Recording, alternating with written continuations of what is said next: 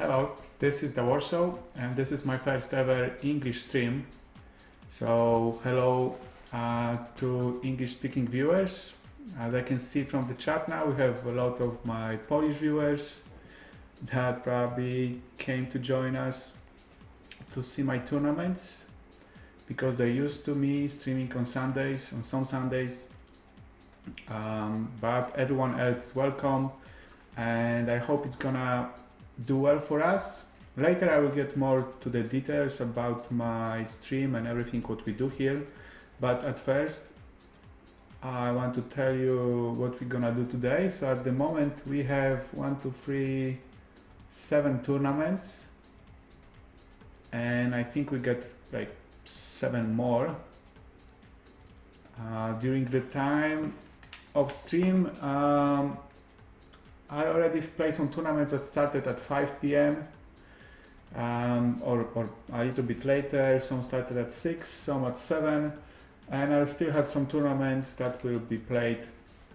The latest tournament I will register to will be Bigger 55. It's at 9 p.m. At the same time, I think will be one more tournament, 11 with free buys.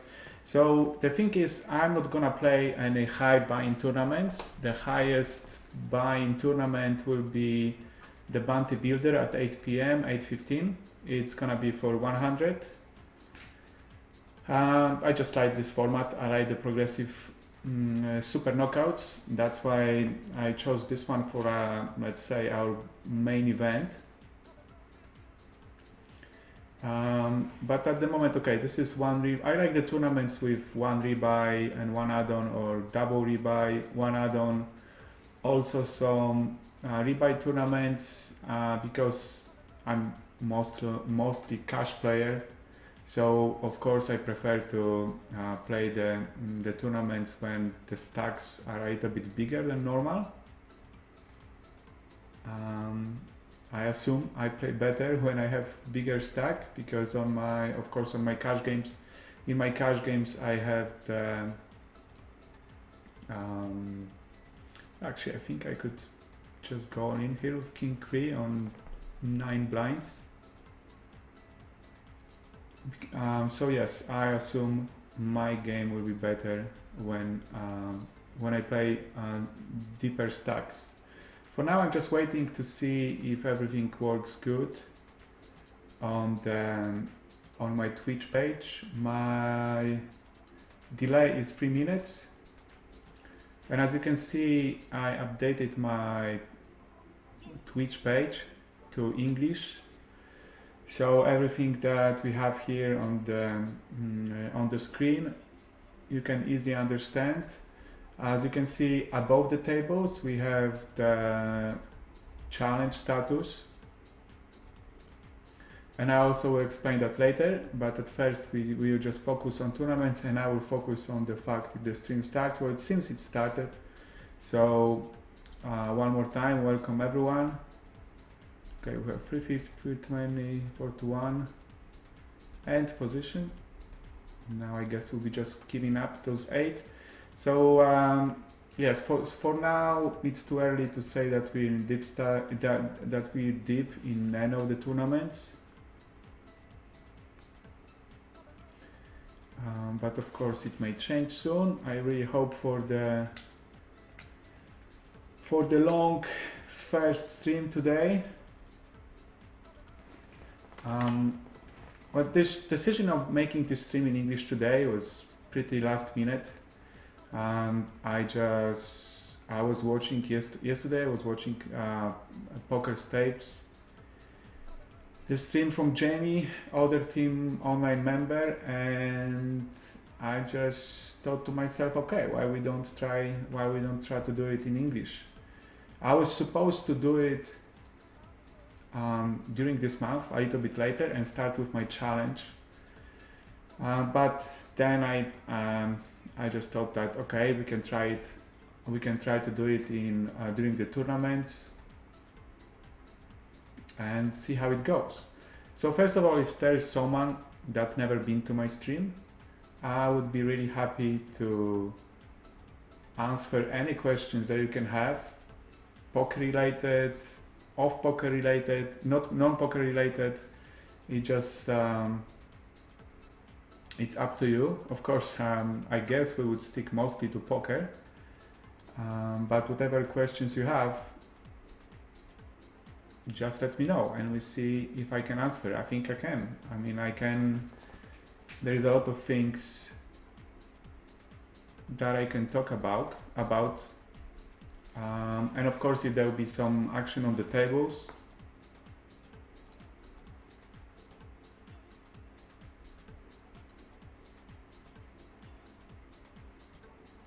then we focus on the action. Most of the tournaments, most of the decisions, especially early stages, will be pretty easy, I think.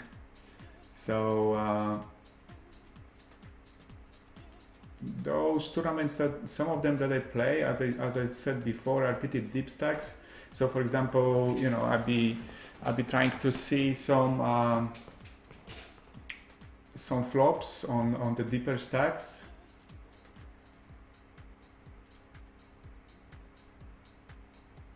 Well, of course, normally I have no problem opening this hand from middle position, but exactly the same with this one. We flatted the early position opener, but we're both on I guess like more than 50 blinds.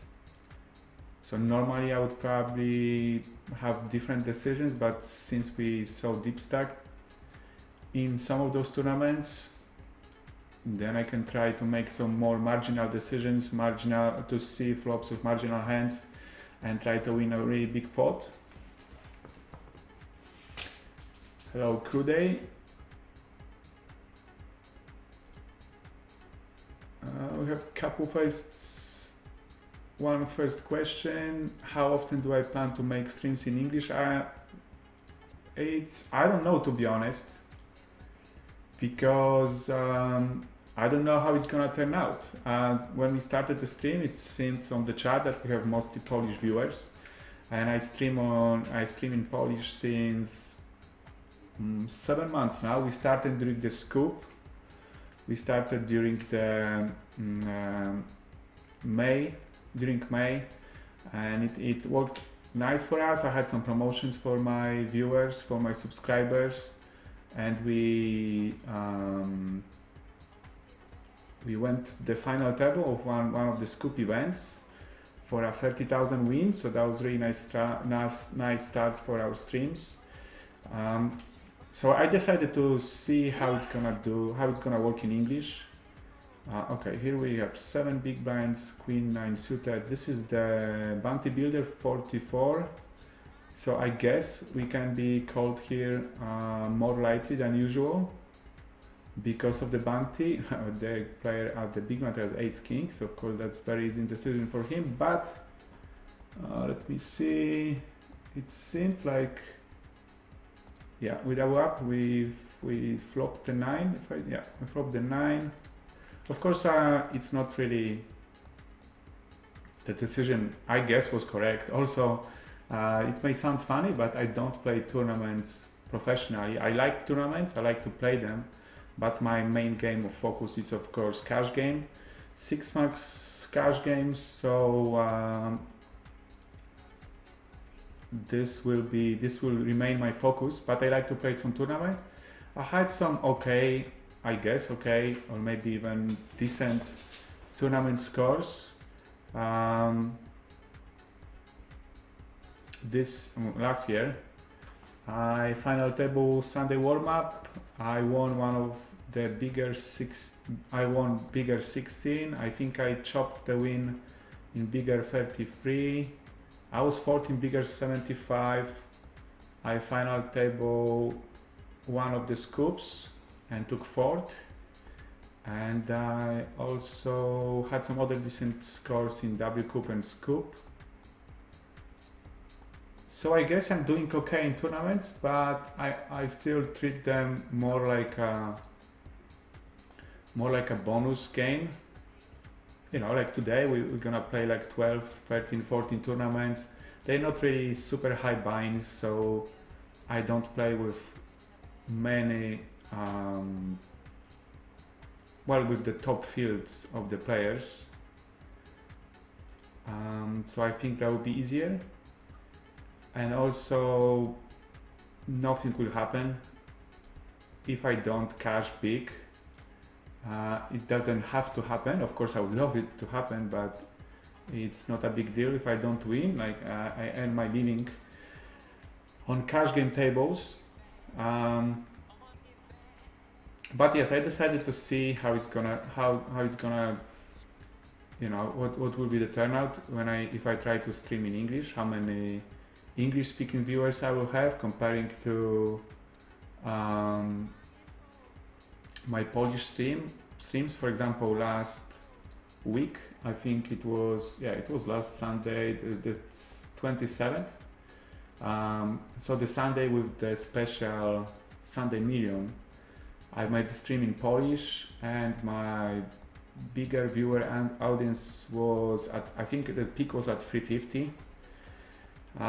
Even though I didn't really have like any deep runs during this Sunday, but I did cash this special Sunday Million, and it was the last tournament I was streaming, because of course it took some time until we get to the money in this tournament. So I guess that's what we can count on. Like I think that during the scoop, my highest viewers were at high at 600 would be my guess. So, but I can see also at this moment, I have all in here for 7 big blinds with 10-8. I don't think we have to call that. So basically the idea is, if today we're gonna have, I don't know, let's say 150 viewers and 100 of them will be from Poland, then I definitely will have to reconsider if that's the thing I should be doing. But I don't want to give up after the first stream. I want to do some more. I think I can do maybe 3, 4, 5 streams. I also understand that Sunday is probably not the easiest day to stream in English, because there is so many other poker players doing the same, and from team as well, like Nanonoko, Stapes, probably Jason Somerville from time to time, and some other players as well, and they all do the same, which is of course play Sunday tournaments. And some of them probably play bigger tournaments that also may matter. Someone would prefer to see like someone having deep run in like 100 rebuys or Sunday Million, instead of seeing me going deep into 11 with rebuys. But of course I don't know that, because I never did English stream before, so let's see how it's gonna happen today. And that's it. As I said before, you can ask me anything and we'll see how it goes. I definitely will try to answer all the questions. I want to tell you how we do here, what we do here on my stream. I will tell you more about my challenge later. Here we have like perfect spot for squeeze / call. I mean, after I think raise and 4 calls, some of the people will probably not believe me when I squeeze, and they may go all in pretty light. And even if not, even you have jacks or ace king with still ahead, of course someone of them can really have a strong hand, but we're not gonna fold in this hand, and we'll hope for the best. We have the first question here as well. Here we're gonna go all in as well on 10 blinds as a squeeze. I don't expect to be not called there with such perfect fold odds, especially the second pair. that just called the raise should have a big hand. Okay, so this player has less than pot size bet. I think he expects us to see bet here with any hand that we had. So I will do just that and not hope that he will bet for us. But I think there is a huge chance he will not believe us. Let's see what he has. He had 5-7, so very loose call pre-flop, I guess, considering his stack size. But we will not complain about that, and we'll take the chips. So that was okay. That was the other hand. I think it was pretty. We could assume we'll be called here because of the bounties in the tournament. My bounty is the standard size, but it's still. If you follow the progressive super knockout tournaments, then you will know that the bounties are the half of the prize pool. That's why people tend to call much looser, and of course it makes a lot of sense.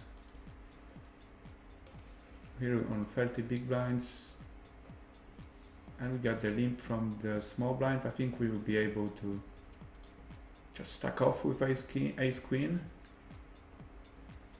Small blind versus big blind on 30 big blinds, ace queen off. But I don't think it's gonna happen after limp. But we get called, so, and flop top pair, top kicker, backdoor flush draw, and backdoor straight draws as well. So we continue on betting. I don't plan on folding here.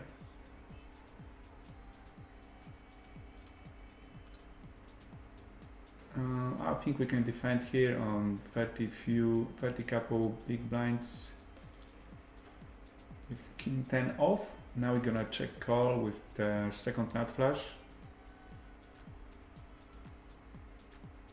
I will get to the, okay, we cannot fold now. I'll think 27.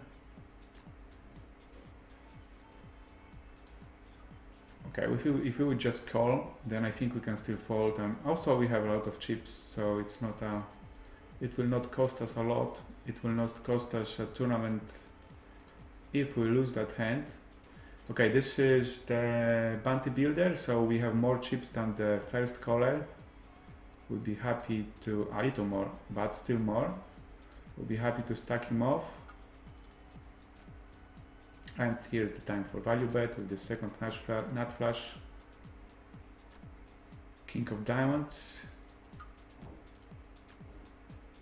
Okay, I think we won the coin flip. Or we were, no, it was, I think that those trays overplayed a bit. We have another tournament open. It's the Sunday Storm. That's an interesting play. It seems like a flush draw, but well, the pot is too big, that's for sure. Of course, this guy wants to make sure that he gets the bounty if he wins. So I would not be surprised if he had I would be a little bit surprised if he had the set, because why would he?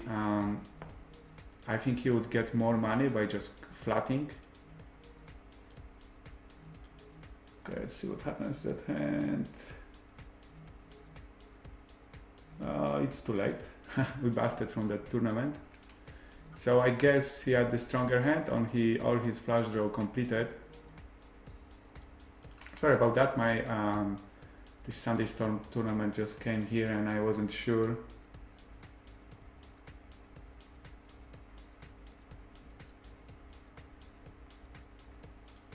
About about the table, but I think the pot was so big, and we had top pair, top kicker with the other player that we would be happy to bust. This is the bigger 22 that we just busted 2 players in a row, and we have a nice stack here now. But this tournament just started, I think 1.5 hours ago, so it will be a long way before we get to the money. or even close to the money. But we're happy with the, I think 110 big blind stack. Okay, so at the moment we have 7 tournaments. Seems like a little bit laggy at the moment at PokerStars, but it is like this on Sundays. We have 232 players at the moment, and I think usually around this time, 7, 8, 9 p.m. European time, it's the moment when so many players join the games that it can cause some lags. Okay, so we have a question here from Berteka. You played professionally for a long time. What did you do to achieve this level of mindset, calm, self-control, etc.? This 3-tight opponent. He didn't 3-bet yet. After 61 hands, he plays 10-7. Will be out of position with small pair. I think we have to call. Here we have a flush draw. Okay, we can go all in on 7 big, as done 7 big blinds, 9-8 suited from late position.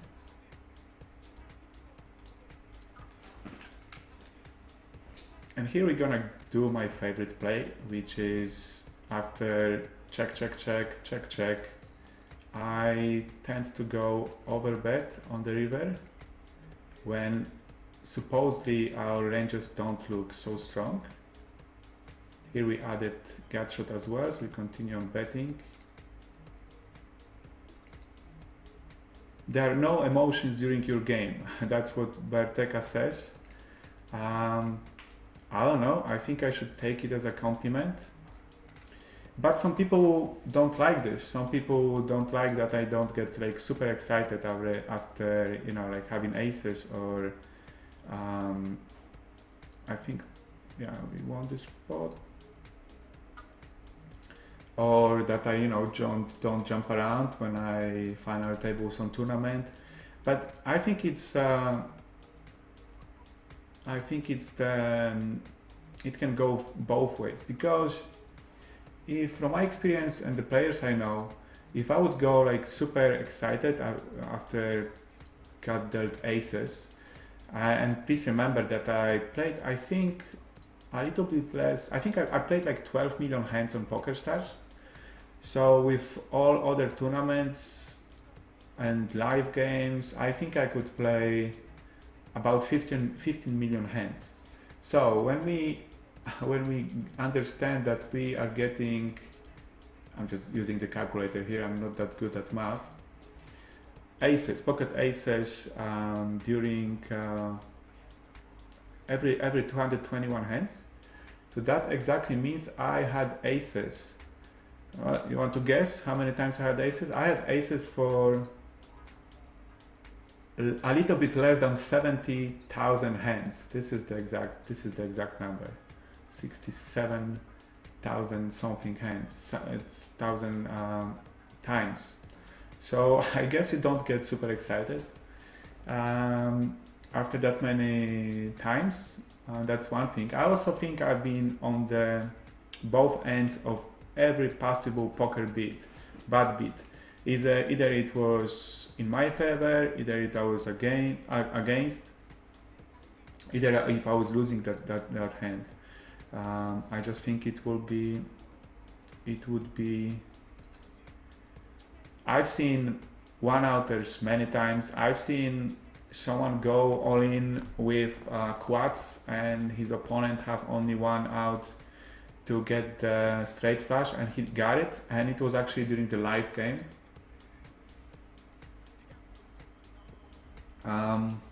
Of course I had royal flushes many times, straight flushes. I lost quads versus quads and some other things many times. So and poker is, and most importantly, I think poker is my work.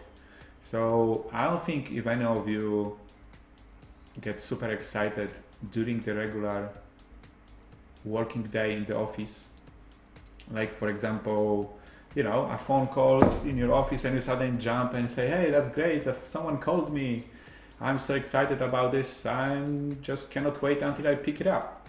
And I think the same happens in poker. It's after some time, and I'm playing professionally. I play poker for. I started in 2004, in the middle of 2004. This is the Team Pro Online Depositors free roll. I'm gonna say nice good luck to everyone here. And every one of you can play in this tournament. I can explain it. Maybe I can explain this now. And then I get back to being happy on during the game.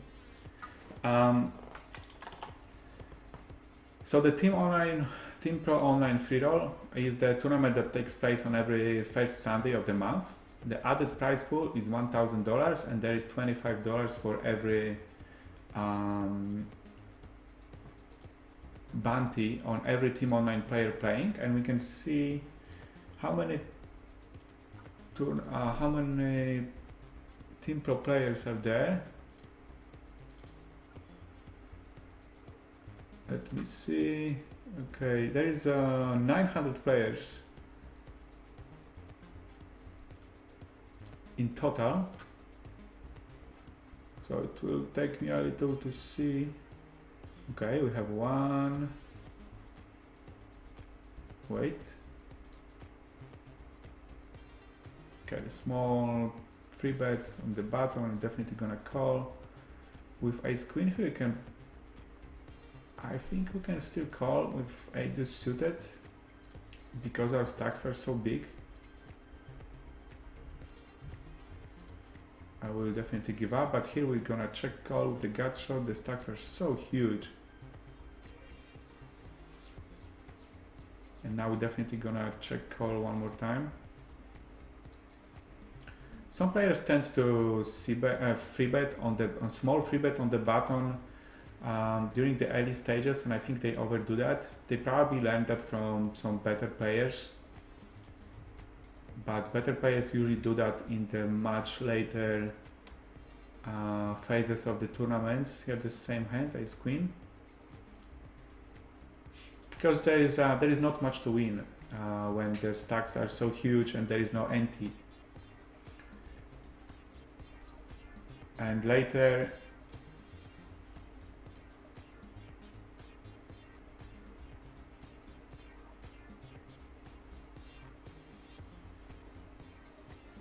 it makes much more sense because the pots are bigger and it's more important to win later in the tournaments than in the beginning. Okay, so I think I'm gonna see how many Team Online Pro players we have here. Let me try one more time. Okay, jacks, 30 blinds, Team Online Pro free roll. Okay, so 950 players. Highlight pros. Okay, so at the moment we have 1, 2, 3, 4, 5, 6, 7, 8, 9 Team Online players. Some of them may be later. Okay, here we got super tight player one more time, free betting us on 33 big blinds. But our hand is really strong, that's for sure. So I think we have the option to either flat or raise, but I think I will, on 30 big blinds, I think I just go ahead and stack here. I want to call and see like queen 7-4 and wonder what to do, and definitely our opponent will c-bet. Okay, we don't, it's not the best flop for us, of course.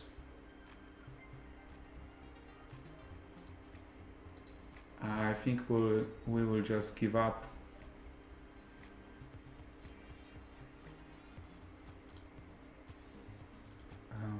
Yes, there's no way our opponent folding even, you know, like king queen at the moment.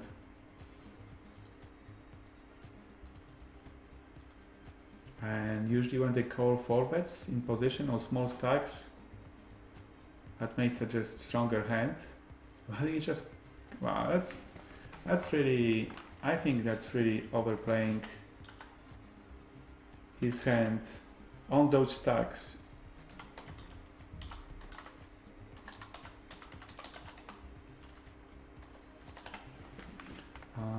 I don't know why. Well, the other player must know, definitely must know what kind of plays win him money, I guess.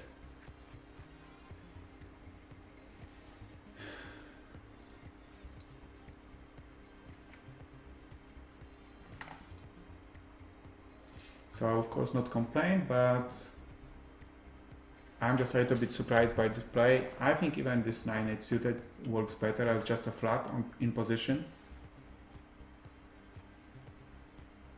Especially that the other player didn't even took, he got 3 checks from me, so he didn't even try to steal the pot. I don't know, maybe sometimes when, if you watch my streams more, you will notice, especially when I play my challenge, when we started at No Limit 2, that some players do some really crazy things against me. I don't know if it's because they see I'm from Team Online player. I'm Team Online player. I don't know if it's because of my Supernova status or this one shield, the shield with number 1 in it. But some of the players, I don't know, it's like, you can follow my Facebook page and see the page, the hands I put there from time to time. And you will see some absolutely crazy ways of playing different hands. That makes absolutely no sense if someone wants to win money in poker. But I guess not all the players play to win. Some of the players play for fun, some just started playing. We have 7 tournaments at the moment. We still have a few more to go. So of course I will not judge the other players, they can do whatever they want.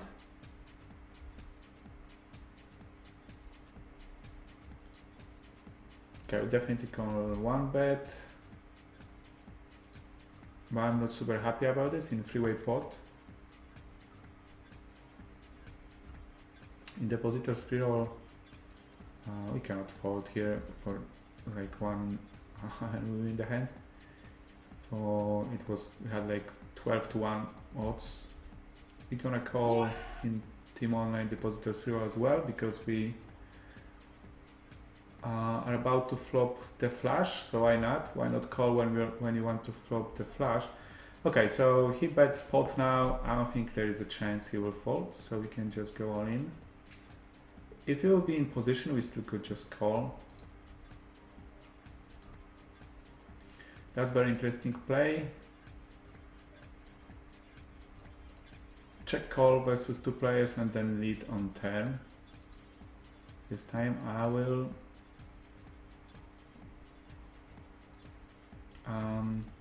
just trust the players that he's telling the truth.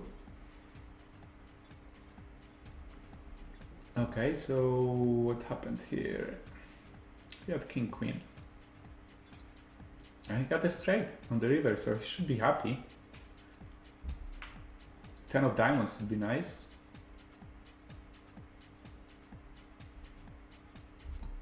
Okay, I'm not gonna chase here. We have the question from Talon Chick, who is my favorite Team Pro Online. I guess that would be a tricky question because I like all of them equally, of course. I guess I could say that I like some of them especially a lot, and definitely Adrien, who is Talon Chick, would be one of them. So yes, Adrien, if you worry if I like you a lot, then you don't need to worry anymore because of course I like you a lot. And we have one other question: how much is the bounty for Team Online players in the Team Pro depositors? And it's $25. So, for example, you play against Talon Chick. and you have extreme luck and you bust her because she's very good, and I think instantly you get $25. And you usually do it, you usually pay this tournament for free. Oh, I wanted to finish that before, because every month on the first, okay, we have another tournament starting here. It's 22 6 max progressive knockout. So you can get the tickets to this tournament by following your, okay, how many blinds? 120, you had 25 blinds. I will need to stack off on 25 blinds. Here we get this chance of having really nice, winning really nice spot. So we just keep on betting.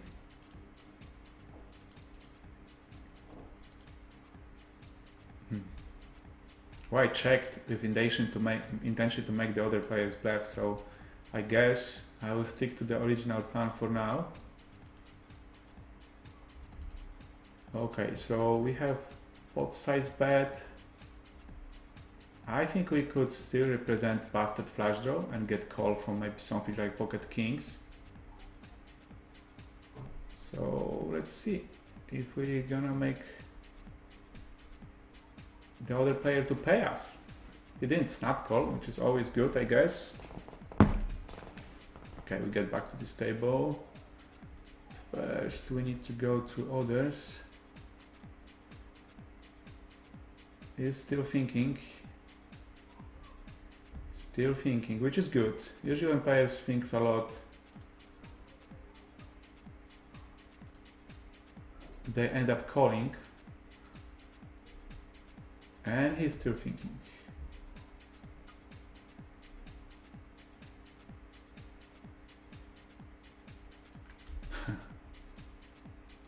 Just call us. Yes, he will call. I can bet. I don't know what, but I can bet it. He will call. Call and mook. That's what's gonna happen. He must put us on busted flush draw, right? He let us bet, so I think he had aces or kings. Or maybe pocket jacks, I guess. Hopefully he don't have any spades. Okay, let's see. Ace queen, that's basically the same. That aces or kings.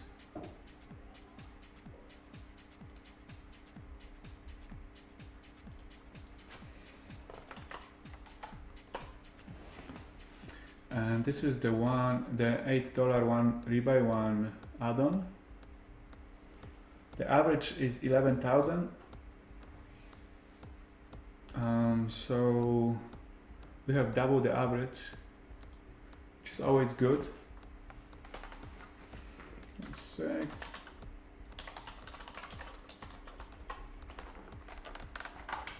I think we have one more. It looks like, okay, we get back now. We call one bet here. We can call one bet here as well.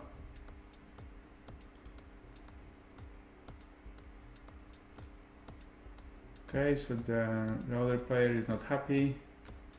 But then he said that, yeah, it had to be flush. I mean, not flush, but set.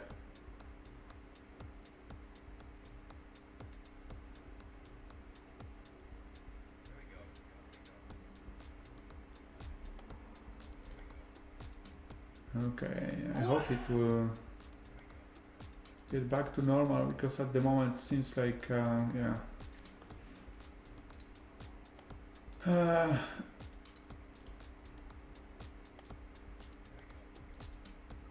I don't know, some lagging a little bit, but as I said, it happens on Sunday. It's definitely nothing with my internet. My internet works fine. And we can say hello to Katerina as well. What the... Katerina from Team Online.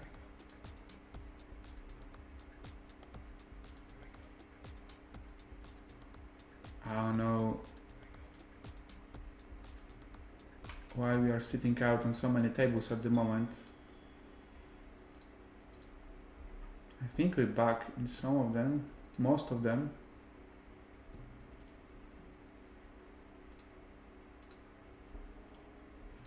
Okay, we're back on all of them, and it seems it gets back to normal. We have 100% connection, so that must be somewhere else.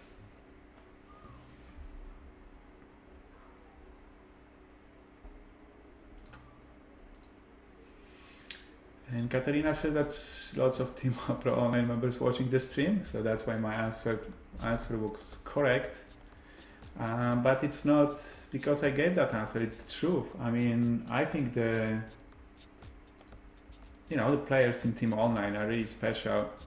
I'm really honored to be part of Team Online. So, and like when I meet players from Team Online during PCA or some other events, it's just every single one of them is really special, and I really like all of them. So it really feels nice to be part of Team Online, especially in my case when I just started seventh year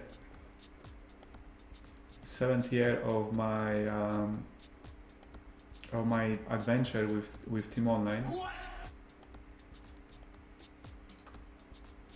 Okay, so this is the tournament that we have the best stack at the moment. The one with 8 1/1 add-on, and also bigger 22 would be the one with nice stack.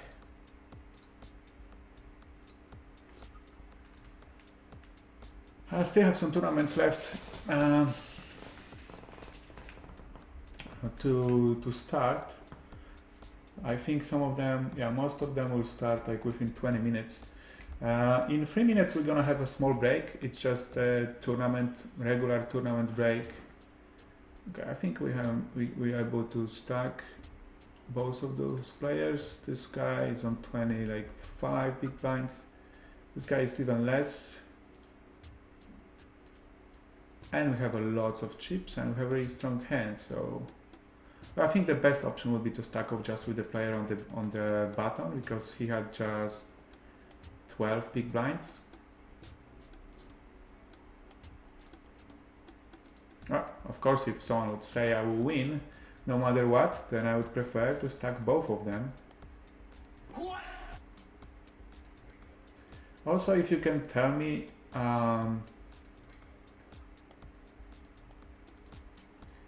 how do you, because I decided to put a small music in the background today. I usually don't do it because if I later post my videos on YouTube, and YouTube has this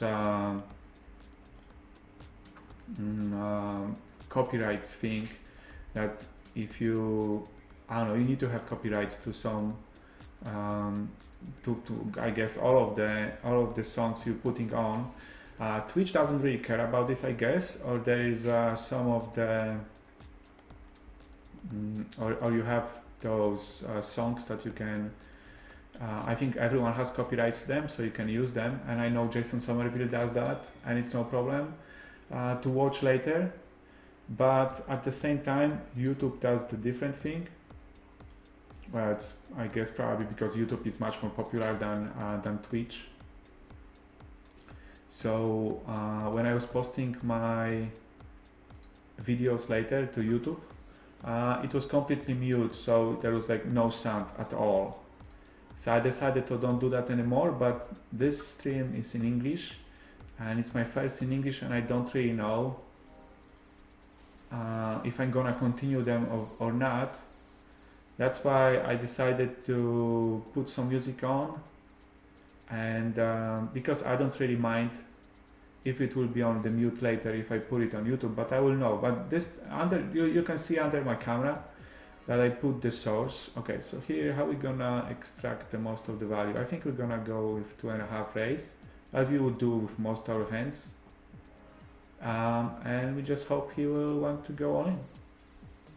And we'll snap call him. Snap call him. Okay, that seems like we have breaks on most of the tables. Yes, on all of the tables. So I'll be back in 5 minutes. So don't go away. Tell your friends about the stream and we'll see. We'll see how it goes.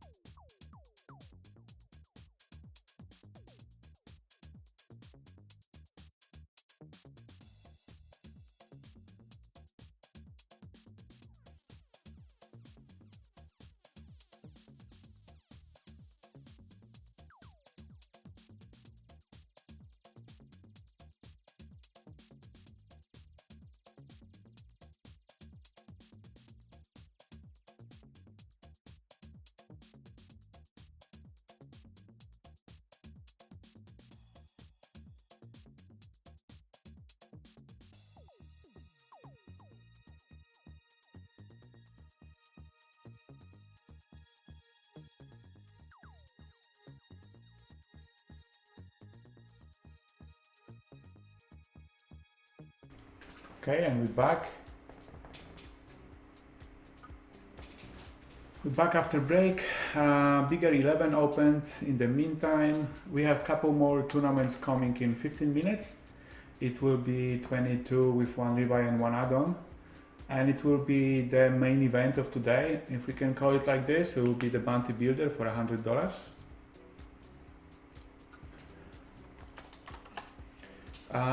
Thanks, go, that was, so I really like that nick from my subscriber.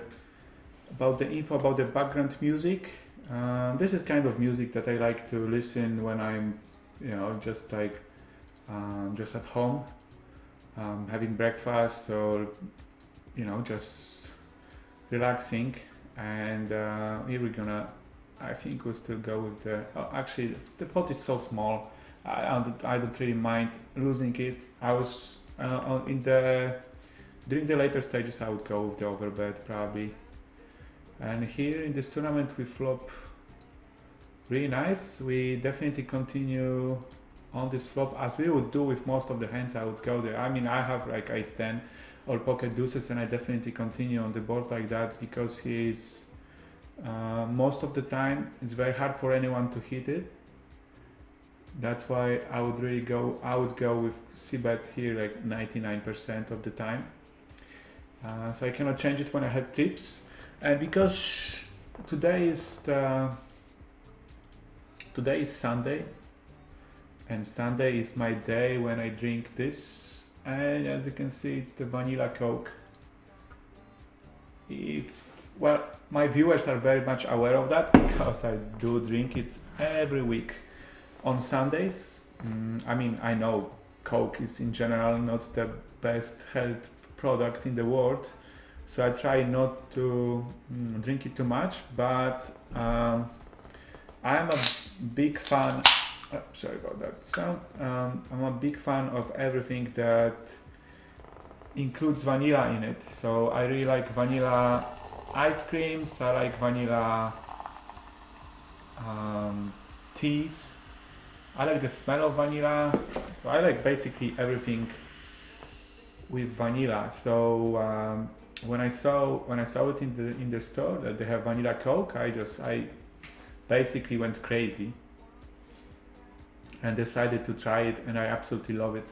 But because I exercise a lot, I run 5-6 times a week, and I do some other exercises as well. So of course it would be stupid to at the same time drink a lot of Coke or whatever other soda there would be. But I still like it a lot, so I just decided to do it once a week, and I really like it. I really enjoy it, and I can recommend it to anyone, unless you have some issues and you shouldn't have too much sugar. Then it's not the best choice. Then the other choice of mine would be good for you, which I probably open during the next break. The other one would be coconut water. It's the exact opposite of this Coke in terms of being healthy. And it's, I heard it's like the best kind of drink you can have when you hangover. So yeah, I definitely would recommend that. And I also have my favorite company that makes that, and I can tell you that there is nothing better than if you lay down on the pool or at the beach and have someone bring you the fresh cold coconut water, especially when you somewhere like Thailand or I don't know, Egypt or some other place. Okay, so we revert the straight here, but we revert the bottom straight. So we just let the other player bet, and we'll see. Okay, he bets the pot, which I don't really like that, but I have to call. And we can make a note that he pot bets nuts river, but it's okay.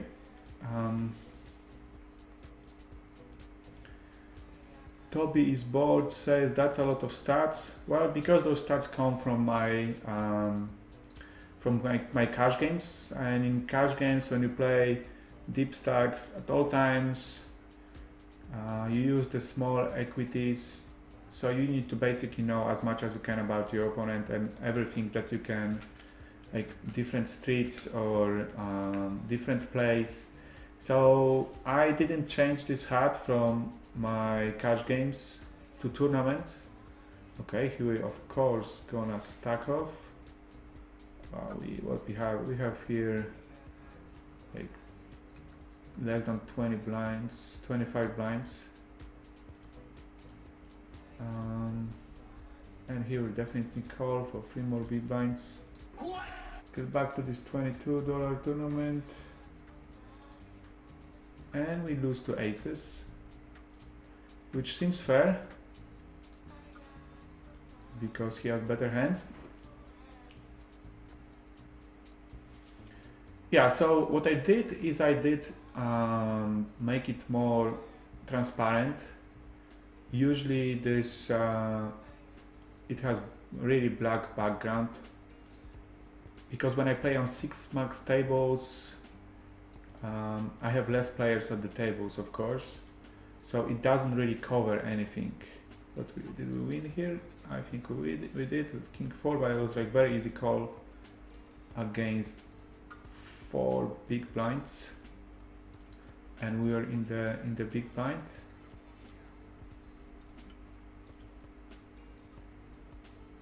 And once again we have the bottom straight, but we're not gonna fold yet, especially to min bet.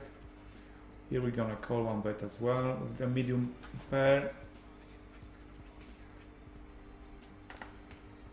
So getting back to those stats, I had 2 choices. I could either construct the different hat for just for tournaments and then change it every time when I play tournaments, and then when I change to cash games, but it didn't make much sense, especially that some of the time I play tournaments and cash games at the same time. So I made them more transparent, and I think it makes it's very easy to follow the action. Yeah, so if someone has the, like the hand, you can easily notice like who's on the button, who has the who has some kind of hand and what's happening in the current hand. So I don't think it's much issue. And if I use some of the stats, so for example, if I okay, so this guy, I mean, okay, he had just 30 hands, but I think we can just go ahead and stack off here. He free bets so far. He free bets every time he's on the button, and we had pretty strong hand. As for these circumstances, pocket 8s, and with the 4 bet we are definitely committed to the pot, so we'll not fold. But I think our folding equity we have against players that tends to move like this from bottom so often, our folding equity is huge.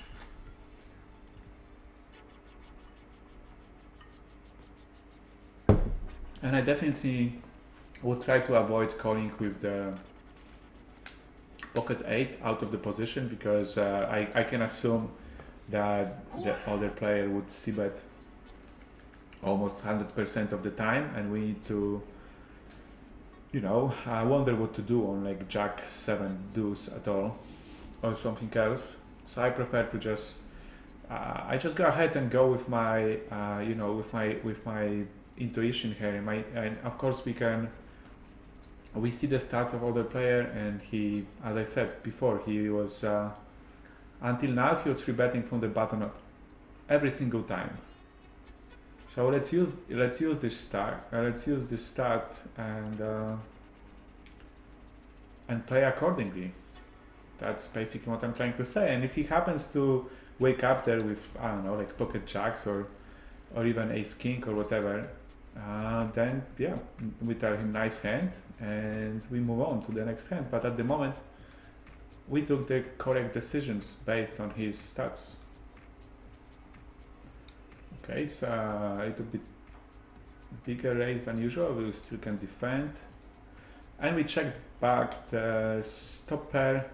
Now we have added straight draw, so we definitely call. And I think we're gonna call the river as well. And we turn trips. So definitely start betting here as well. And as I said, I mean the flush hit, but we let the other player to believe that we have nothing, so we will still call. And congratulate him on rivering flush or having better hand than ours. I'm usually not making like huge laydowns, and he had the flush draw and with the gut show on the straight, so yeah, we are calling with better hand and on the turn, and he would be left with jack high on the river if he didn't hit the flush, so I guess he would have to bet anyway. So I don't mind our play. And as I was saying, I'm usually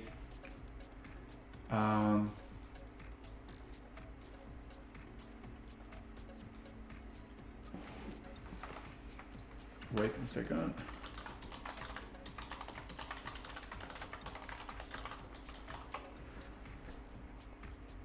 I'm not folding really a lot in tournaments.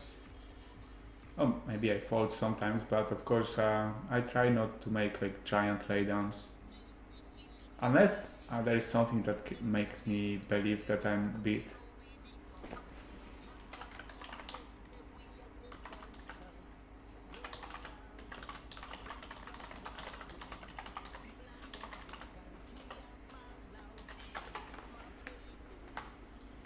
But you know, there is so many of those tournaments that I play, for example, today, and we just need one deep run.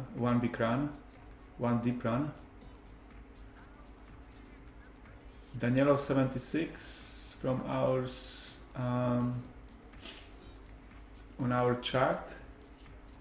He claims that he plays in Team Online Free Roll and has 2 of the girls from Team Online on his table. So good luck to him and good luck to our girls, of course.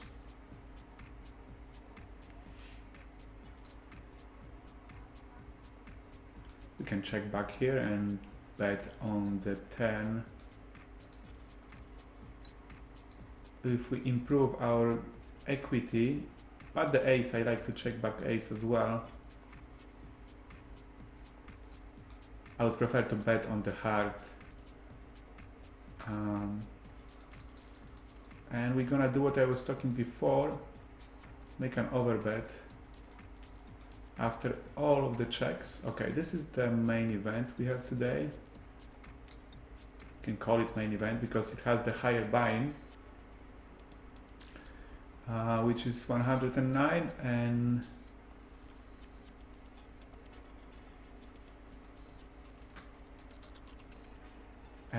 it's a bounty builder, so this progressive super knockout. I like this tournament. If you run well in the beginning, then you have like open road to get some nice bounties, and those bounties suddenly become bigger and bigger.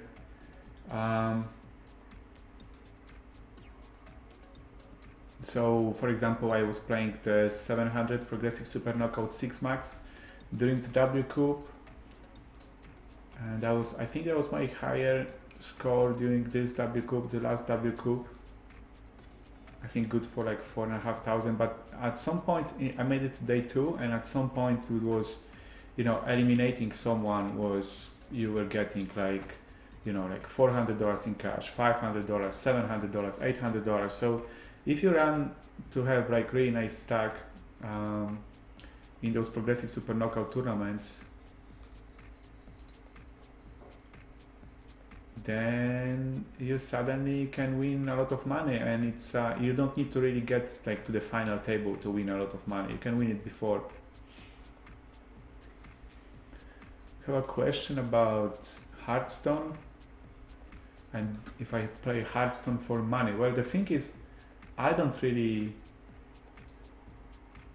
I may be the only person in the world that don't really know what Hearthstone is. I mean, I know it's some kind of game, right? Um,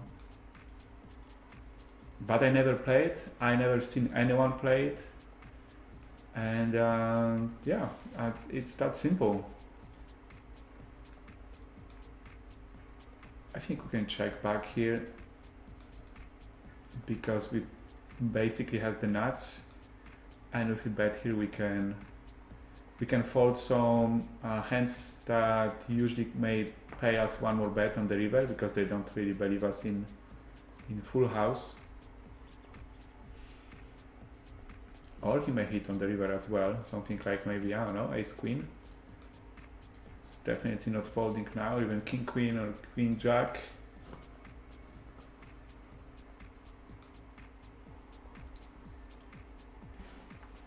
Okay, if you allow me, I'm gonna just make one more post on Twitter and see if we can get some more viewers. We have open-ended straight draw. Check to us, it's still just jack high, so we will try to bet. We have a guy on the 20 big blinds, he's really tight, but we have ace king, so we go ahead and stack.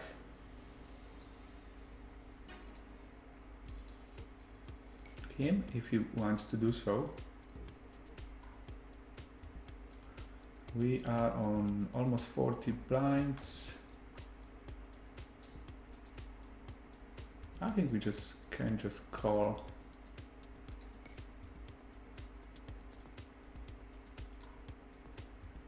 I want to stack off on 40 big blinds yet.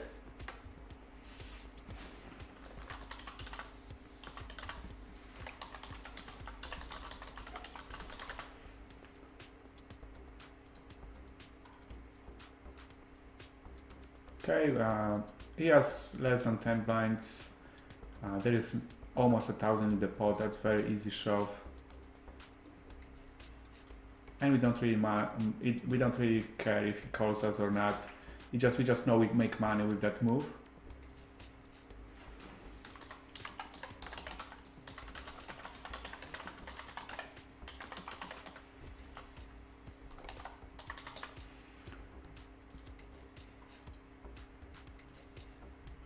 And he did fold.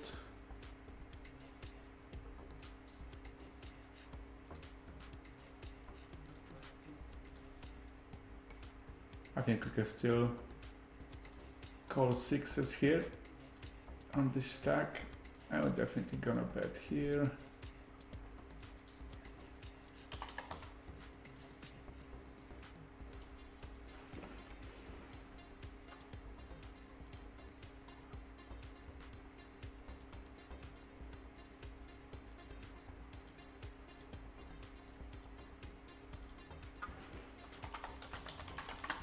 Sorry about that, I'm just making a post on Twitter.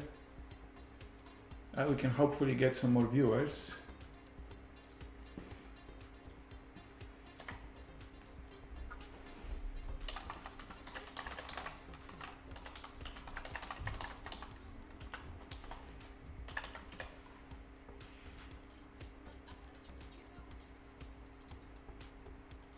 Okay, we get the usual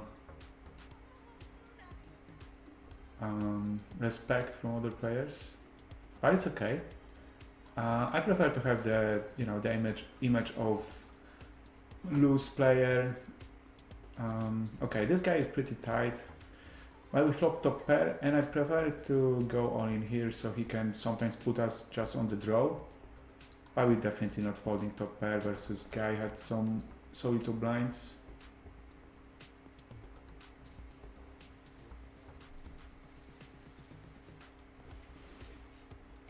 And if he has better hand, he has better hand.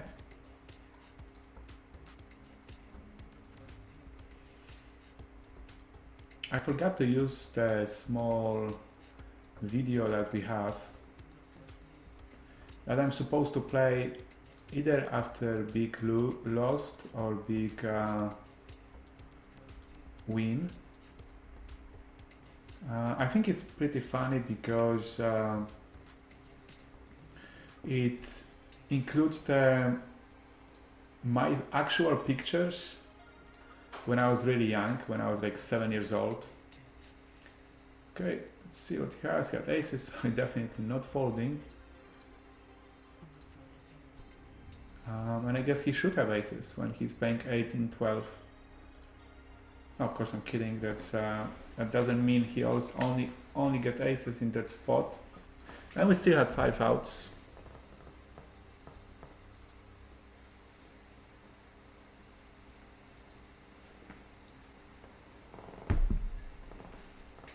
So let's see how many tournaments we play now. Oh, we have a lot of tournaments now. Let me see.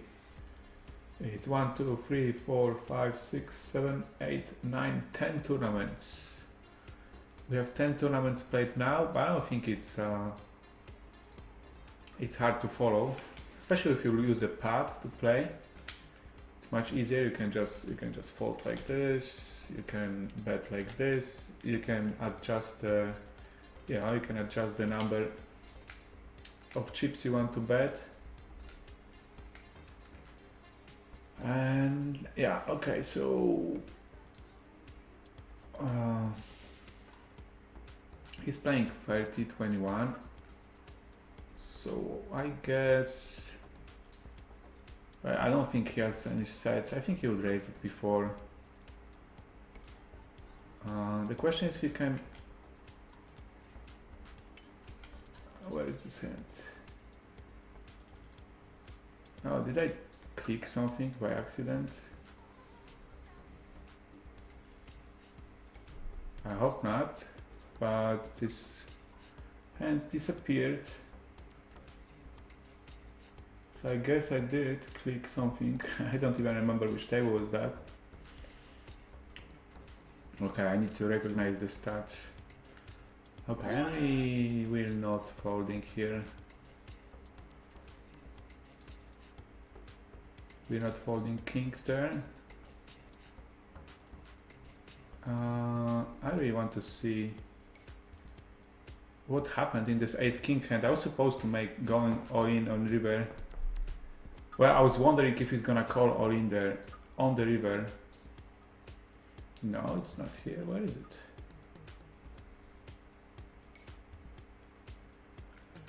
I was just wondering if he can call all in because it seems like such a dry board. Only Jack 10 made a straight, no flushes. And I just don't know what it is.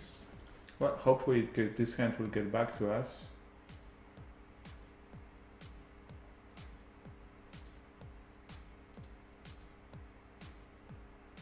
No, it's not here. That's a mysterious thing happened. But it's okay.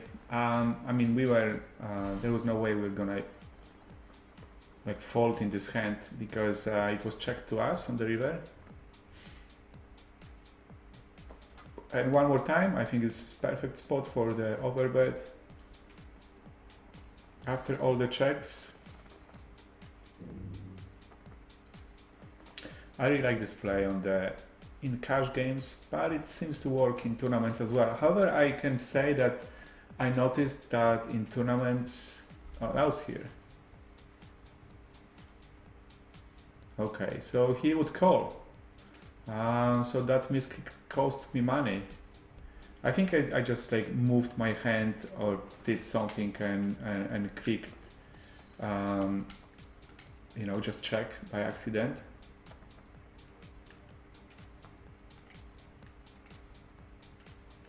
So it's a shame. Nothing we can do about it. I'm gonna call still one bet here because we're gonna river the straight. So why not call? Of course, there is also a flush possibility, but we will not really worry about that.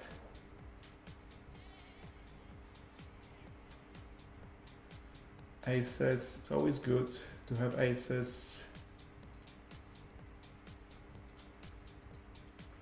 It was in the Sunday Storm. And we are reaching 100 viewers at the moment. Okay, one more time. I don't think we will be folding here, especially that I have notes on the other guy that he is really bad calling station. That's a good card for us. On the turn. And even if he slow plays set or something else, we don't really care. He just check calls twice. Well, of course he may have a full house now because now he have no reason to check raise. But because of the notes I have on him, which is bad chase and terrible calling station, but I did it for a reason, so I will use those stats. And if he happens to have this time to slow play, like bigger hand or something, then we will just say nice hand. But I definitely prefer to use my stats, use the notes, use the whatever knowledge I have about the player. And if I make a stat, if I make a note that some of the play would be, I don't know, like this player do always something, and then over the time I can see like a couple times that he actually did something completely different, then I change the note, and that's it. But because as long as I have the note, as long as okay, this is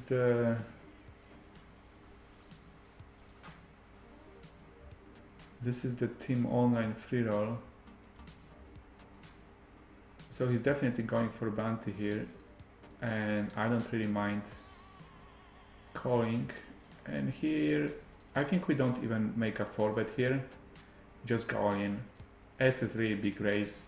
If I make a 4-bet here to like 4,000, it definitely means we committed anyway. And if we go all in, he might not put us on such a strong hand as okay, and he did with 9-5. So that's what people do when they deal with bounty. Okay, let me see this hand with 10 rebuys. 10 with rebuy.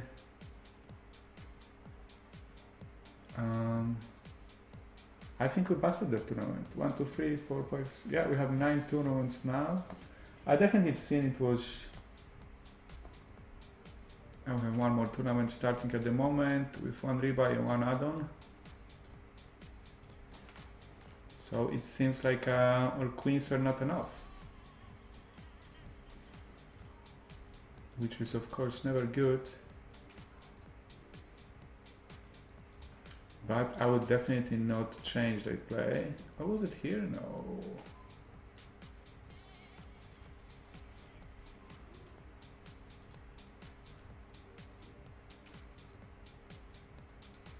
There's one more other tournament starting now.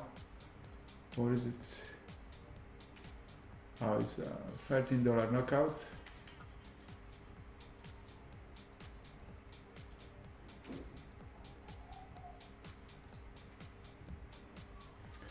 So we busted one more tournament. And I think we have 2 more to go. So at the time we have 3, 6, 9, 12 tournaments playing at the moment. I think I busted just 2 tournaments so far. And then we'll be having 2 more.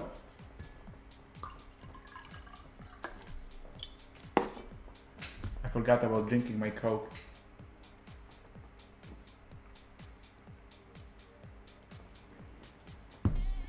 Which is really good. I really look forward to that every week, to drink my one allowed vanilla Coke. And we're getting close and close to... Okay, so this is tournament with rebuys. I will make it a little bit smaller. So every time I see this tournament, I know it's different, because we can play a little bit more aggressive there over the I think it is 1 hour, first 1 hour that we able to do rebuys. I used to play those tournaments very, very aggressively. I was going like, like I started the tournament with all in open with any hand, and then if no one called me, I was going all in with, until I got called. And if people seen me going all in with, I don't know, like King 6 or 4-7 suited or whatever, they started to call me much wider, and it sometimes it worked in my favor and sometimes work against, of course. But most of the time I had really nice stack at the end of rebuys. But since some time, I think I've noticed why do we have 500 1000 already blinds. Okay, it's 2 rebuys, 1 add-on. It's still a long way till money.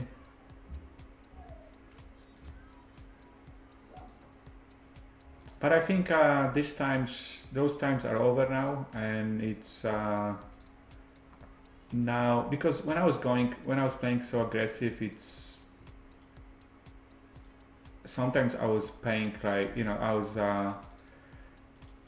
I'm getting like, I have like 7 rebuys, 12 rebuys. Okay, we're not gonna fold here, and we need to win a coin flip, and we're on the good way because we need a straight, and it's so easy. That's the bigger 22.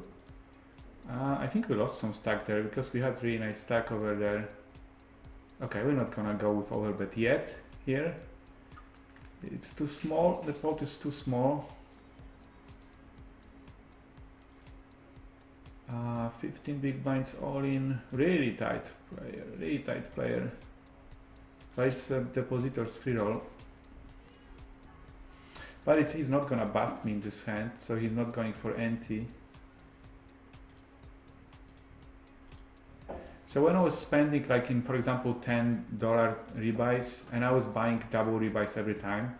So when I did like 6-7 rebuys double, that means it costed me, like $150, and suddenly that's basically all in. It's only the way of this player to trying maybe make me to fold, thinking that it's not actual all in, but it's just free bet. So if I play many tables, some of the players may not notice that, but we definitely calling there.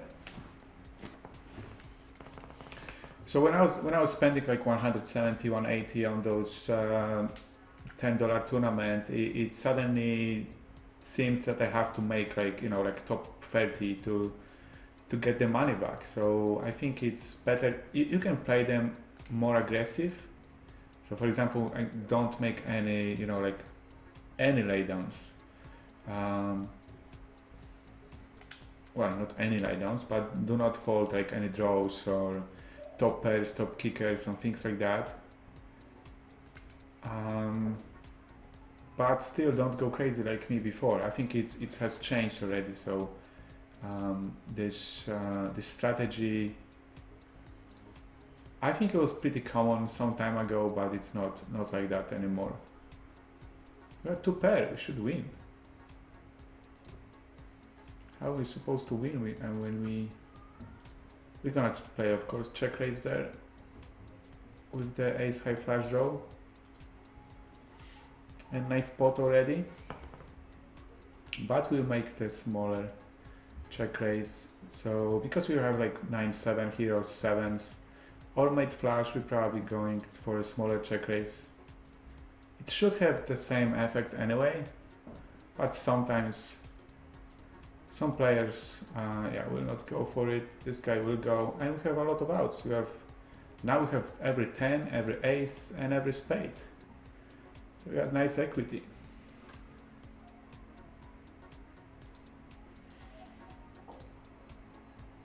Was it here? No, it's not here. Maybe we can play. Well, it wasn't that a big of win or lose. Okay, so maybe it's too early to use one of our videos, but next time I'm definitely gonna do that if we like double up in some nice fashion.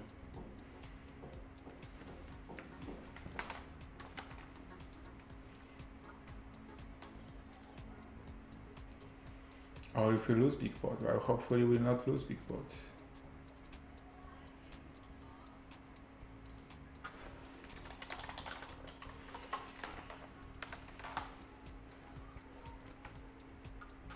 And I think it was here, yeah, we lost the spot. We had so many outs, but not enough. We had too many outs probably. Okay, we can continue here with the gut shot, 9 high. Cannot win this hand by check folding, and we're not gonna check call. So I prefer to bet. I think same here. And we're still on the verge of getting to 100 viewers.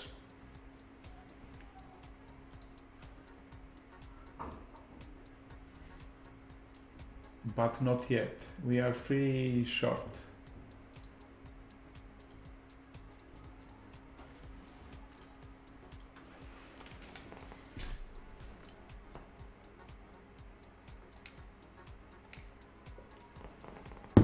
So I guess we still have a couple okay stacks. Okay, we can, yes, I think I got this lesson lately that I work better by raise calling here than open raising on 15 big blinds or around. The difference was like very small, like a few percent. But my friend, the other team pro from Poland, Gural, he was lately doing the video of me playing the bigger 75 tournament that I final table, and he was going there with the analysis of every hand I played in this tournament, and he was using also as well like his experience and also hold'em resources and one other PO solver, I think. So if there was like any hand that was like very close,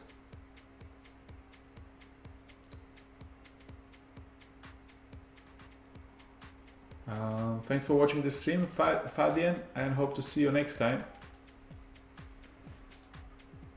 So when the hand was really close, he put it in the hold'em resources and make like really solid analysis of that. And I think one time it was exactly the same spot when I think I pushed all in with 15 big blinds. Late position, king queen or king jack suited, I don't remember, but something like very similar. And he did use this hand in, he ran this hand through hold'em resources. And of course it makes you money either way, either if you push or either if you raise and call. But at the same time, I think it was the difference was like of 0, I mean like 0.5. Well, I don't know exactly, but it was like very small difference, but was a difference. That the best play there would be to raise and call because of the fact, of course, as always, that if you just raise, then someone can maybe turn something like Jack 10 into all-in shove, or a hand like, you know, King 10, Queen 10.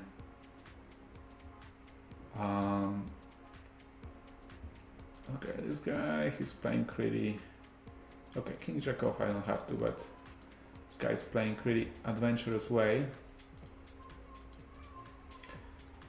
So of course it's much easier for someone to make free bet all in when I open on 15 big blinds than just call all in with something like King 10. And so this is the small edge that some of the hands that you easily dominate will go all in if you just raise, but they will not call your all in. And also well, you actually need to play. If you want to raise with aces there on 15 big blinds, then you need to raise with other hands as well. Because if you only raise with aces and go all in with something like you know, like ace 5 suited or king 10 or 6 7 suited or anything like that, then they will have very easy call. They can play you much easier than if you raise with every hand you wanted to raise. You raise double blind, and then of course you can add some bluffs to your range as well, because if you min raise, then with most of the hands you will call, but you can also turn something like, you know, like ace 6 off, or I don't know, like even like 9 6 suited into bluff and fold. I think the hand we had here with the ace queen was in the bounty tournament, and the other guy was really short, so we'll be happy to bust him. I think it was in the 109 bounty builder. I mean, not bounty builder, bankroll builder. Okay, we'll bet here. It's too many draws, and we have top pair, of course. This is the free roll. We can call 5 6 suited here.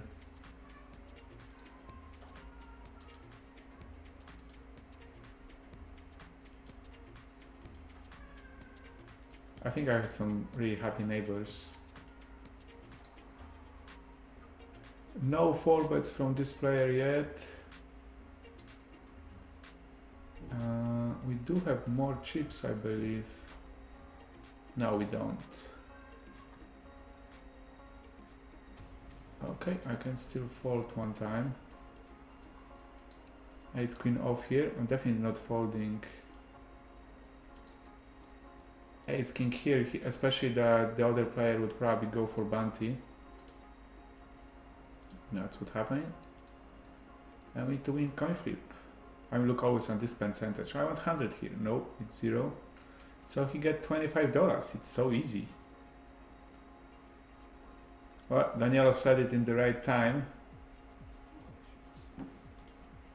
That was the last pro standing in Team Online free roll. Okay, so this, for example, is a hand that I usually would fold, but I can call here because we can make rebuys if needed. I like the fact that the other guys, they have half of the stack, just one buy-in. But I'm still fine, gamble with them. I don't really mind, and we have live cards.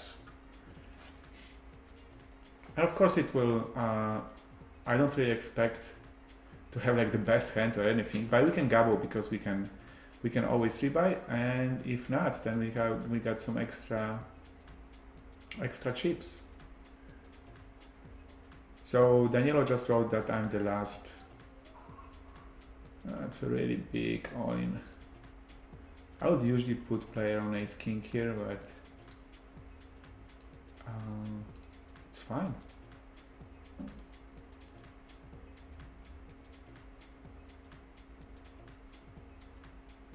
Yeah, that's what Danielo wrote. He said I'm the last team pro in Team Online free roll, and then I busted.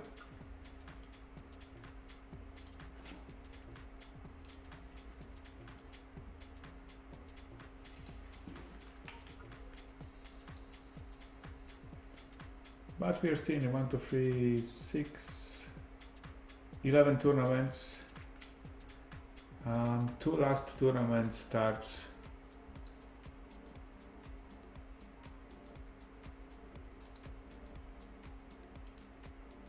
in 15 minutes after next break.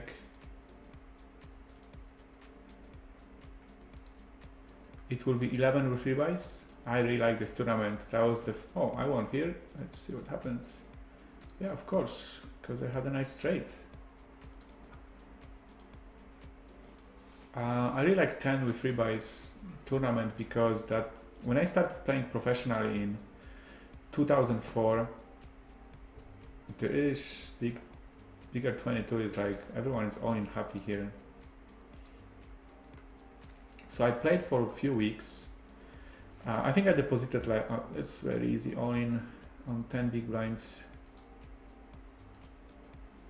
Maybe I should also do the raise call thing there.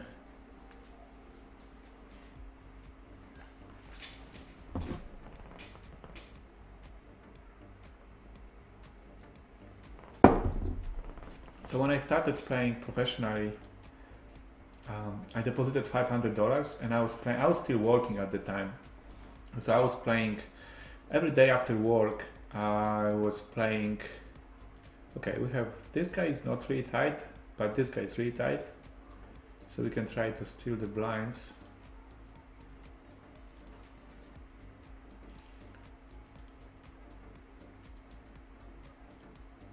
And we check call, I think, one more time.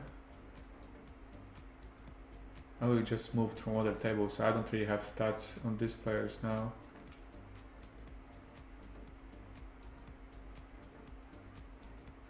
And our stacks are pretty... No, I'm not gonna chase that straight out of position here. So I was playing one tournament after work. It was either a tournament for $55 and it was just the freeze out tournament, or the other tournament was 11 with free buys. It was starting at 10, currently it's moved to 9. So at first I think I made like the final table in this 55 tournament, then I made final table in one of the 10 rebuys, and then after like 6 weeks I finally played this 10 rebuys tournament and won it. So it was like for $500 players, it was over $5,000 for first place. So that's, after this tournament I had really nice bunker already. So I decided that it would be good time to try to play on, try to play professionally. I think it still lags a little bit. I got some information in from other chats and forums about some potential lags at the moment in PokerStars. So it's not because of me, it's not because of Twitch or anything.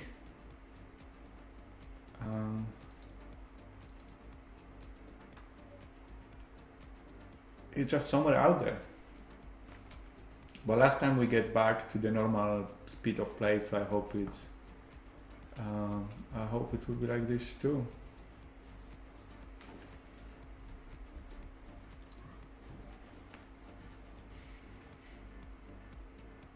But it's really annoying now. It just sits me out on all the tables. I think we can call with 200 here. We definitely can stack off here. If we can't.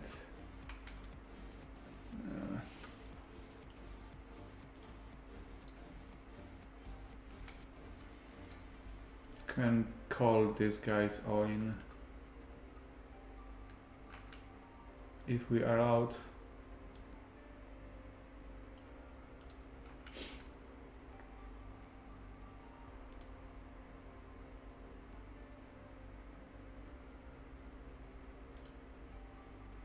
I don't know, it's just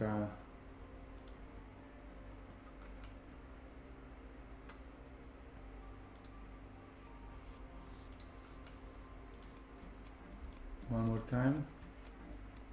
I try to sit back.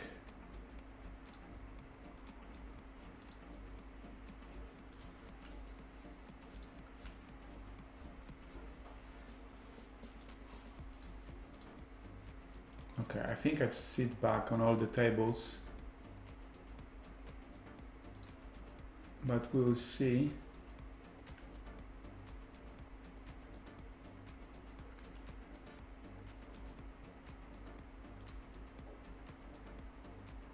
Okay, so it looks like everything is normal. Maybe just in time. I will make the raise pretty quickly now, so if in case I lost some of my time bank. It shows 100%, I don't really know what's going on. Hopefully it's all good again. So I decided to raise pretty quickly with kings. So I don't fold them like I did with the ace king on the other hand. Okay, here we can call it a bit looser. You can see some flops. Let's see if we get more chips. Okay, so I think we raise and gonna call Drago and Subito with our king queen suited.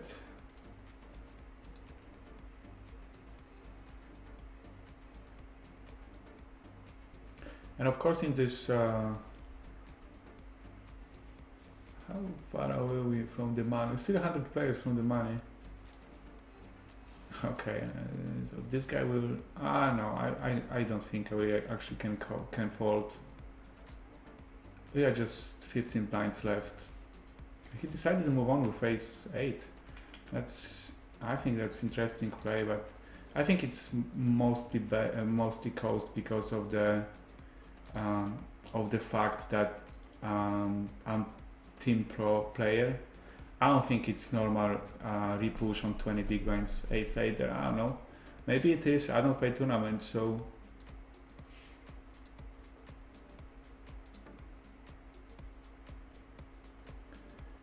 maybe that's how it works now. And of course he turns out to have the better hand, so, and his hand hold out. So I think we busted a couple tournaments now. I still have 9. And after the rebuy period is over in this tournament, then of course I bring it back to the regular size of the table, so I don't need to be concerned about that. You know, I know I still don't make rebuys out there. Okay, I think we can check call once because of the nut flush draw, not backdoor flush draw, and ace king, of course, ace queen. I don't think he puts us on ace queen when we just call from the small blind and we win the hand. That big 22 was crazy. I think in the beginning we had really nice stack, which was pretty deep stack at the moment. Then I think we lost some hand, we get back to really big stack, and then we busted on this king queen versus 8. Okay, it seems like he has the flush here. We'll make a note that will not hold up. I like to make this note. Some of the players are still good enough to check and induce some bluffs. Some of the players are chasing out of position, and then okay, yeah, that's similar. He had ace queen. So if I make note like this, that he will not. Okay, we got a call on 10 big blinds. That he will not be able to hold up his strong hand. It can be useful in the future.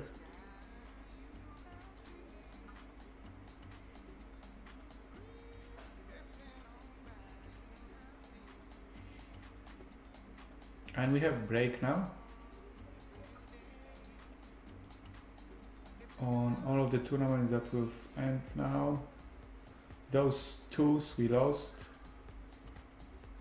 So we have 1, 2, 3, 4, 5, 6, 7, 8 tournament now, and 2 of them coming. Well, you can have even less. Well, we have pretty big stacks, but it's still like 140. Big 140, so I think it's nothing really strange to stack off here. I like just the flat.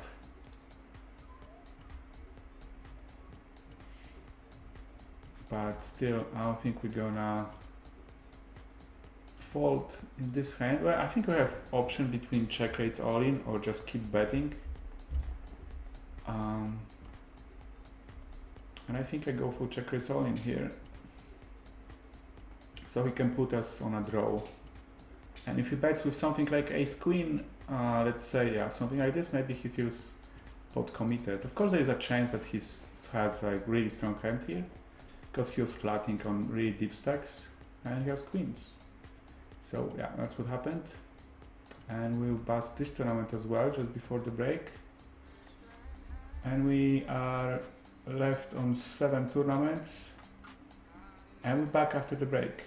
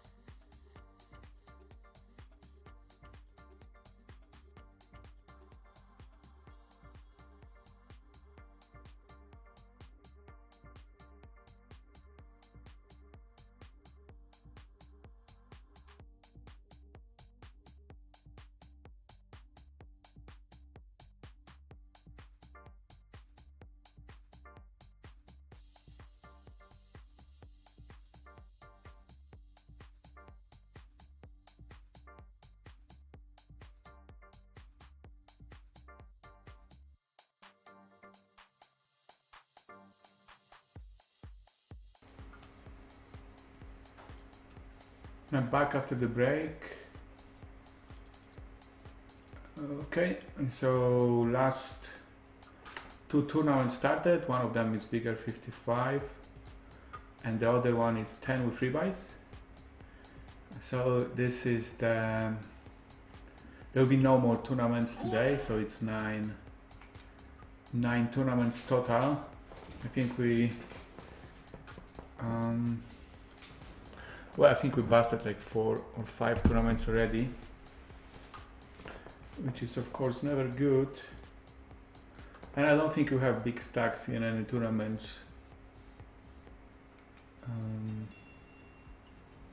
yet, but yeah, you know, most of them are in really early phases, so I don't think it still really matters. And you know how tournaments work, you can easily go from small stack to big stack in few hands or the other way.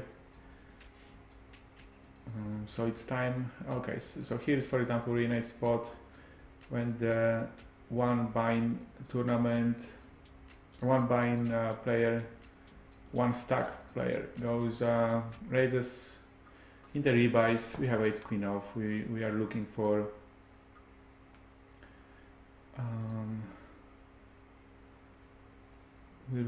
a nice win in rebuy tournament.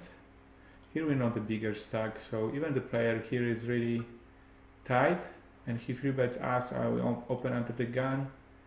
I really like to you know, take a look at the flop.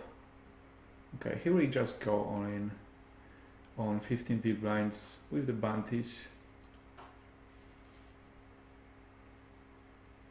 I think we lost. Ace queen to jacks, doesn't really matter. I think it would be nice to have like 10,000 there in those rebuy tournaments after the break, after the rebuys ends.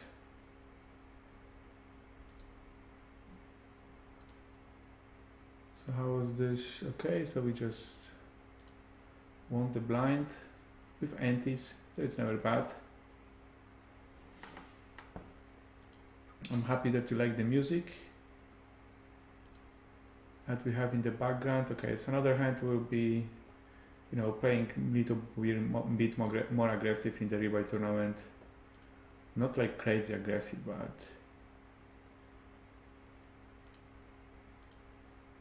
we just play like we don't care in this rebuys, but of course we do it in the smart way, so we actually care.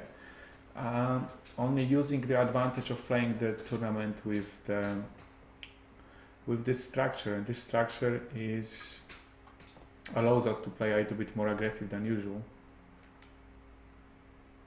So because as I said, we at the moment will have yeah, I'm gonna even call relays here. We're going for nice stacks, and if not, then we fold and we can rebuy if needed and try to get some more. I'll do it. We still have like half an hour of rebuys in these tournaments. We definitely want to get a little bit more than the starting 4,000.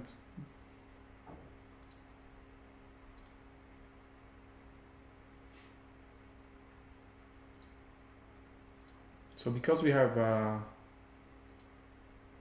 just those 9 tournaments at the moment, we can talk a little bit more. If you have some questions, I'm really happy to answer them.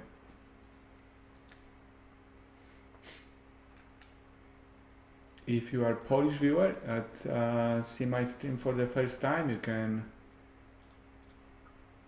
see the Polish stream. It will be on Tuesday, our regular The War on Zoom, when we continue with our challenge. And next English stream, I'm not sure. I think it will be like in the middle of January. I think it will be on January 14th. We still have 20 big blinds. Don't need to call with a6.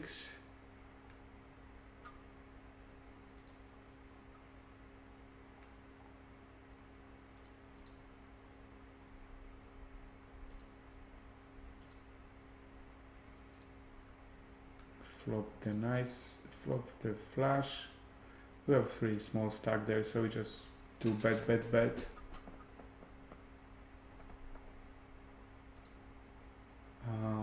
Yeah, no, there is no reason to do otherwise. This is Sunday Storm. I've double the entry stack, but it's just 40 big blinds at the moment.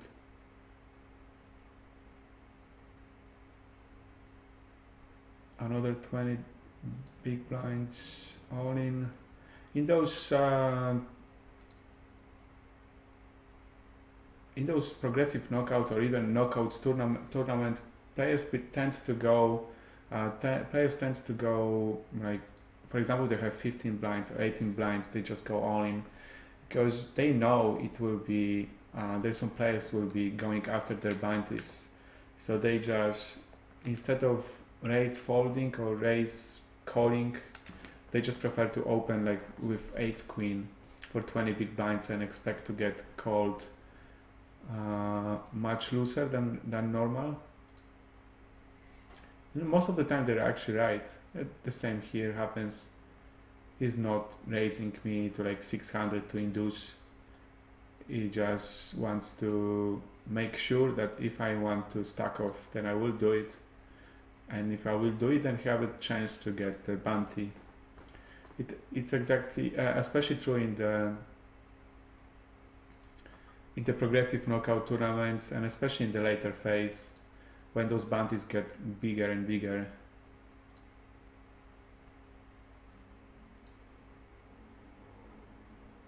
So we're still at around 100.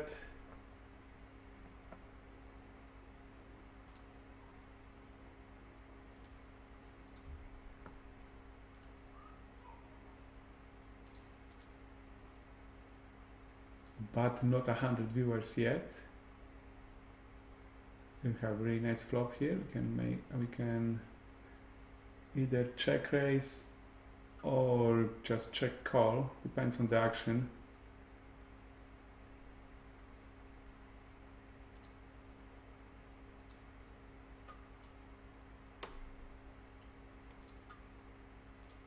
I think on such a deep stacks we can just play it slow, a little bit slower.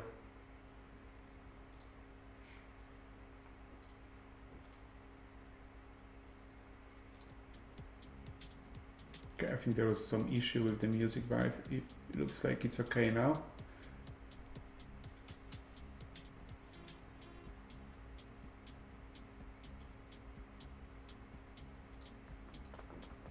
Black Balian asked how about the last year, was it good? Well, I don't know if it's from work perspective, then it just nothing changes for me. It's just another year like that. It's 12th year in a row with a profit on the tables, and when we add some extra rewards, makes it even nicer profit. So I don't really think there's many things changes for me in terms of work. Just another year in the office, I would say. And if I have wishes for 2016, this is also, I think I'm a really bad person to ask things like this. I've learned that January 1st is just another day in the calendar. Why would actually something change? If someone is happy with their life, if someone is doing well and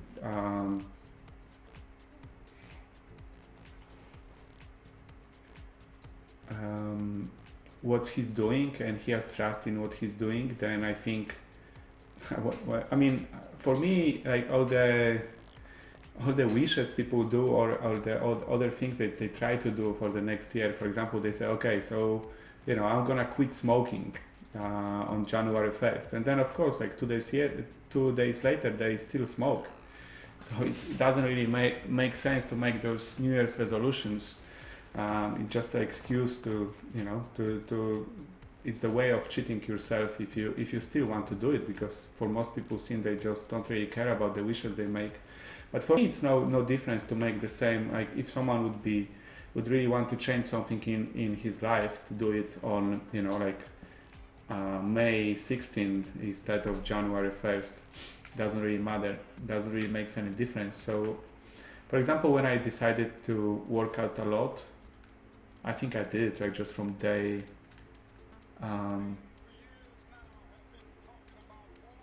on day-to-day basis, and I just did it. And it's all about the motivation. Like most of the people, for example, if I go to run 5 or 6 times a week. So for some people it's just looking for, I think we can let's go for all stacks here on the rebuy tournament.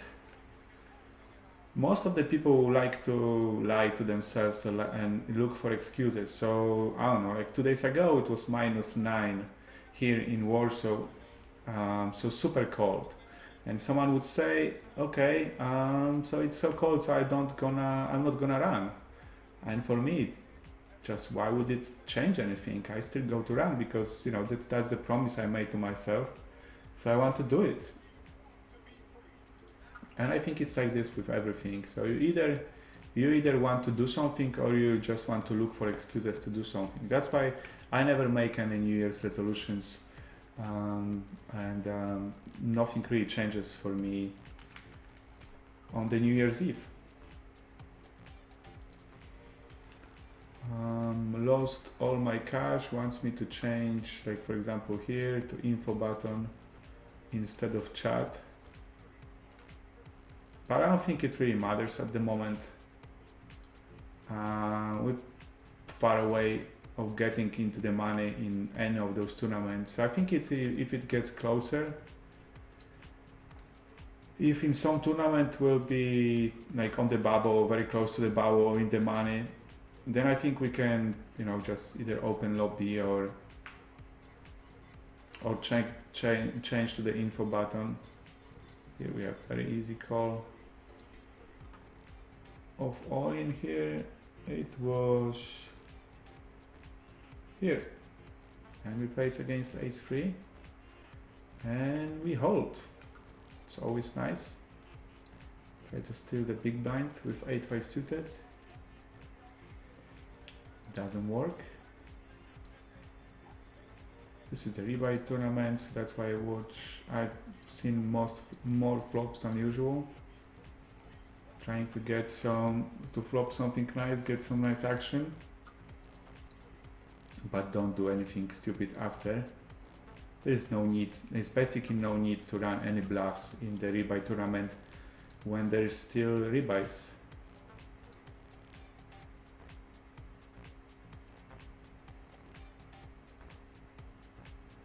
There's another question from Szmarczyński about this overbet. Of course, it doesn't really matter. I mean, it's zoom tables and regular tables doesn't make any difference. The difference is only technical.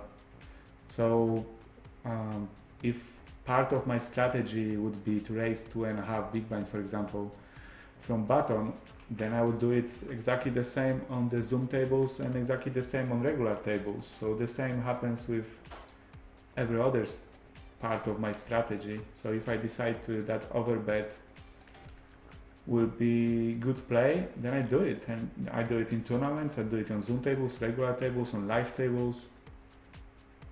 It doesn't really changes anything. Can we have one more time? We have this lag on PokerStars.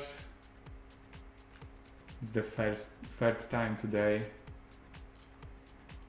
Hopefully short one. Well, it seems we'll be sitting out on some tables because of that.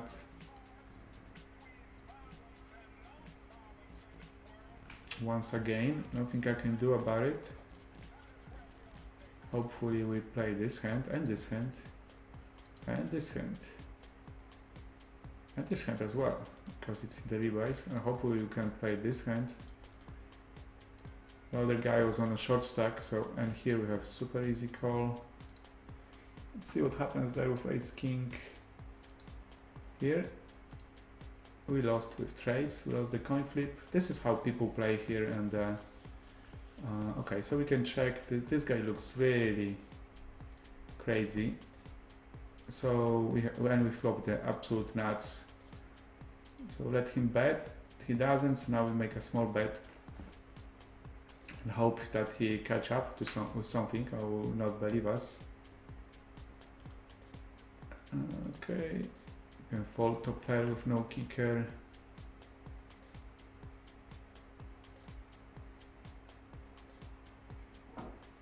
Shref, sit, FNS, T1.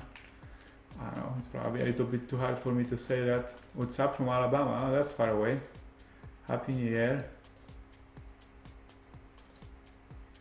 Okay, we're definitely gonna see flop with 4-3 suited in the rebuy tournament.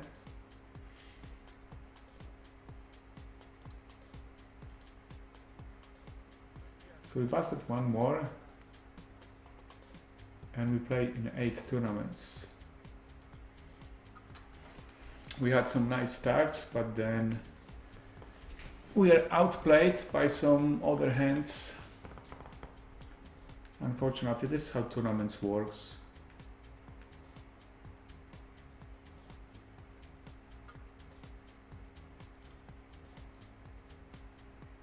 But we still have 8 tournaments, so it's still a lot of tournaments to try to make some deep run.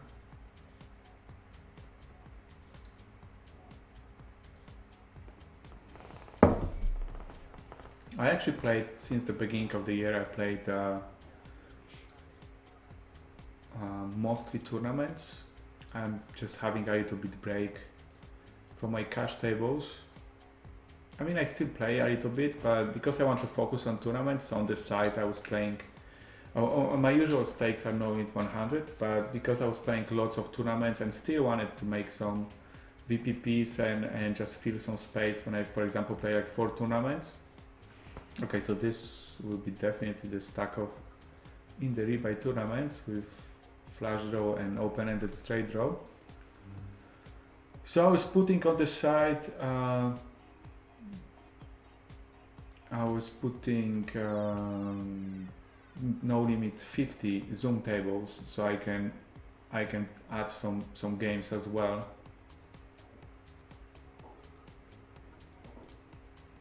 But I think I take tomorrow off. Usually I take Monday off, and then on Tuesday, of course, I do the stream.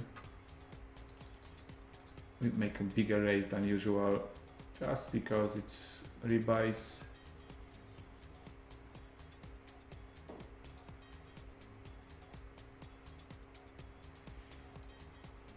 And then I think on Tuesday after the stream, so maybe Wednesday, I just get back to my regular working routine. I was working a lot in December, so I decided that I can take like a couple days off, and playing tournaments, it seems like such a relaxing time for me. So yeah, I decided to play some tournaments.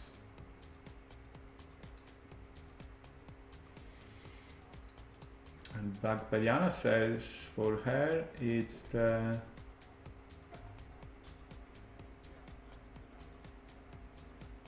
New Year's Eve is the time to look at our life from another perspective. Well, yeah, I think it's just exactly the matter of how you look at this. For me, it's not so important. For some people, it's extremely important. So everyone just does what they like to do.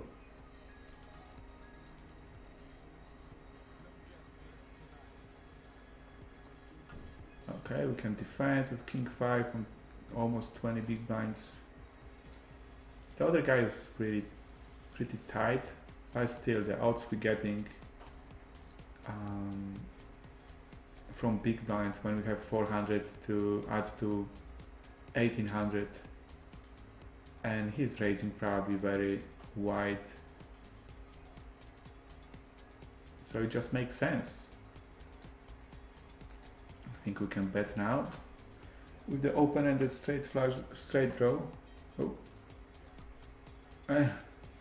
I made another misclick. It happens too often. I think I pressed wrong button on the keyboard, and instead of betting, it's gonna probably cost me a pot. Or maybe save me a pot, I don't know. We'll see. This is second misclick today. I usually make like one misclick a week. And today I made 2 misclicks during one stream.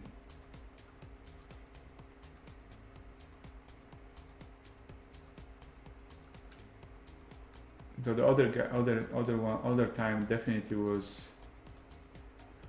costed us money. We'll see how it's gonna be in this case. And here of course we don't fold aces in the rebuy tournament.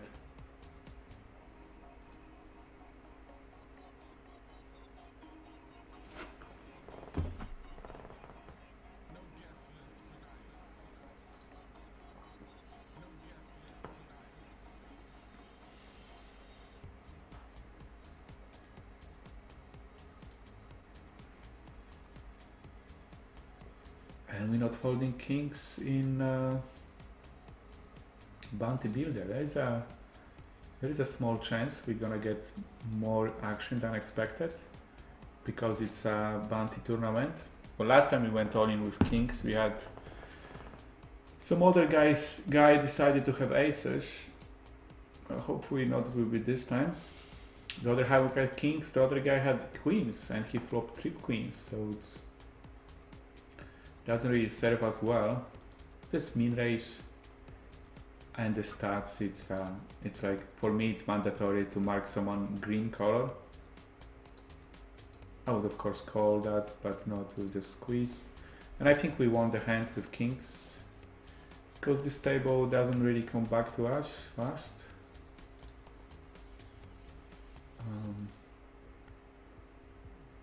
I don't think we have enough chips.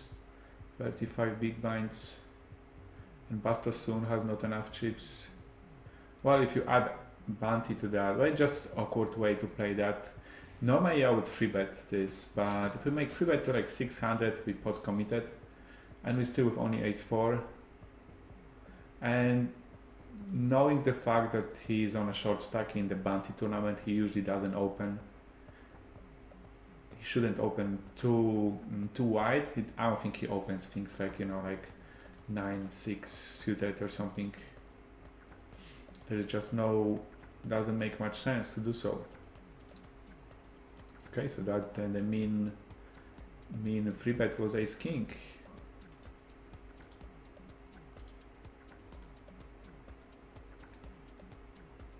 But some of the, you know, you probably noticed some of the weaker players, they just don't know how to play hands. So, and they definitely don't use things like Table Ninja or some other, you know, some other programs that can help you with the sizes or something.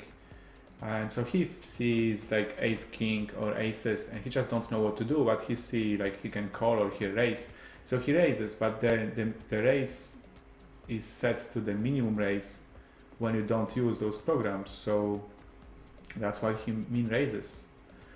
And also some players that just, you know, start play poker, they do the funny thing because they min free bet, for example with aces. It doesn't matter the position, out of position, and then when, you know, on the flop they just go all in. So it's like the worst you can do, because at first you give someone perfect photos, so no one makes a mistake calling with almost any hand. And then when you already see flop, so 60% of the hand you can make, then he goes all in, so you have easy decision. You either have something strong enough to call or not, then you fold, and their hand is very easy to read. I think I made a video in my YouTube channel called The Warsaw Poker, and I think it was also in Polish and it was in English as well. That was explaining the, you know, what phases you go through when you start play poker. And I think this, when someone makes a min free bet like this, he's in the phase maybe number 1 or maybe 1.5. So he doesn't realize very crucial mistakes.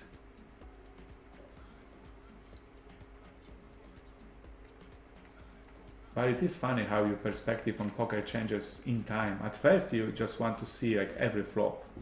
Okay, here I think we just get add-on. Yeah, so yeah, that's why we have nice stack already, but it's not that much that we usually have in some rebuys, double rebuys tournament.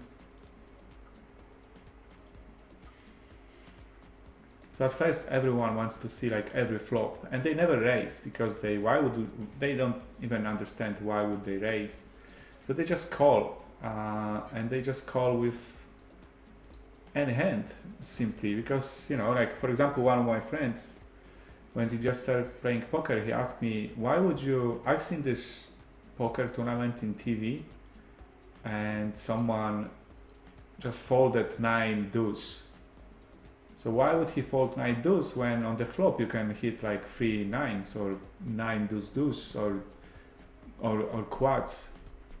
So, you know, they think the game starts after the flop, and whatever happens before the flop, it doesn't really matter. So they don't really care if they have like, for example, 1000 chips and it costs them 400 to see the flop with something like, you know, 7-5. They just don't look at poker that way. They don't know they have, they committed what the odds they have, the chances of hitting the hands they have, anything. They just want to see flops. But then it changes, of course. In time it changes, and the level of play at the moment on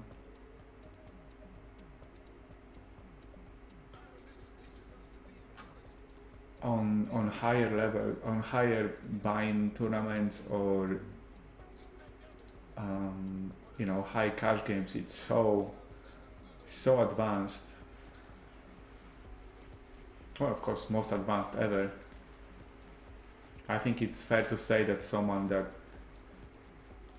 is really good in his cash games, let's say like on No Limit 200, it's like one of the best in No Limit 200, and if you somehow would make him travel in time, let's say 4 years back, then he'll be probably one of the best players in the world.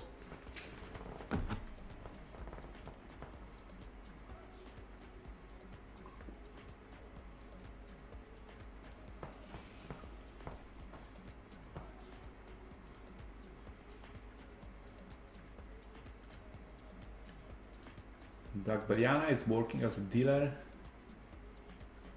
in Czech Republic. Nice. I guess good luck in work. Is this like, you know, like casino, like you deal every game, or is it or you just deal poker?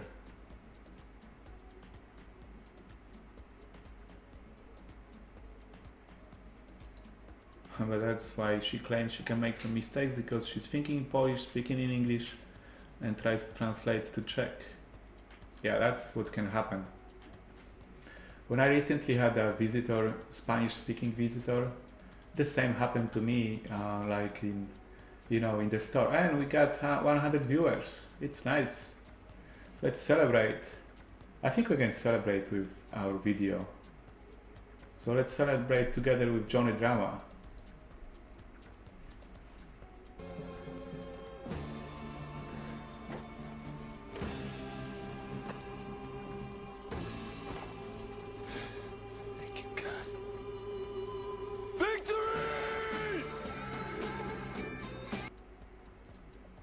Okay, that was Johnny Drama saying victory because of the 100 viewers. Now we flopped the word here, so I guess we're in position, but we still can check once and make the other guy hit something. This is paired board, so we're not really happy about this, but this is 3-by tournament. So if we hit the flush, I will still be going with it, even though we can be drawing that already. And we are definitely not folding here. We got one player that looks like very adventurous, the other maybe just called because of the pot odds, but we're definitely not folding kings there. We have a too short of a stack to do so.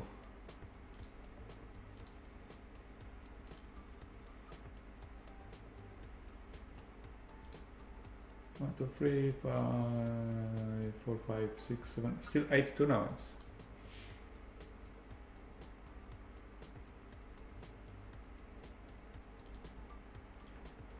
They both folded. Black Beliana has to go. Good luck to you. We're definitely gonna get called here with the ace deuce on 10 big blinds, but we have no, no choice. Probably we get called because of the bounty. It's not a big bounty, just regular knockout tournament. But we get called the same way, the same hand. Definitely not folding yet. I think we'll fold now.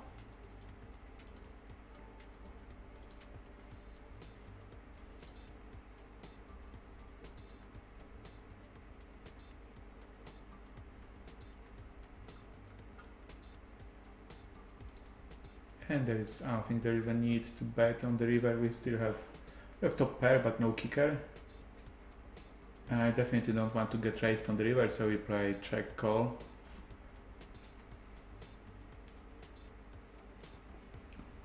Any other tournament free with rebuys? We have just 4 minutes left until the rebuys ends. Yeah, so maybe if we get some nice hand now, we can just go all in and hope for the best. That's the other rebuy. This is one of the rebuys.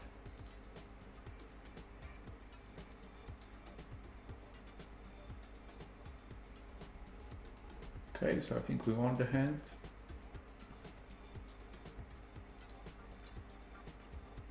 We covered this player and he seems to be on the weaker side. So I think I will call even out of position with the suited connectors, because there is a chance he would be able to make mistakes. That's why I check call one more time. We also cover this guy, and the turn is not the best card in the world for us. So I will not call anymore.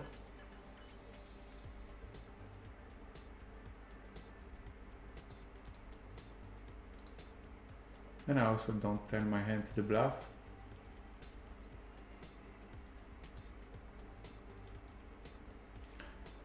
Łukasz 7-3-4-3, 7-4-3. No, I maybe miss your message, so write it one more time in the chat and I see if I can answer.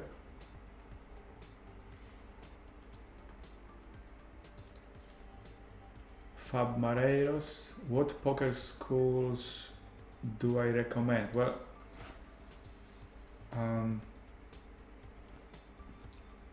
I definitely recommend my oh, didn't we want this hand? We won this hand. I should value bet on the river.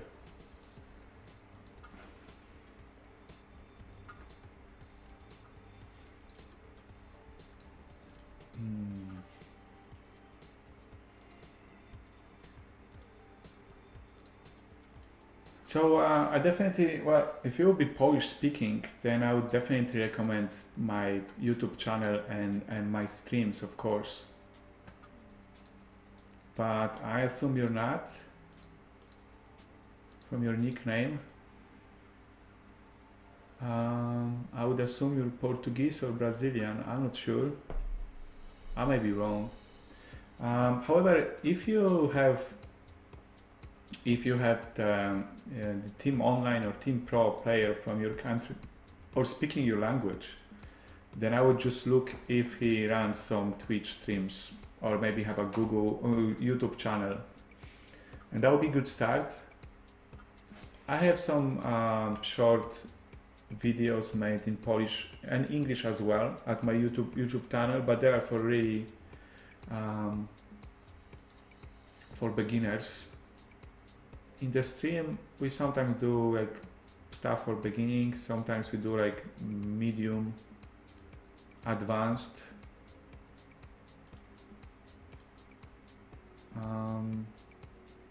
And if not, then I would look for some like poker forums and look for the players that play the same game as you.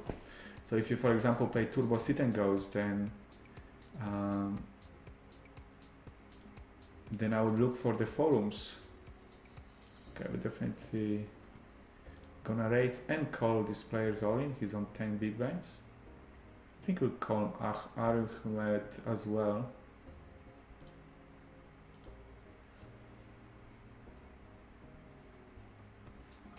So yeah, I would find the same player that played the same game and try to talk with them a little bit more. There is also Poker School Online.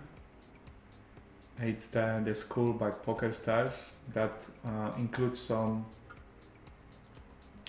of the videos of really good. This one, I think I mean, we can make it bigger because the rebase ends now. Right. Okay, one more time. I'll try to bring it here. Definitely gonna see the flop. I was thinking about going even all in here. Okay, we are not folding here.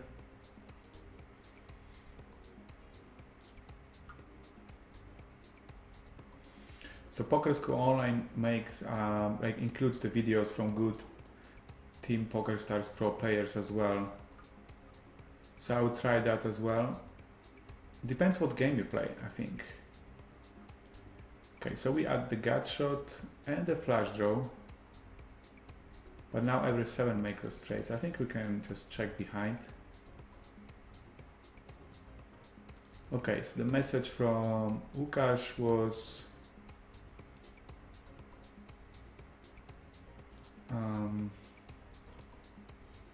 okay, I mean, if he has a flash, he has a flash, and he has, so nice hand. We gotta go in here on less than 10 blinds, and we're not calling with trace out of position versus big raise. Portuguese.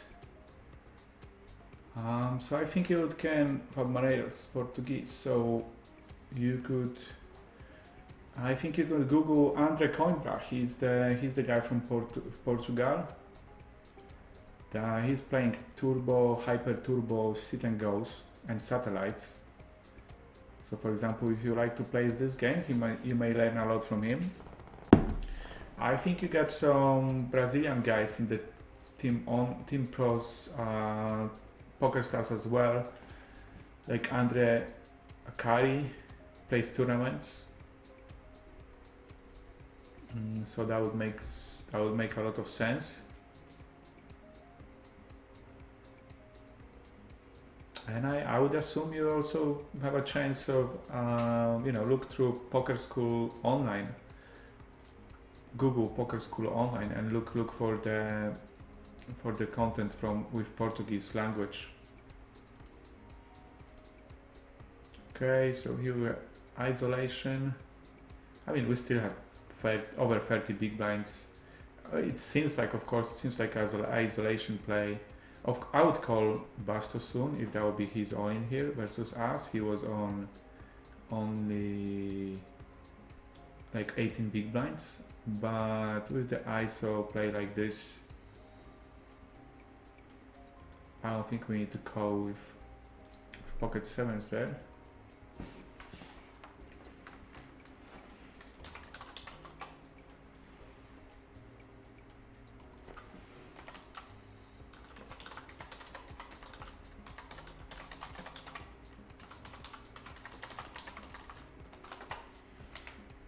Okay, make a small promo. I think we can stack off here with 5s. In the rebuy tournament, there is like 600 in the pot already. And we're looking for occasion like this. I don't mind if he calls us with like ace queen. and we either will lose the coin flip and rebuy again and start with 4,000 one more time, or we have like 9,000 and nice stack before going on the break.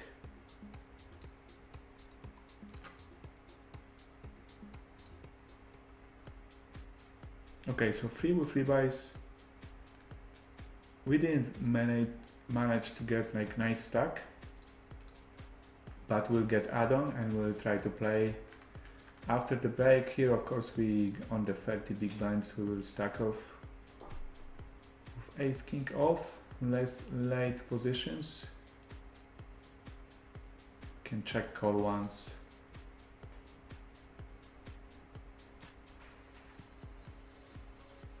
So we have just 6 tables now. Just 6 tournaments, and we didn't make money in previous 8, I guess. That's the free rebuys. So now we have almost 10,000. Even without, we didn't make any, we didn't make any big stack. But it's still like nice stack that we can slowly work with. Okay, we finally need to go all in here on 6 blinds. The Sunday storm. Okay, so we lost this coin flip, I guess. Wasn't even a coin flip. But it's fine, we still have 4,000. We're still gonna try to make some chips before the break. Next break will be 11 minutes, but they will continue with rebuys. I think in this tournament it's the first 80 minutes. I think it will be still like probably like half an hour. Half an hour after the break. So we don't need to do anything in a rush, but things like this, like those, stack off with 5s, it's perfectly fine for me.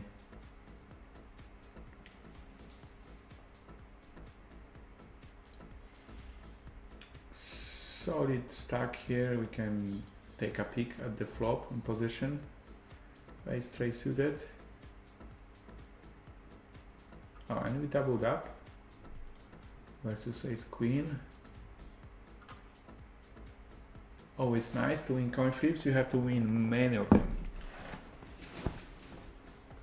in tournaments. Kings in bigger 55. I mean, those two players are really tight. We have position and I have just 500. I have 4-1 odds and I can flop some nice nuts and I will have position there, so definitely going for this. Okay, so he seems like a weaker player. We can make a little bit bigger free bet, doesn't really matter. If he wants to stack off, he will stack off. That's not the flop we're looking for.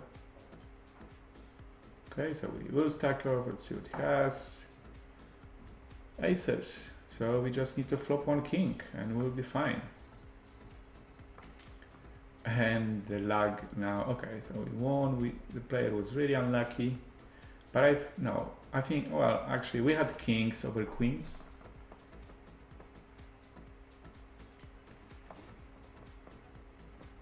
Okay, so how about if we see what Johnny Jana gonna say about this win of kings over aces? And the small the Warsaw h7, what's he gonna say about this? Thank you, God. Victory!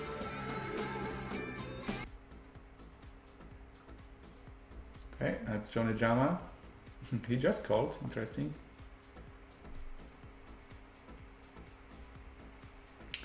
Basto soon. I think we have to bet with the 4th pair here. He just called us from the big blind. So I think, of course, we can represent better hands than him. But on the short stack, he checked call. Now it's like, it's obvious that we have to give up.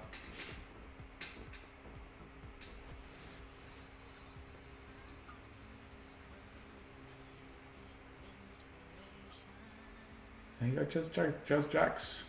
It turns out to be enough.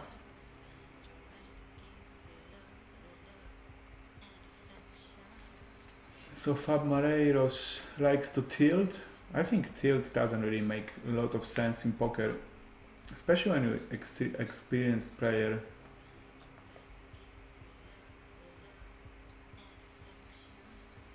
Because if you lose a hand, like, you know, like we lost, like, let's say kings to queens, or this guy just lost aces to kings, but we both played correctly.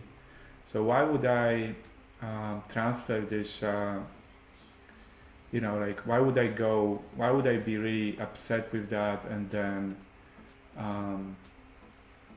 make next 5 hands make really bad decisions and make it even worse for me. So I just prefer to stick to my game no matter what happens. Well, maybe it sounds easier than it's you know how it works, but for me it's very obvious. Okay, one more time. We have a small lag here, especially bad about this hand. Now I think we just keep on betting. We busted the flush draw, but some other things showed up that make the other guy fold, and we're not gonna win this with ace high.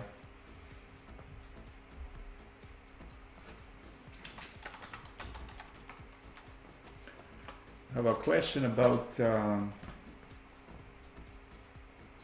if one of those tournaments is played for the subscribers, because this is what I do.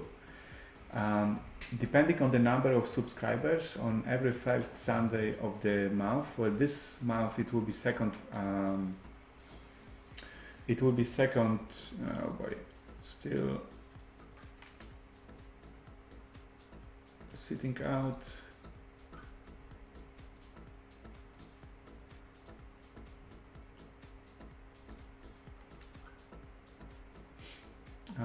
This month it will be the second Sunday because of the New Year's. I basically thought it's gonna be okay. So how much? I think it's snap call for 10 big blinds with ace 10. So I decided to move the tournaments I play for subscribers for the second Sunday. So basically what I do is, depending on the number of the subscribers, I play tournaments. On this month's second Sunday of the month, that I give up 75%, and we had better kicker and our hand hold up. Okay, we're gonna all in here in Sunday Storm for 10 big blinds. So I give away 75% of my wins from, and the next Sunday it will be bigger 109 and bigger 55. So I will play 2 of those tournaments and give away my winnings, 75% of them. As you can see on the info text below, last month I won $540 in the bigger 109. So as you can see, $270 instantly will be transferred to the subscribers, and the remaining 135 will create the free roll and will be played next week. So this is what kind of benefits you get if you are my subscriber. Also on the same, okay, so it's the rebate tournament. We have open-ended and straight flush draw, so I mean flush draw and open-ended straight draw. So it's easy to stack off here because we can rebuy. And we also have a free roll. Next free roll will be also next week. This time it also depends on the number of subscribers, but next week it will be 65 prize pool and then $15. Did it hold? Yeah, we hold. So this guy doesn't like our kings anymore. Once we just destroy his aces, and the other time we had kings and he had ace 8 and still no ace. So he probably doesn't like us at the moment too much. But because we were on both ends of this kind of bad beat, so I'm not gonna complain now. And we take his chips. because he will be happy to take our chips. So yeah, the answer is the tournaments I will play for my subscribers will happen next week, on next Sunday. And all you need to do to be a part of it, you need to be subscriber at the moment of the start of this of those tournaments. So it will be 7 p.m. next Sunday. And everyone can also follow me on Facebook, on Twitter, on Twitch. You can ask me questions in any way you want, and I will try to respond. Just like we did with our Portuguese friend, Fab Mareiros.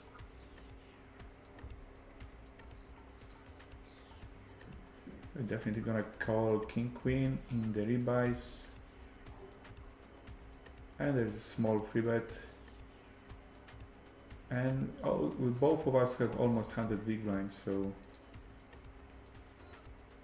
it's easy call, but no 6 yet. It's definitely gonna come, but not yet. Probably on the river.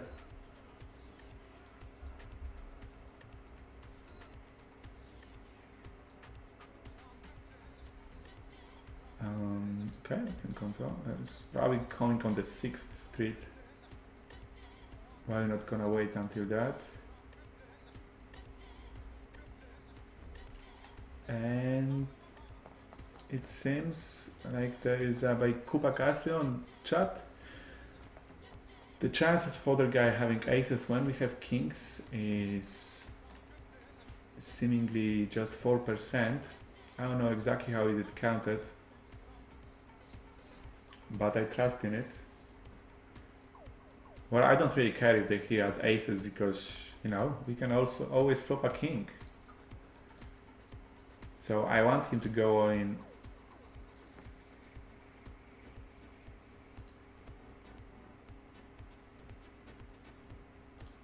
With aces because I know I'm gonna flop the king. And he's happy to go on with aces because he thinks he will win. And we know it's gonna be a big no-no.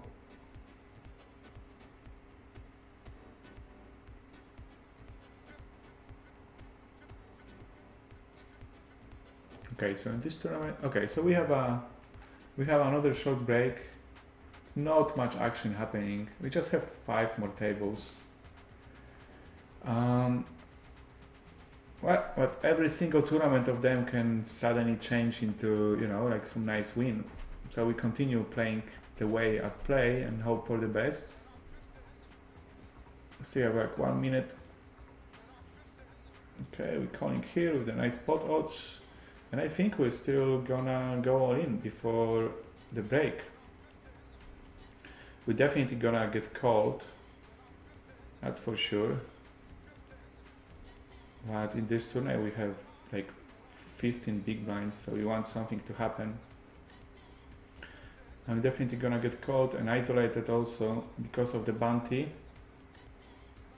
And I hope the club will be fine. Here we can go in as well. The rebuy tournament. And the club was here. It's easy game. You break aces with 10-4 like every day. It definitely deserves some Johnny Drama, and after Johnny Drama we go to a break. See you in 5 minutes.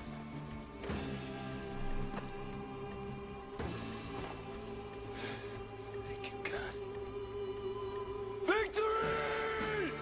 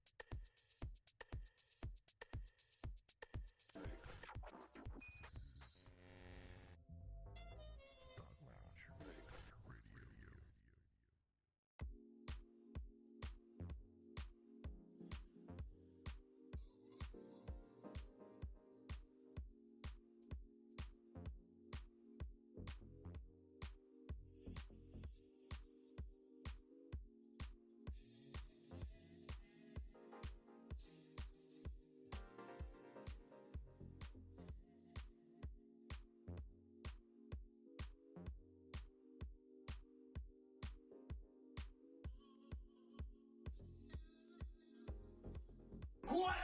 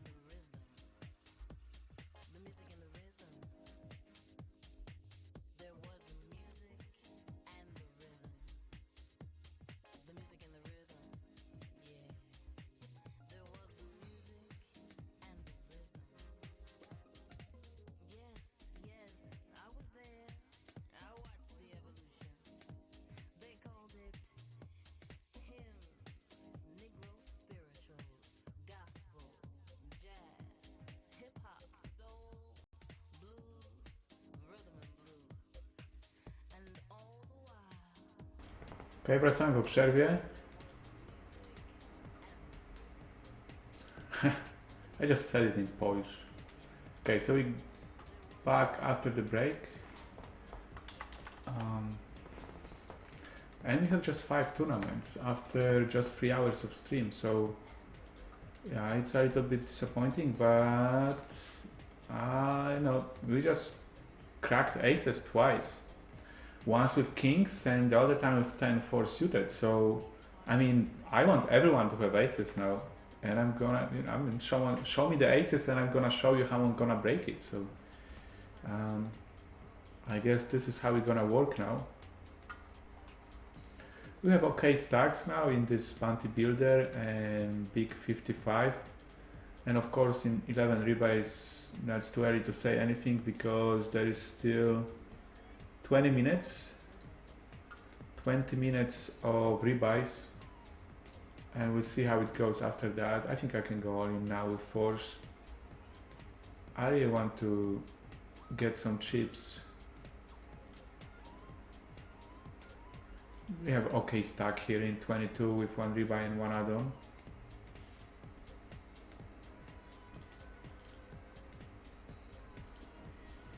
I think I can make small c-bet. Such a dry board to have backdoor options. See what happens on the turn. They folded, so nothing happened on the turn, but we win.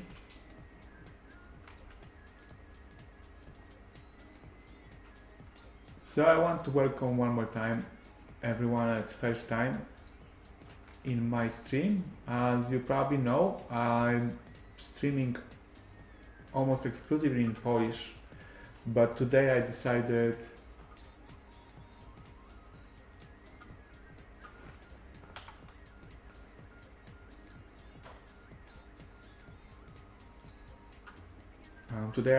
to stream in English and see how it goes. We lost the force, we lost the coin flip.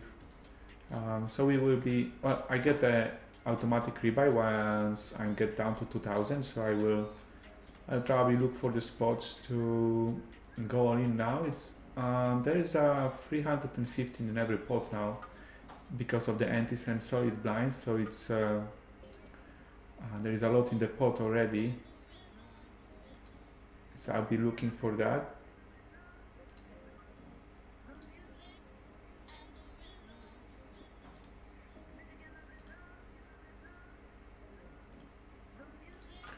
Okay, this is a pretty awkward spot because two of the other players have really small stacks. And this guy bets and the other guy min raises. I just fold my straight draw. And I can show you the other drink I usually drink on my streams. It's the coconut water. Oh, wait, because you cannot see me. Okay, I hope you can see me now. The question is if my, you know, Terminator style dinner break is better than me. But this is what I drink. It's the coconut water. It comes from Thailand. And the Thailand is the place. Okay, so here I'm gonna bet 300. Maybe he don't notice if I bet 310, because I want to get down below 2000 so I can get automatic rebuy. So maybe tricky limp. Well, we'll see. We're still gonna raise and see what happens in this pot with my second pair. If I'm probably not gonna bet again. Okay, this is how much we have. 1.3 in the pot. I think we can squeeze / call those tens on 160 on 30 few big blinds. Okay, so we won the pot, so I'm not gonna make automatic rebuy, but at least we got some more money. Okay, so now we're definitely not folding. This player is on the a little bit on the weaker side, so I expect him to stack off 2 loose. So we're just gonna bet and call all in. And here we're gonna overbet on the river. That we usually do, even if I would have Jack 10 or King Tray, or I mean King Tray I would not have, but Kings or something. That's what I would do, so I'm gonna do it. And if he's gonna call us, then we're gonna make a note what's the limp calling under the gun.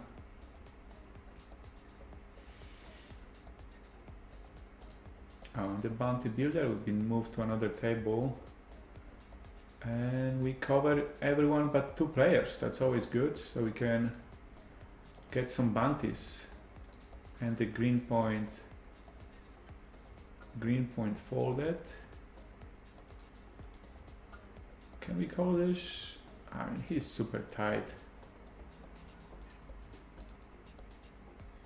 Okay, I think we can, 20 big blinds, we can go all in. And if we get busted, then we rebuy and we get 4,000. Yukon Stacks said it would be awesome if I could stream in English more often. I hope so too. I mean, I don't mind streaming in English. The thing is that we get a few times more viewers in Polish when I stream in Polish in tournaments in Polish. Last week we had like almost 400 viewers at the same time, and now we have 80, and from those 80 I bet like 60 is Polish.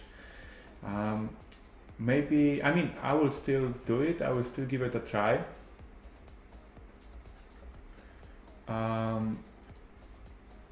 So it's not gonna be the only stream. The next stream I will do on Thursday, January 14th. You can mark that date, and I'll be doing like every other Thursday I'll be doing stream in English, and then maybe on some on some like Saturdays, on Sundays as well, and maybe during T-Cup that's coming. Okay, why we don't get... Okay, because of this player has we couldn't make double rebuy because of the 154 we had left. So I think we can go all in now and then make a double rebuy. We still have 15 minutes until the end of the blinds, of the rebuys.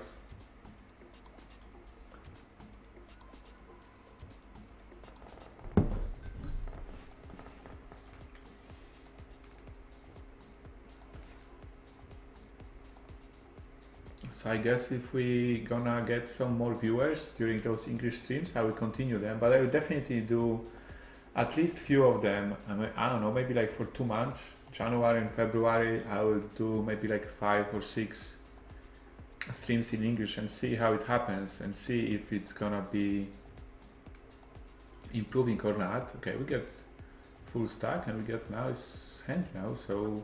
And I think some of the players could notice that I'm going all in like third hand in a row now. So maybe we'll get called a little bit lighter. And if not, then we still have 15 more minutes for rebuys.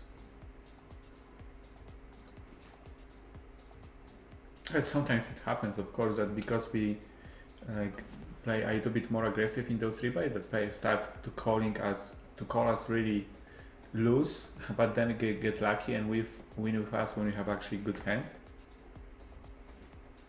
But it's okay.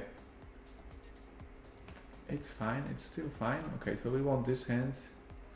And now we're not gonna go all in with 5-10 or anything. We'll wait for good hands. But when we have them, I don't think we're gonna like... I think we'll be playing mostly for stacks.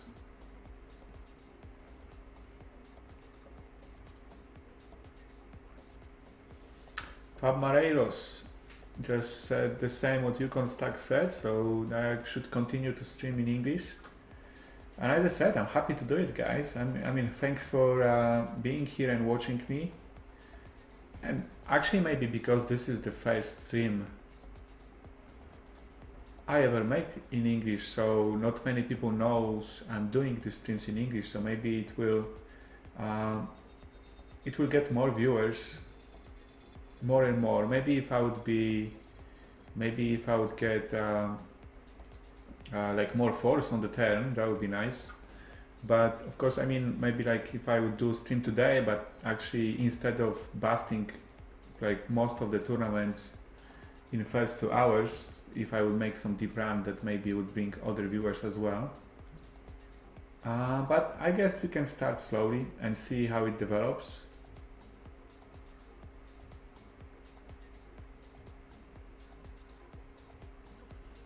So I definitely don't want to complain about anything. I prefer to be happy with the viewers I have.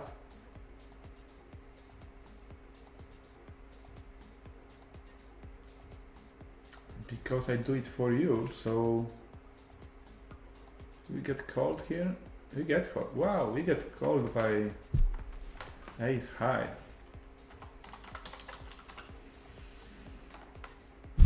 On the 10? No, just on the river. Okay. That's always makes me happy. Yeah? That's what I said before in the beginning of the stream. I don't know if it's the team online sign. I don't know if it's tournaments, but it seems like just no one wants to fold anything. People don't even fold aces to me when obviously I'm gonna crack them in some way. So it's good. I'm looking forward to getting some nice hands here because the blinds go up. That's a really good Polish player. And we cover. Well, now we don't cover. I think we just cover like 2 players now. So I need to get some more chips first. But before, I don't know if that's a new table again. Before I was covering most of the players at the table.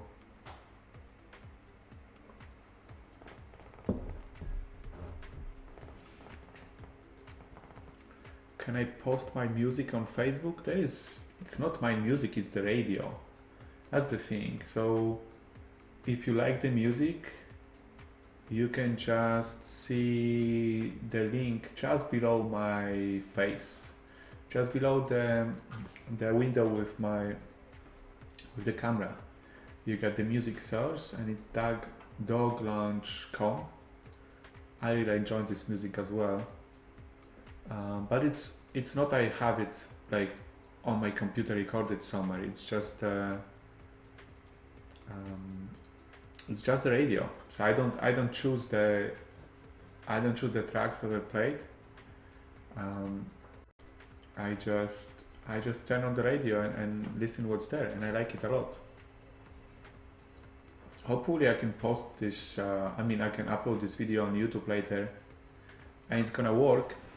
It will not be muted, I guess. If I post the name of the radio and I post the music from the radio, then why would someone be upset with that? I hope it's good. We'll see. I will try to upload it later.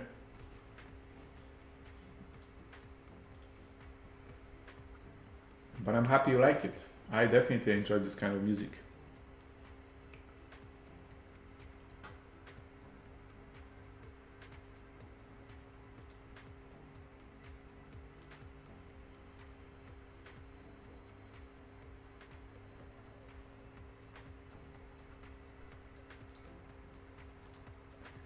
Shref Sit FNST1. I don't really know how to say that. I hope I'm saying it correctly. But claims it would be nice to make some deep runs. Yes, I agree. I definitely agree. We have still 10 more minutes in the rebuys.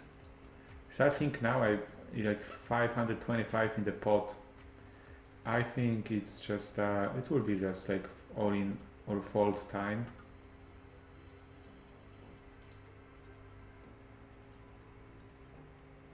And we try to get 8,000. Then we also get 4,000 add-on.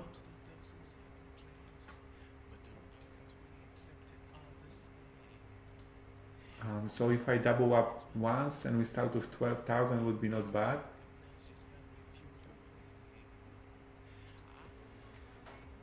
Oh, and we just double up. I just wanted to say that he must be like have strong hand because he's so tight. 60 hands, he just open under the gun. But you know, like in normal tournament, I would probably even fold. But here we go for as many chips as we can. So we already have over a lot of over average, but it's I would still would be happy to win like 1 or 2 more pots before the break. Mark Floyd's suggest we should only speak in English in chat. I kind of agree with that. Because you know, we have Polish streams, we have a lot of them, and then we can talk about talk in Polish because the stream is in Polish and everything. And while we have a stream in English, and I think yeah, it would be better to stick to English in chat as well.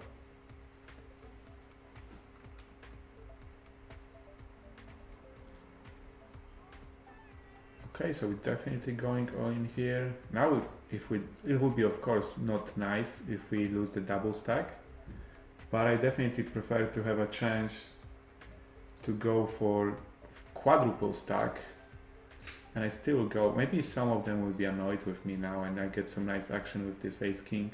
I would not be surprised. But let's see what happens here. And Marco Polos suggests that I should advertise on poker forums. Why? I will do it some way. I definitely go to Inter Poker PL, but that would be for Polish streams.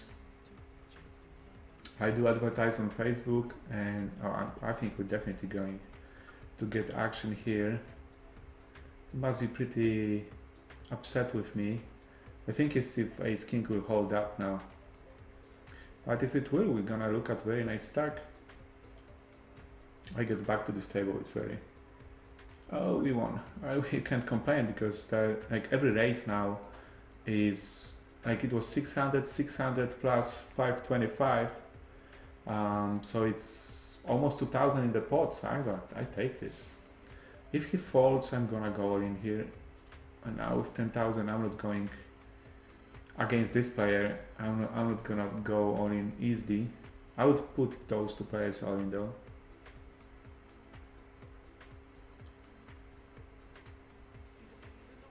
Let's see what he has. Ace jack, he would crush me. But I would not. Boom. Alright, one more hand. So now we're getting hands. But it's good that I get hands now because I already advertised that we are a little bit on the crazier side. So I would not be surprised if you get action here. How about this one?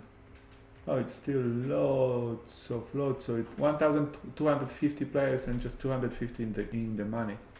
So far away from the money. We're not even close to money in any of those tournaments.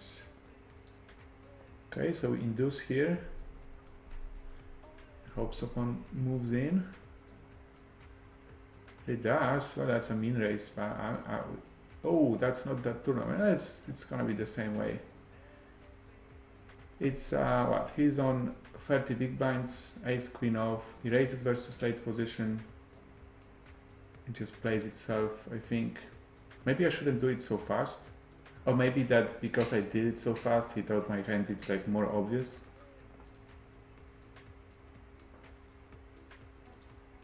No, that matters.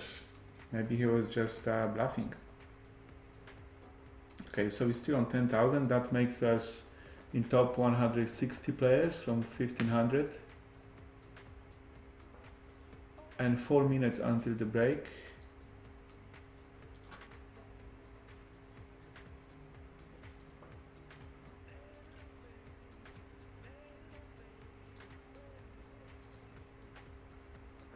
But I did make a mistake in this hand with ace queen. I was sure that's the other hand, the other table. Well, lucky I'm in that table with the rebuys. But I mean, I would do the same. I would just do it slower. That's the thing. I would do the same exactly. I mean, I'm not folding. I'm not raising ace queen in the late position to, you know, to to fold it to like on 25 big blinds. So yes, I would definitely do the same, but I will think a little bit longer. Okay, can we fold here? So he called 3-bet while on 20 big blinds. And now he bets pot, so he definitely pot committed. We have just 2 overcards and flush draw. I guess I let it go. Okay, and we will stack off here. If he has the flush, then we say congratulations.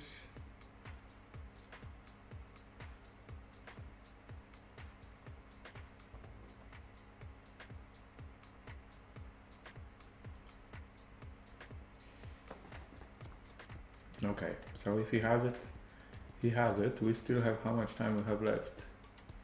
Just 2 minutes. I guess we just go all in a couple hands. And we'll see. I mean, if we lose, because he has such a solid stack, so we'd be down to less than 4,000. If he wins, he should call us with any kind of draw. Well, he didn't snap call, which is always good. And he actually folded, so we get ourselves up to 14,000. And we add 4,000 to that, so we have 17. It would be nice to get to 16.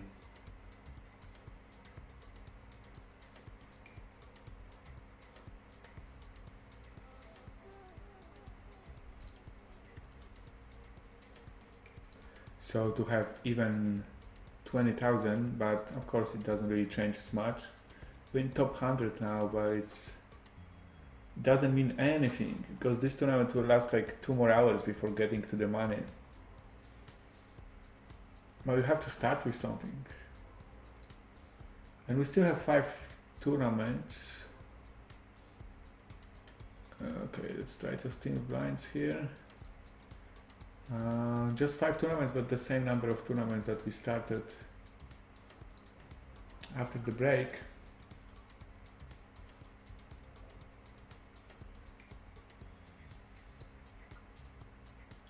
Okay, so we have 2 overcards, backdoor flush draw, plus it's really tough for the other player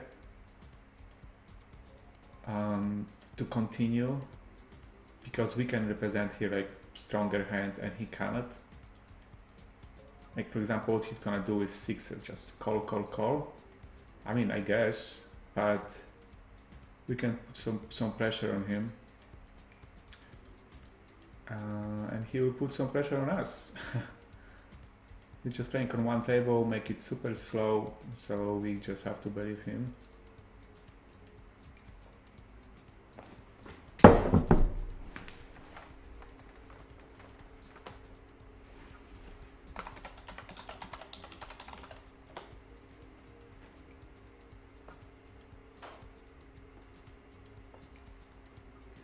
I just got invitation to go to the Star Wars this week. I didn't see it yet.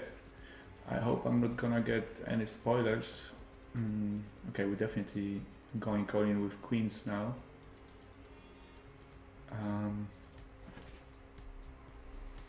So yeah, it looks like this week I'm gonna go for Star Wars. Definitely gonna call one. It's not such a great card for us. Okay, stack off with queens. Let's see. We just need to win with 8s. And boom, we win. Get to 10,000. It's a nice stack. Can we call one more? I guess we have to call one more. But I don't know if we can still continue on the river. Especially versus pot. We're gonna do the panic snowed. Next time we will know that we can check to this guy and get the full value.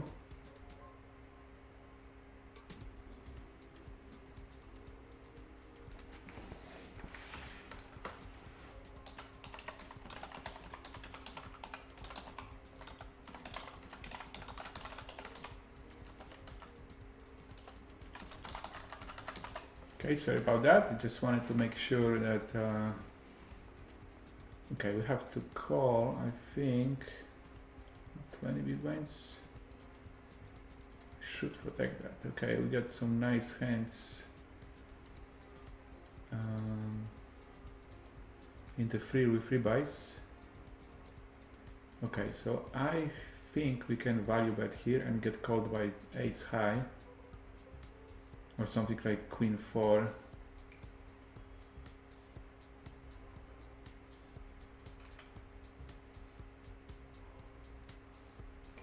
In the bigger 55 we actually have a quite a nice stack, 70 big blinds. This is the tournament that still late registration is still in order. Okay, so we are during the add-on break here.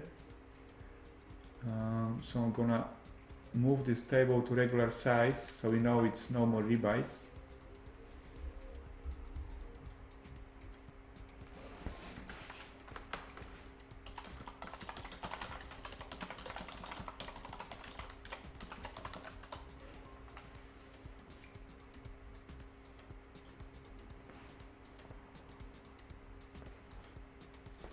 So we have 5 tournaments now.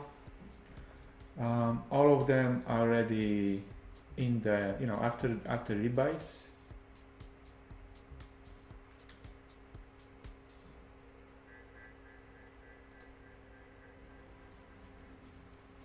Okay, Shref Sid is doing well in some American tournament, if I understand correctly. Good luck with that. Marco Polos asked how I did in the last week tournament. I didn't do anything spectacular there. I just made the money in the special Sunday Million, but it wasn't anything. I think I went to the money and then like won one hand 4 ways, I think like quadruple up, because I was on really short, and then just in the next hand busted. That's it. It's also always nice to make the money in the big tournament like this. The other question is, why would I put my place in current tournament here in the right corner of the tournament? Well, I don't know how to do that. If you can tell me how to do it, then I can do it. I've seen, I think, Poker Stapes. He did it, Jamie. I think maybe Jason Somerville does it too. But to be honest, I don't know how to do that. So I don't. Maybe it's the Givaro thing that he using Givaro. So maybe it's like the feature of Givaro. I'll let you do that. Okay, can we raise here? I think we can. On 18 big blinds, we still have room for 1 or 2 more steals. I'm not gonna call that raise. Even with the bounties, I don't think we can call with King Jack off. Let me see exactly the odds. Marco Polo, just hope there's been no spoilers about Star Wars. Like, people that watch my stream in Polish, they know that we hate spoilers and we hate talking about politics. So I'll be not afraid to giving someone timeout or ban if I see some spoilers. Okay, so 2,900, he's really tight. And I would risk like more than a half of my stack. My stack is pretty nice now. That was a steal. So I just don't follow with my steal.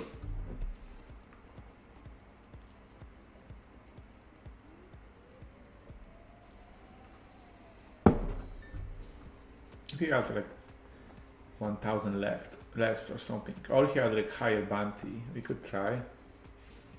Okay, definitely gonna defend 7-6.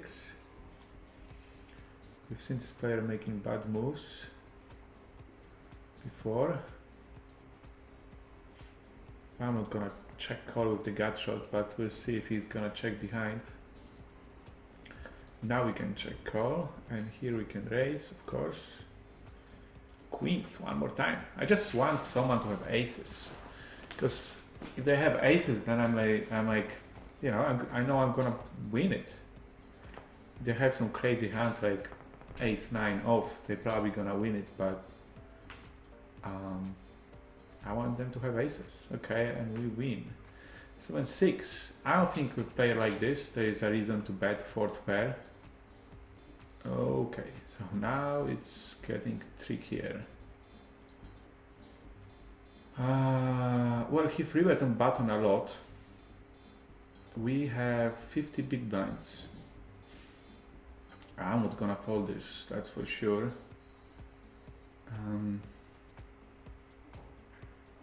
So let's go. Let's start with 4 bet and finish with calling all in. It's not necessary. I think that's when those stats are useful, because this guy after 200 hands he free bets on button. Like now it's jumped into the 20%. Before it was like 17, I think.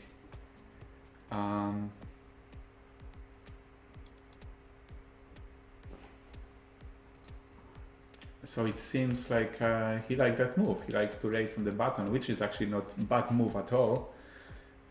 People make money by playing on the button, so of course I understand.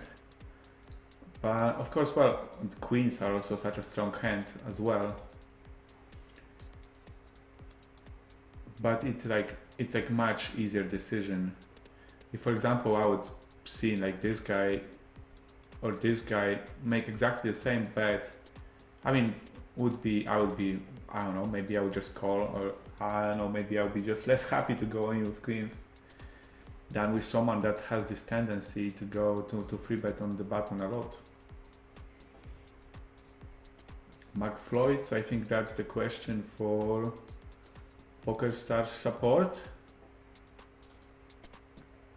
It's interesting. So we get free bet here. The other guy is just going all in, doesn't matter. So I think we can call, because he will have to complete, he will have no other option. So I think we can call and see what happens.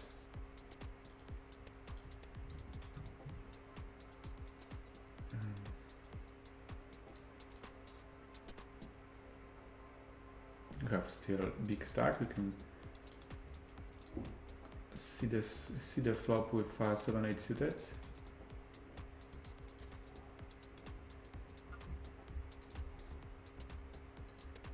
And now we fold, and he got aces, so it's a pretty strong hand. The queen came on the turn, and that would be really problematic card for us. So luckily he bets. Okay, now he's really tight. I would not be surprised if we, you know, if he like slow played set here or something, or other king with other player behind us. But with trips and queen kicker, we will not fold. That's for sure. But when we hit card like this, we may. I don't see there is any value in betting, because if you have like stronger hand, like king as well, or I don't know, like sets of deuces or sevens, he is not going anywhere. If he had other king, he's not going anywhere as well. But at the same time, he may use some bluff. He may have some like flash draws. So I mean, if he got better hand, I'm gonna get busted here anyway. I mean, not busted because we had more king, more chips. But if not, then I prefer to let him bluff, and he did. He had nines, so I don't know. It would be a very awkward spot for him to continue with those nines. If I bet on, I think he would still call. I guess with this exact hand, it would work either way the same. Like one more bet, I would get one more bet from him. He's not calling two bets, definitely. He's not gonna get broke. He's too tight to get broke on king, 6, 7, deuce with nines.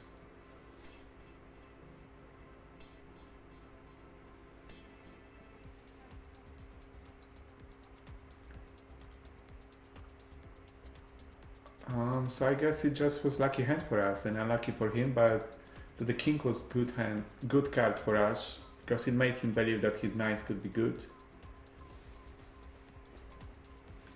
But also, he doesn't look like the kind of player that would do something crazy there.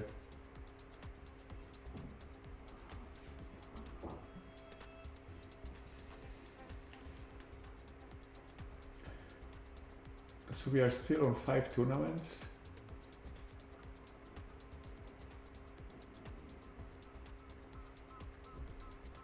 How many blinds? Super tight player, that's true. I don't think we can fold. It's just like 6 more blinds to us. So I'm not folding. Okay, here we're gonna... Okay, actually this is bounty tournaments. I could just go all in. Because 13 big blinds, there's someone would call us lighter. Or want to isolate us. Because they definitely not gonna put us on such... I mean, it would work either way. But I prefer to go all in. Yeah, and we get called by ace jack. And we hold up. So I don't think it would go like the same way. I mean, different way. With those, exactly those hands. And we lost here. And we lost with Queen 10. That's why I prefer other players with aces. So I can break them.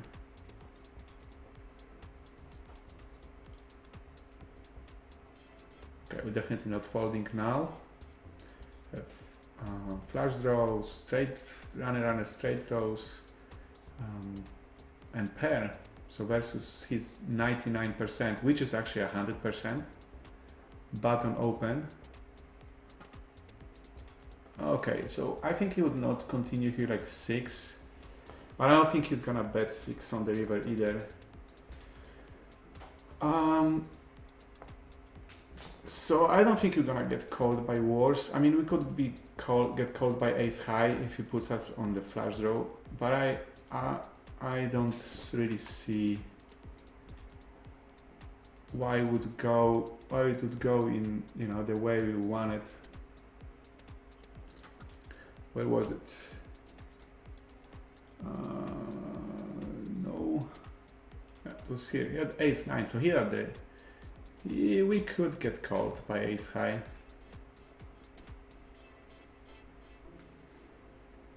Of course, we're gonna raise stack off here. Now, I didn't say that it was a spoiler, Mark Polos. I just said Marco Polos. I just had to be careful with that. Also, if that's why I didn't do any timeouts or anything. But from my experience, it's like when someone say, yeah, I mean, you definitely should go and see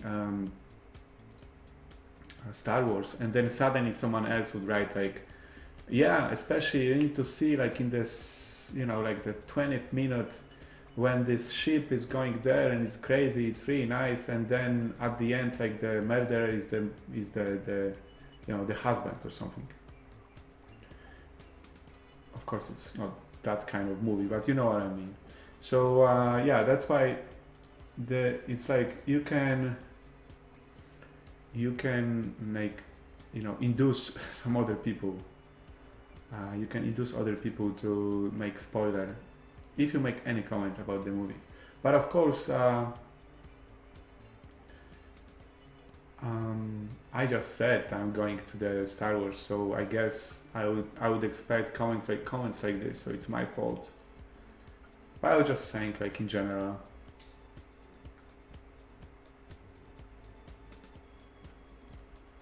So okay, so we're still here on the late edge in bigger 55. It will end in after this break, which is in 10 minutes. But we like twice over the average.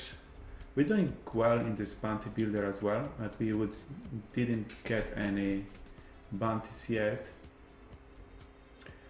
It's 600 players left and 279 in the money. But it's still gonna take some time.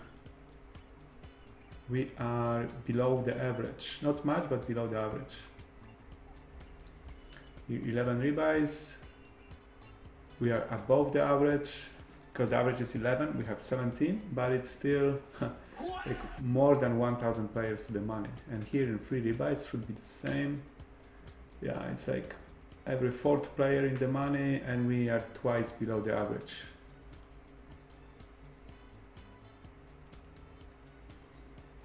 No, I don't think we're gonna call all in with. Oh, okay, this tournament still. So 100 places in the money, and there is 430 players left. We are just below the average. So in any of those tournaments, we're in like really bad shape on short stack. In some of them, we're in okay shape. So we just need like a couple nice hands. We need some other players to get aces so we can crack them, and we'll be in the in the good place.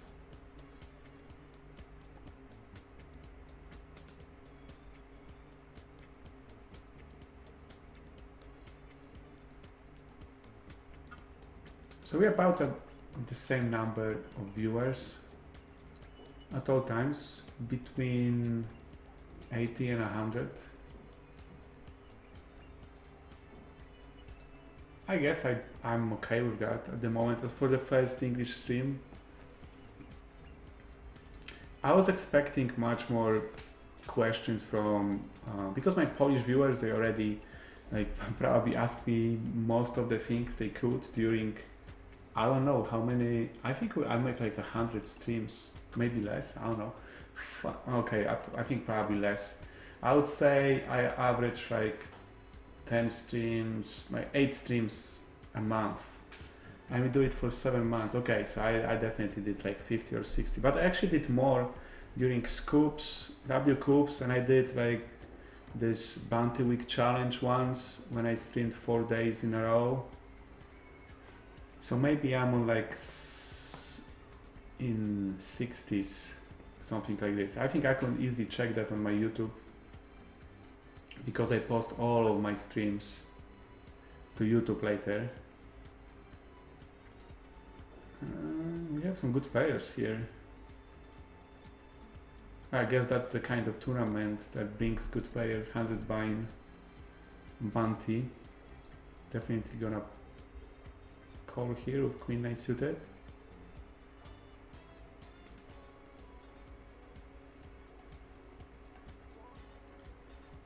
Um, 10 big blinds. Queen Jack suited, I think it would be easy. I need my team pro player from Poland to put it in the. No, I would just fold. I don't know, probably, maybe. I mean, for the big blind, I would call.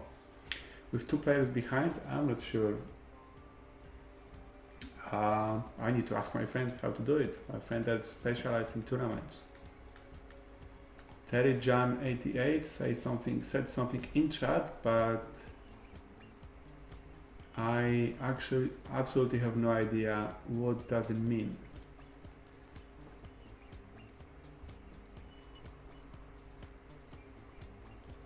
So I don't know how to reply to that.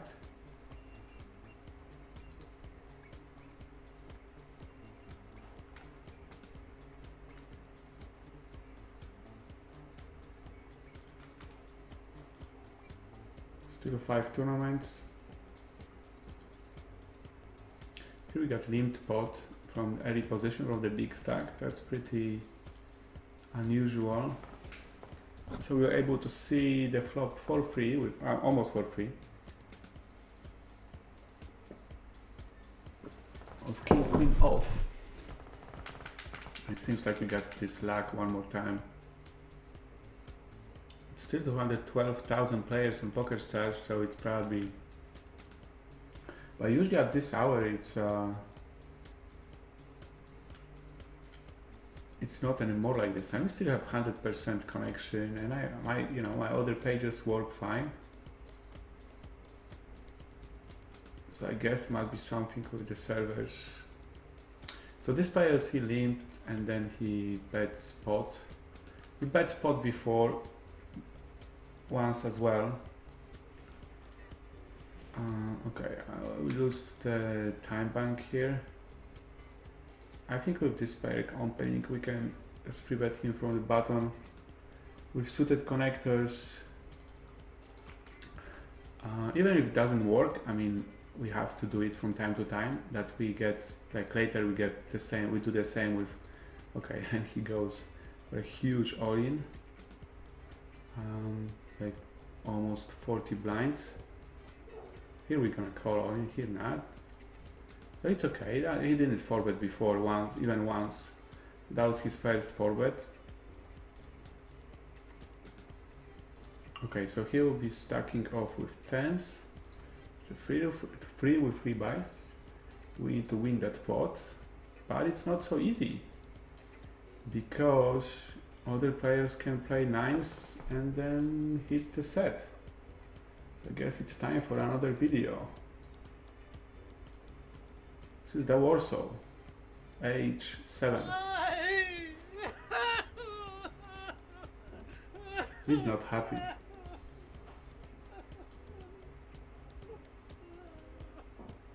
He is not happy. It's pretty sad. But the thing is that those are the actual photos of mine when I was smaller. And especially this one. Okay, so here, I think we just go all in so he can call us with the weaker hand because of the bounty, and he has a lot of chips. And definitely if I'm gonna min raise, he will call us. Okay, so, I mean, why so long? We need to chop it. No, we didn't. We have to make another. Okay, I'm not gonna make another sad video. We just played it.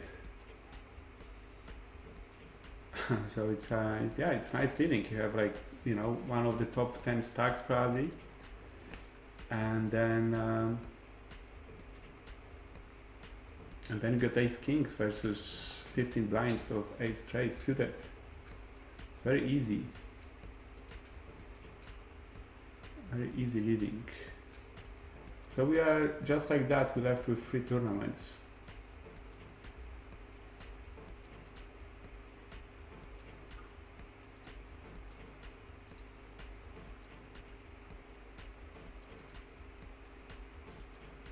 Bigger 55 you do well.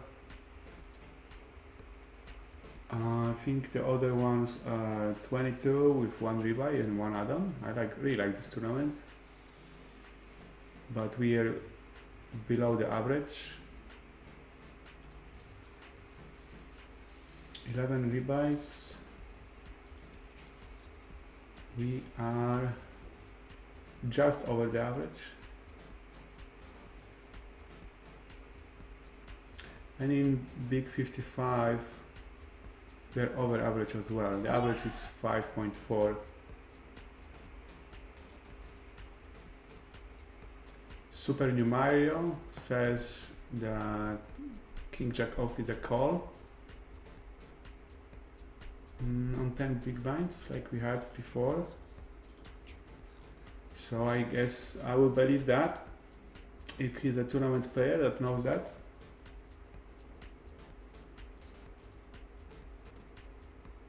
And Terry John is asking if I speak Spanish. I don't speak Spanish. I know some people that speak Spanish, but I don't.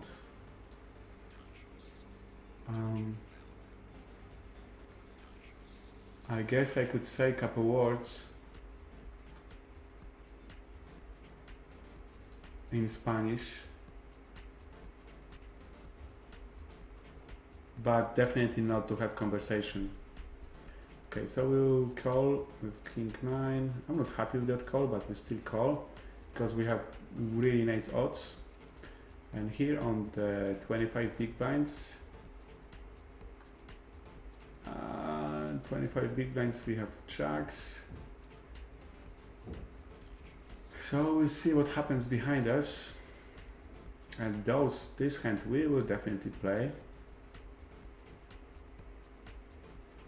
And we're gonna break some, crack some aces with those kings probably. Okay, we have a little bit of action. Now we have more action. So now our squeeze looks very nice. And this is the player that likes action, so maybe he will get some. It happened with jacks. With jacks we won the pot. And here we're gonna crack the aces, but it's gonna take us a while to do so. Okay, so can we value bet here? My bet is we can. And I say hello to Piaseczno84 in the chat. Let's see if we get paid. It was here, right? I think we get paid. No.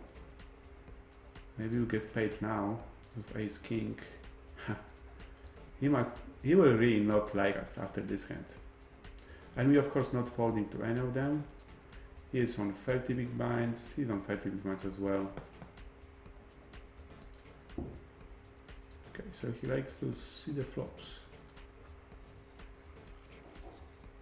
In 1 minute we have another break. Just a 5 minutes break.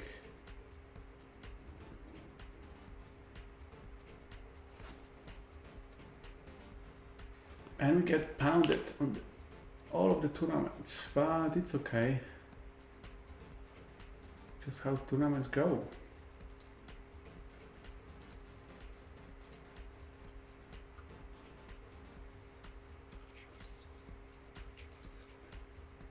It's king versus nines. Nines wins.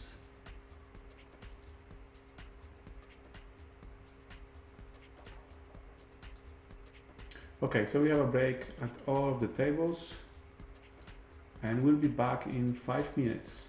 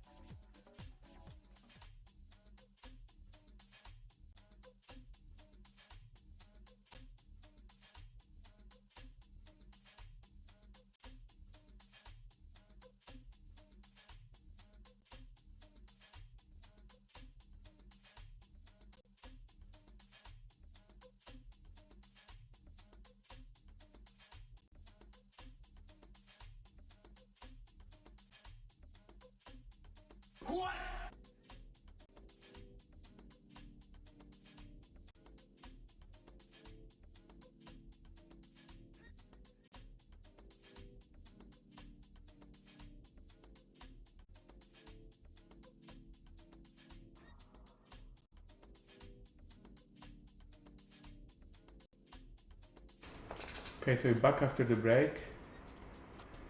I was making tea and almost folded those sixes when when the short stack was going all in on 10 big blinds here, but luckily I came back in time, so now I can not only enjoy the tea but also some more chips.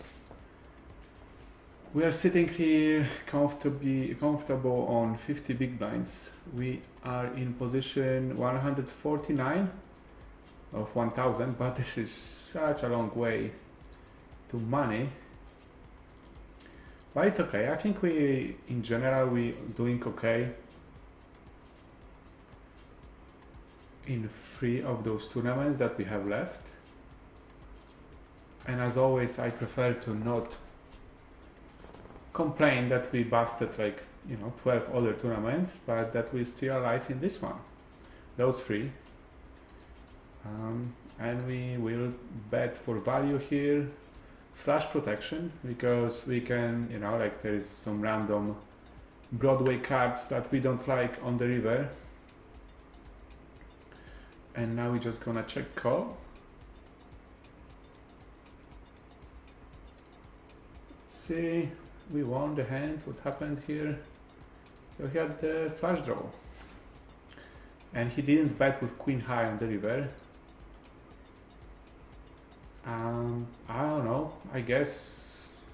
I think I would still bet, because I was betting when after everyone checked, and I was betting when the draws. I could bet a flush draw as well, some straight draws. But on the other hand, if I would be betting straight draws like 10-8 or Jack-9, Jack-10, Jack-8, he would be still winning.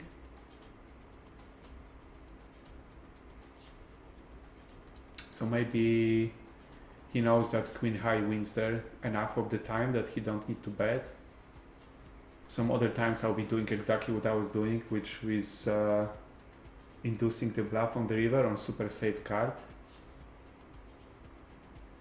So it's probably a good play.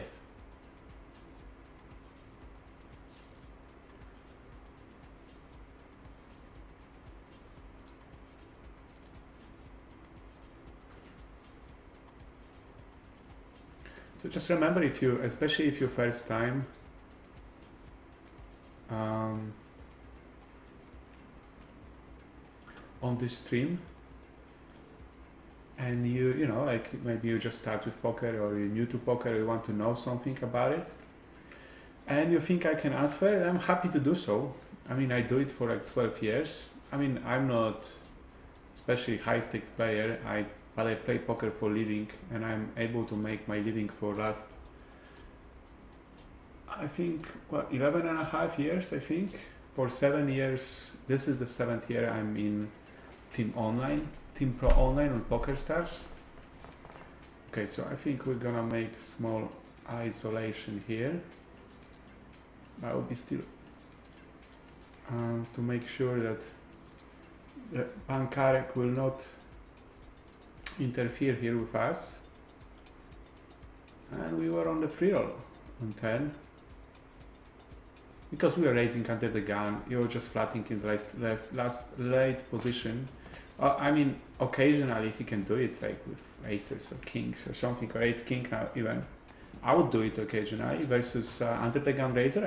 I would from time to time call here with queens. So it's possible that he will be playing something. But on the other hand, we're still raising under the gun, so he has to have some respect for our raise. And after all, it will be him risking his tournament life, not us. So I think as long as we have chips, we have to put them to use. We cannot be afraid to use them. It's not accident that we will protect here our blinds. 3-6 suited. We want 4 of diamonds on the turn, but I don't think we're gonna see them. If we will, then I want it to be 4 of diamonds. What do you think? What other card we would like to have? I just go with 4 of diamonds. He's playing many. Oh, here we have super easy call again. Okay, that's not 4 of diamonds. And I assume he will not fold here. Not many players raises in the early position and then flop the ace on dry board and fold. But he may fold something like, you know, king queen or like jack 10 or something like this. And I definitely yeah, can also get the flush on the river. So the question is if he would check here behind something like ace queen of diamonds. Of course he could, but oh, my time bank is gone. I was betting like 1700 here. I need to know that. I need to remember that. That's because of all this. He had kings, so I think he would call us. Like the small bet he would call. We lost some value again. So I'm not happy with that. The next time I will have decision like this. I mean, it wasn't kind of a decision. It was easy bet on the river, but I was talking about this, and instead of doing this, I was talking. That's why my tie bank was gone, and my tie bank is gone because of the of all the lacks that I had before. And what happened here when we had ace queen? Oh, I think we won this hand, and then we'll move to other table. Yeah, so that's why it took some time to get us back. So we have a really nice stack here. Top 100 from 1,000 players left. Twice the average. It's always good. So what I'm trying to say is that next time, yeah, time bank left is 11 seconds in this tournament, probably the same in the other tournaments. So basically next time I will just, you know, bet and then explain. So I hope you understand that and forgive me that. We're definitely calling the other guys on 50 big blinds. We have nice hand. Okay, I was supposed to just do it and then and I start talking about this one more time.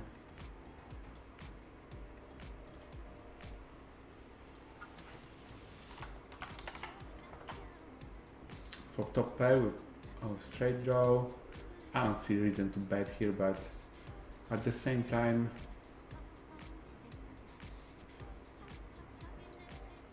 I don't know, to be honest. I bet because of the time bank. But I guess if we have like 2 pairs or straights or sets, I would bet because of the so many draws. So if I have top pair, I can bet as well.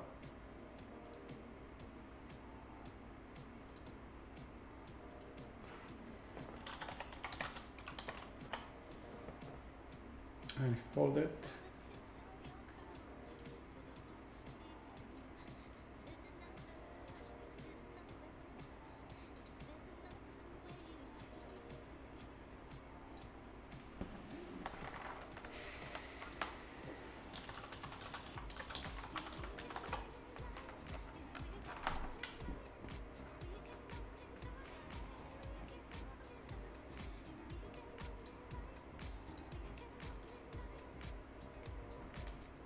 So we have 60 big blinds here in the bigger 55. There's almost 2,000 players left, but we are in the top 10% and 500 players in the money. Chip leader has 30,000 and we have 12.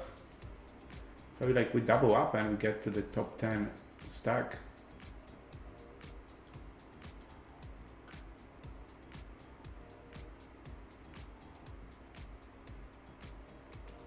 We're approaching the 100 viewers one more time. We need some massive double ups, I guess. Would be nice then. How much is the chip leader here? It's like 58. and we are at 28, so we double up and we get at least second place. And there is, the thing is, oh, actually we can win with, oh, we can double up on this guy, we can double up, almost double up on Lipofant. Lipofant, I know this player from Mexico, so it must be American. I think I know that nickname. And then in the last tournament, this one is the most short we are.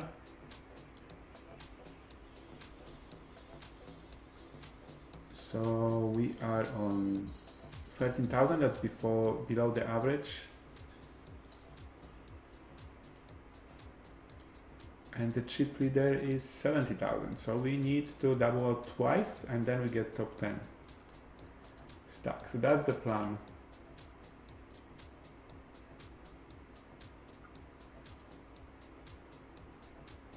That's the plan for us for this hour, to double up in 2 other tournaments and quadruple up in this tournament.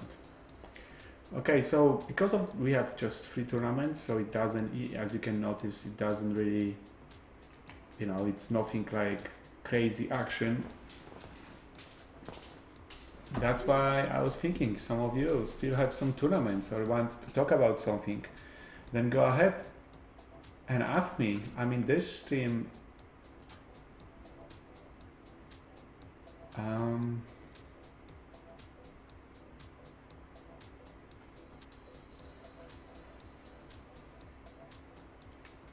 this stream is mostly for you. I mean, all is for you. And I remember times when I was, I think I could occasionally open this 5-4 suited under gun on 60 big blinds. I don't mind playing this hand from first position on full table with such a solid deep stack. So yeah, I remember when I was starting playing poker, there was nothing like this. There was no way that someone would stream his play and tell like what's going on. There was no hold'em manager, there was no VIP club, there was nothing. There was basically, we had problems in my city to get like, you know, like 5 players at the kitchen table to play poker. And then when we were playing poker, it was mostly like based on our own experience, which wasn't really huge at the moment. So it was, you know, like guessing game, what should I do, why, and everything. So there was no many players to talk strategy with. Most things I was using to learn my game, it was books that at the moment doesn't make much sense, because like, you know, if someone would write the book now, it would be like it would be worth almost nothing in 1 year, especially if it would concern like some higher stakes or even medium stakes. Okay, this is very easy all in here in the tournament that we have the less chips, so would be nice to want to get those chips from the smaller stack, so we don't risk losing our stack. Okay, I'm okay with raising here. Sometimes I just call here on the bottom. On the bigger stakes, with the deeper stacks, I'm fine with just limping on the bottom. Okay, so we have a gut shot and 1 overcard. So we will continue, but I don't mind checking back this hand, because then if we hit 8, it would be like super, no one will believe us. If we get check raise on this flop, even though it's like pretty unlikely that we get check raise because of how dry it is, then we still have to fold, and we don't know if it's you know, like, okay, I mean, I will give up on this spot. There is not much for me to represent. No, even if that would, at least like king or ace came on the river would be easier. But it's okay. Where was it? It was here. King 8. Nice. I'll make a note. Calling station should be useful next time. 8 would be nice card then.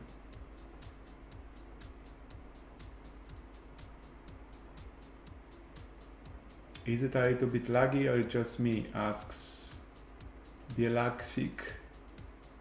Well, I don't know. I have this stream on. We'll definitely check back on 7. And on ace, I mean, he's not gonna fold ace if he has, but he expects us to continue on ace. But I think he has some aces there, okay. And now we get, I mean, this time we got like the worst run out there is. I should probably bet the flop. But I wanted him to not believe me in 7. That's why like on, okay, we got some action here. I guess we should induce. I'm gonna do it so I don't get timed out. He free bets on button a lot. So I want him to like, you know, well, I don't think there is a chance he's going all in there, but I still want him to think like if we were able to make some kind of play. Because for the same reason that we've seen before with this player, the other guy really likes to free bet on button. So what I was hoping for, it was 22. Yeah, I like free bets on button 25% after 137 hands, so it's a lot.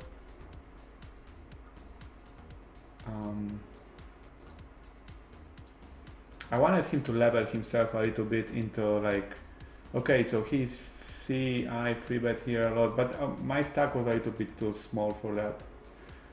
But I think actually the same happens. If I go all in, he's not gonna call me with like, you know, like ace 8 or king 10 or whatever. So he could go a little bit crazy here, but not that crazy, I think. Yeah, so we got some more chips here. We're still below the average, but now just a little bit below average. So yeah, getting back to this question of Bielaksik, I have my stream on other monitor, and it doesn't seem to have any problem with running it. So as always, I recommend to change the settings from source to maybe a smaller resolution. It should usually work.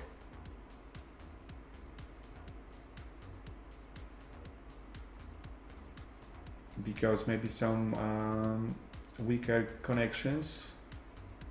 And Fab Mareiros asked me about first years in poker, if they were hard for me. Well, I don't know. I didn't know what to expect, to be honest, because I still think I'm actually the first player in Poland that started to play professionally online poker. It was 2004, I think PokerStars was just like 3 years old at the moment. I did play some other sites first, but then of course I moved to PokerStars.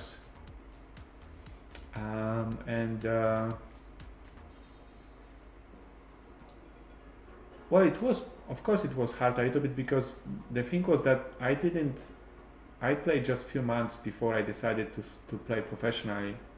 I did like the work when I was going to, so I decided to quit the work and start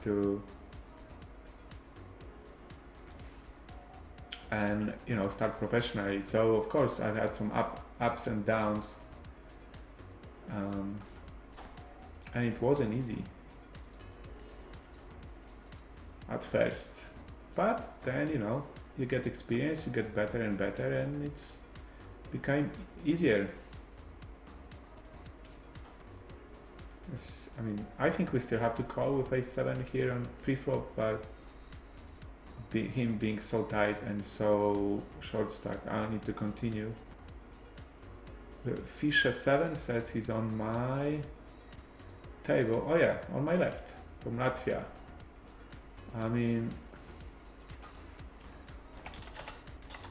he's on my left. Just make sure you don't. I will have to take my decisions fast now because I don't have time bank. So just don't take my chips. That's all I have. That's the message I have for you. Because it's very easy to take chips from me. Just need to raise and bet, and I usually fold. But I hope you will not do that. Don't take my chips. You know, I have, well, I don't have family to feed, I guess, but I have my needs. I like to travel. I like to buy some stuff from time to time. So, you know, just don't take my money.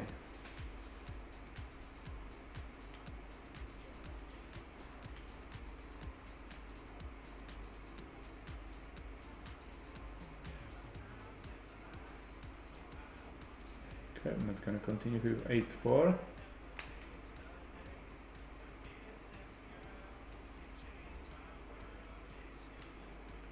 Which hat statistics are the most useful playing tournaments? That's the Marco Poyo's question. Well, I guess tournament players uses much less statistics than cash players. So of course the basic ones like the VPIP and preflop race and maybe aggression.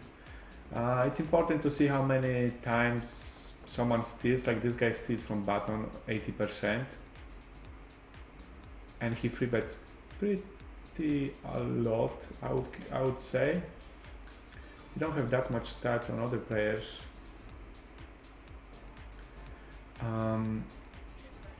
Well, in my cash games I usually have like few thousand hands. Well, we will be stacking everyone. With those stacks we will be going all in against everyone.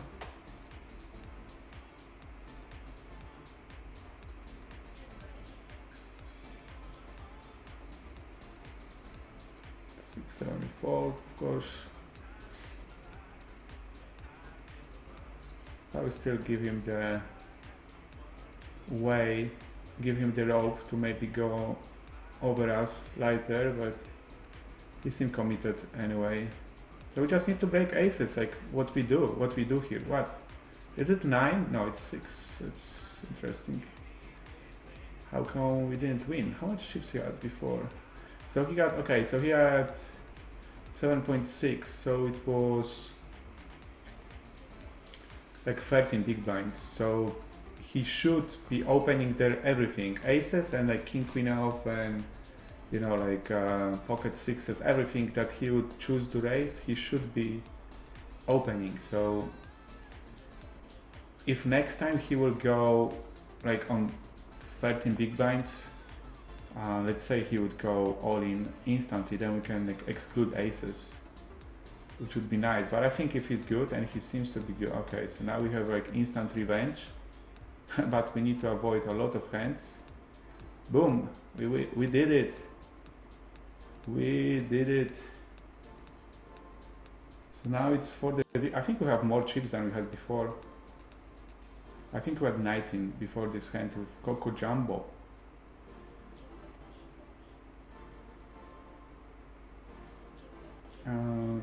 Yeah, that's my guess.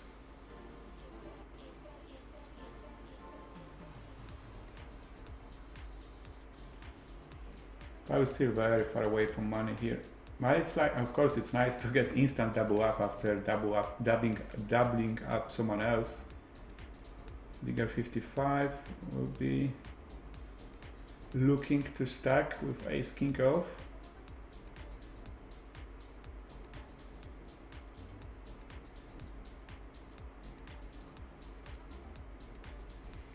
Another nice hand.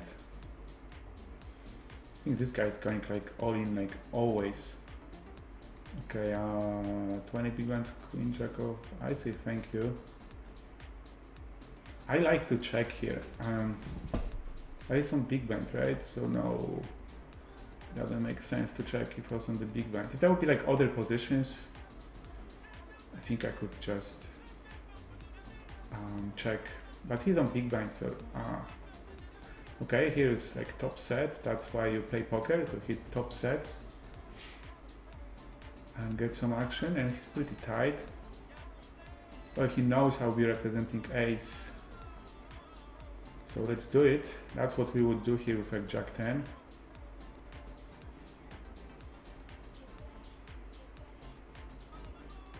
So getting back to the statistics, I mean, of course, we're gonna like use the steal statistics, maybe free bet, like blinds versus late position would be useful. C-bet, I guess. I don't know, it's hard to say because you don't play that many hands with other tournament players. Okay. So he doesn't free bet a lot. He had 67 hands and he doesn't free bet a lot. And we open somehow early, so for the first time we can give him credit. We'll see if it happens more often or not. Doesn't look like he's doing anything strange, so we can give him credit.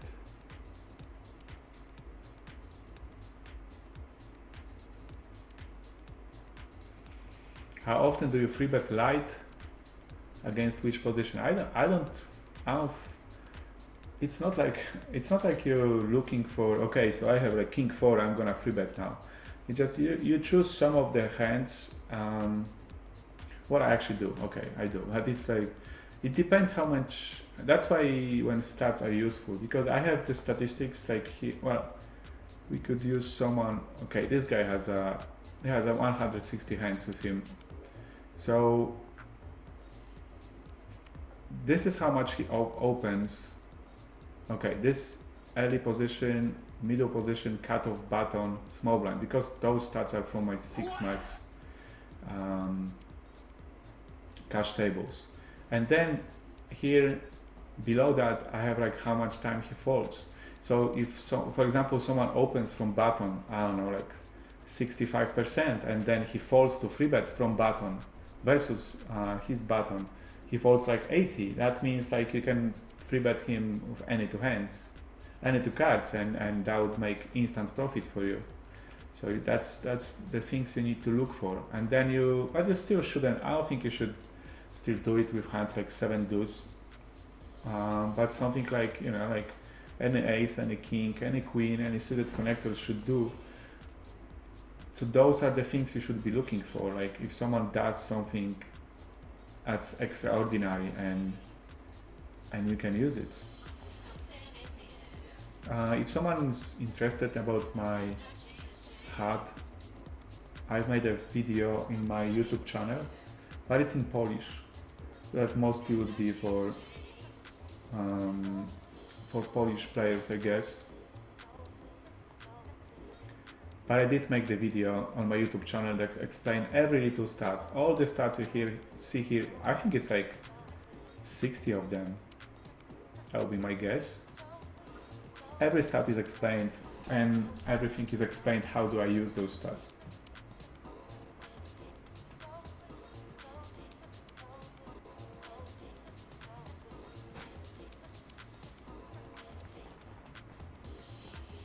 But it's not like free betting light, it should be like part of your strategy. You need to know why you do it, when you do it, and when you do, what do you do after. So it's not like, okay, so I'm gonna free bet light here at king 4, and then you get called to a 4 bet, and what you're gonna do, you need to know that.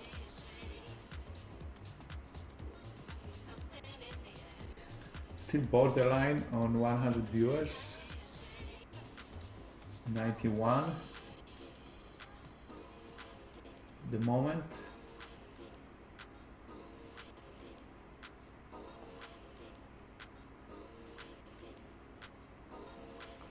I think I know this player too. Leggy bluffs.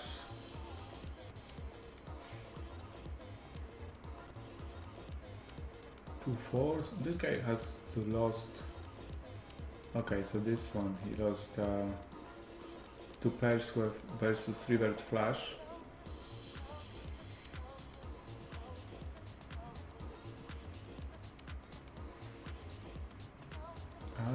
Yeah, this is a good spot for us to call. We just have 900 to almost 4. And if we're gonna hit set on our favorite turn, be nice. I don't think we're gonna get to the turn though.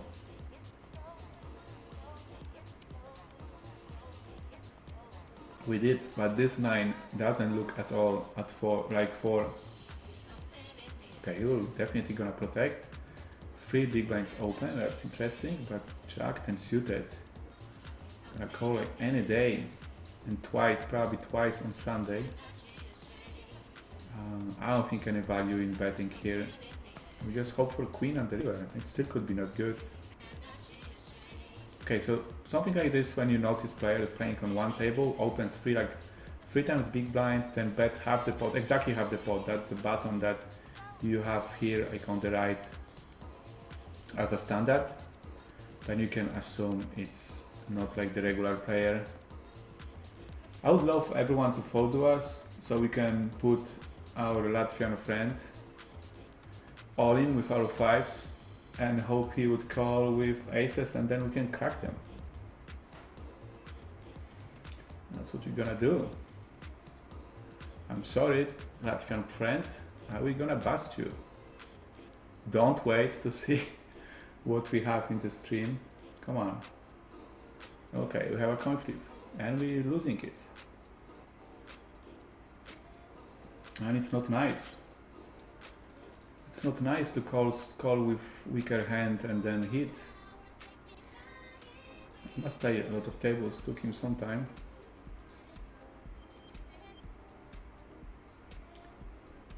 So we have like solid swings on this table. Up and down, up and down. Would be nice to go like up, up, up in some of the tournaments.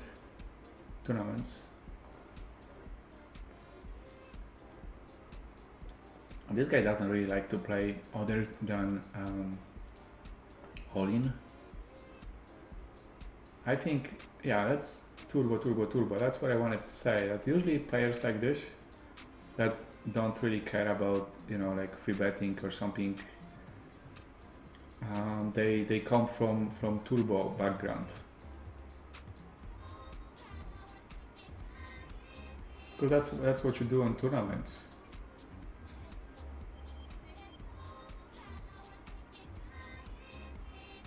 In turbo tournaments, yeah, that's what you usually do in turbo tournaments.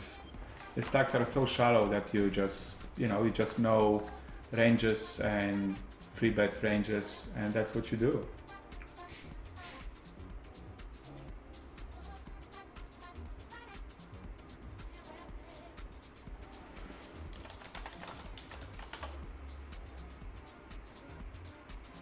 So of course I'm not saying it in any way it's like wrong strategy or something. I just think that's how you can spot the player that's usually playing the turbo tournament, because the players that specialize in regular tournaments or in cash games, I think they usually are a little bit more subtle with the, with the free bets, or even like 4 bets or 5 bets are smaller and not, most of the time it works the same way probably, but that's how they used to do it.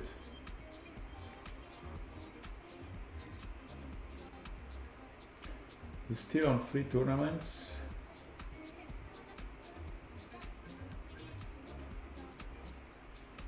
Bigger 55. Still in the top half of the players left. Still over the average, just a bit now. Remember, our plan was to double up on all of the tables. I think we doubled up in this 22 free buys. I think we had like 13 and then we went to like 24. But then we lost again to our Latvian friend here. It's good. He can use some of money. I would love to take it back, but you know, maybe win other way. No, of course that Queen Jack was like super standard call on, I don't think it was like 8 blinds or something. It just happened that we both had a hand that it would go the same way, either way, no matter what. Okay, so he does 3-bet a little bit more from the bottom than from other positions. He's on the big stack. He's still far away from money. We'll give him credit once.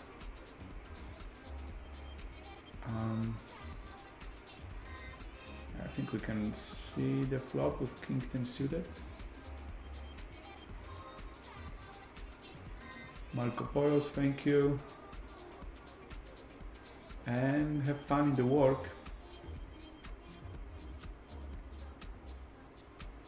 And Marin99, wish you all the best in your tournaments. Okay, here's the statistic that this player is check folding after his own raise, like 0%.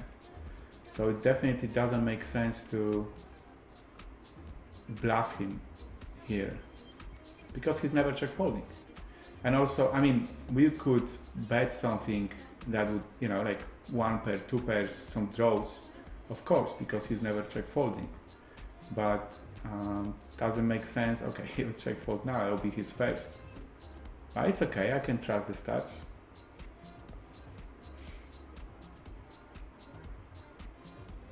Yes, we have the music here in, why is going such a huge all-in here?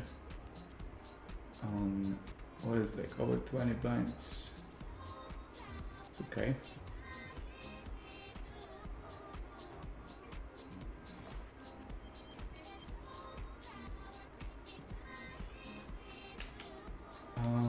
So yes, we have the music on English stream, but it's not because it's English, it's because I wanted to test if I can use the music from the radio. And I want to later I want to see, because this is like the bonus stream, so I decided to do it last minute and no one expected me to do it. So I decided to try to put on this radio and see if I can upload the video later to YouTube. And if I can, if they're gonna block the sound or not. So this way I will find out if I can add this kind of music later to my streams, because before I was trying to use like the regular tracks, let's say. I took the Spotify list from Jason Somerville, and because Jason doesn't upload to YouTube, his streams go safely to Twitch. You can watch them on Twitch later and nothing happened. But I did the same list and I wanted to upload it to YouTube and that didn't work.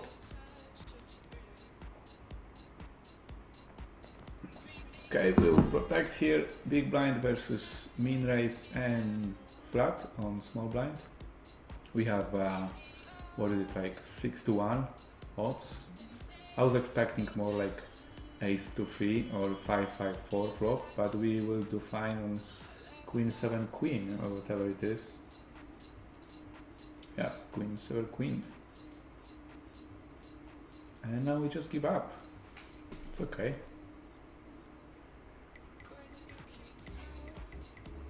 And I hope you enjoyed this music. It's like, I think it's like super relaxing music and shouldn't interfere much with whatever you are doing, I guess.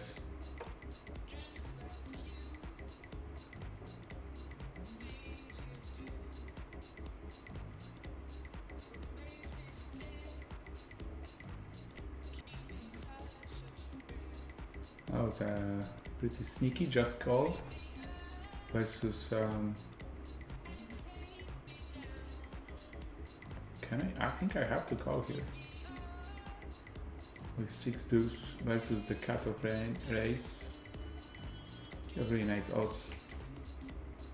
So now we have top pair and gut shot, and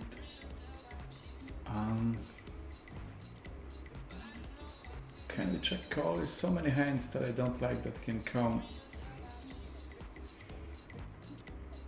I think I go just I will stack off.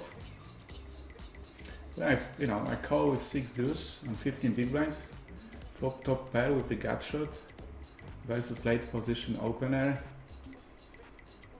and there's like basically any card that comes and I'm in trouble. Even my gut shot, like if that was like 6 deuce and I was 6-5-3, 6-4-3. So even if I hit my gut shot, 7 makes like bigger straight, and I'm not super happy to check calling or in or something. So, like, I don't know, let's see. I guess we won this hand. Yes, we did. But it doesn't matter. I mean, he would show up with eights or something, and I'm still okay with our play. That would be like something, like we would have ace deuce and we would flop like ace 7-4. Then I can check call once. But with sixes, I mean, when the top pair is 6, I mean, that's pretty hard to accomplish. And we did it, so that's why we're ready to go.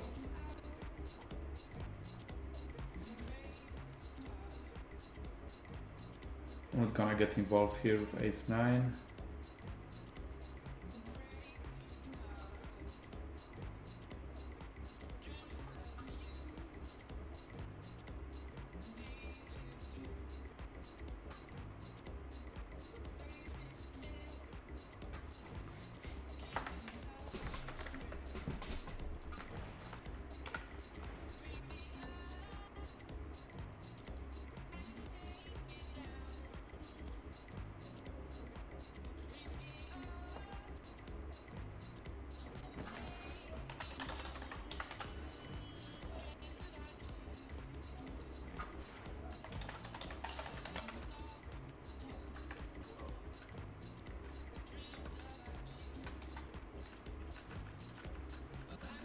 Okay, just made another post on Facebook. We have streamed for almost 5 hours now. And even though like there was a moment when we were like just boom, boom, boom, busting from all the tournaments, we still do okay in 3 of them. Freeway all in. Okay, so those guys are pretty tight. So I will take a stab at this spot.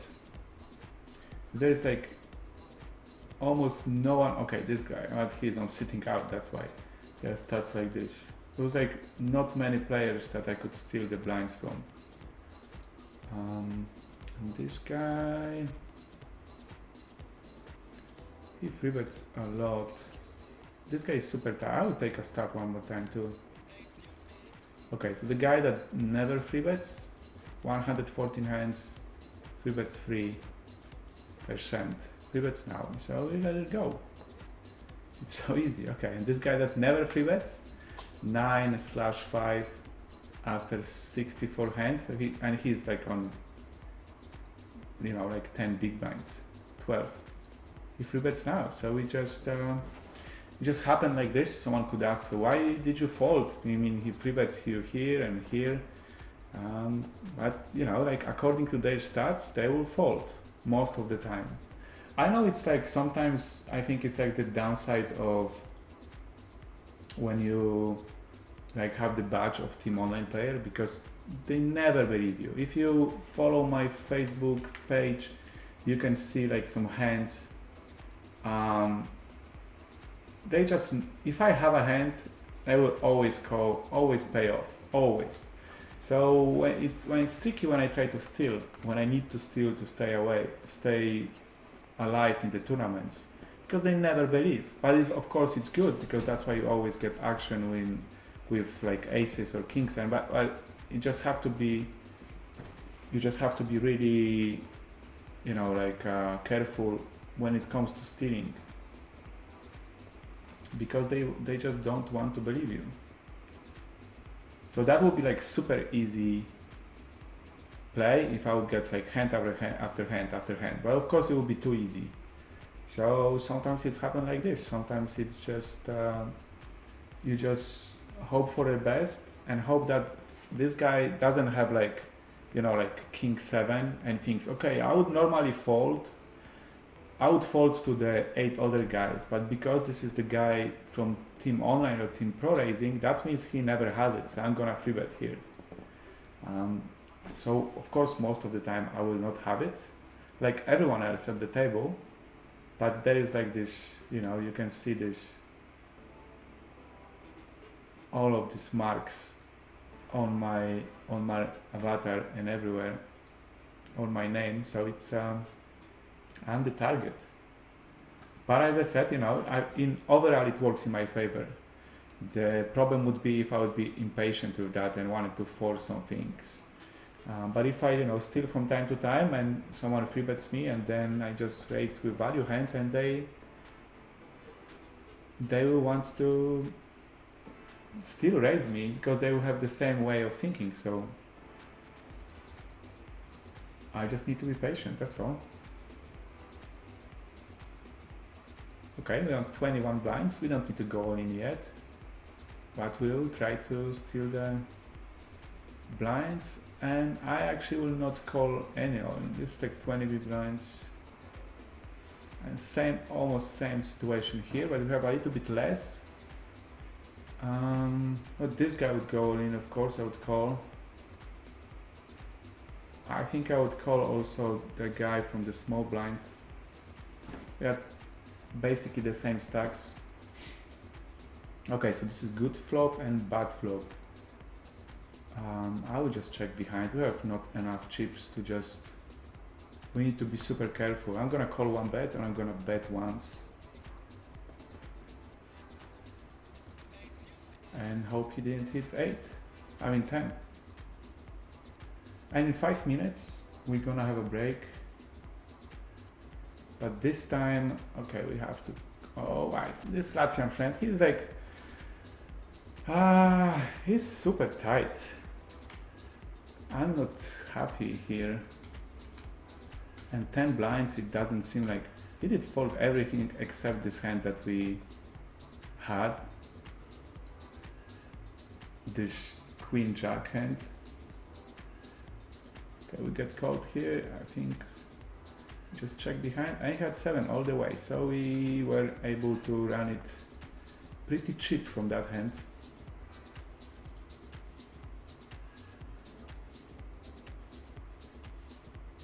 Okay, so what I wanted to say is that this break I want to make a little bit longer, but because I'm pretty hungry now, we're streaming for 5 hours.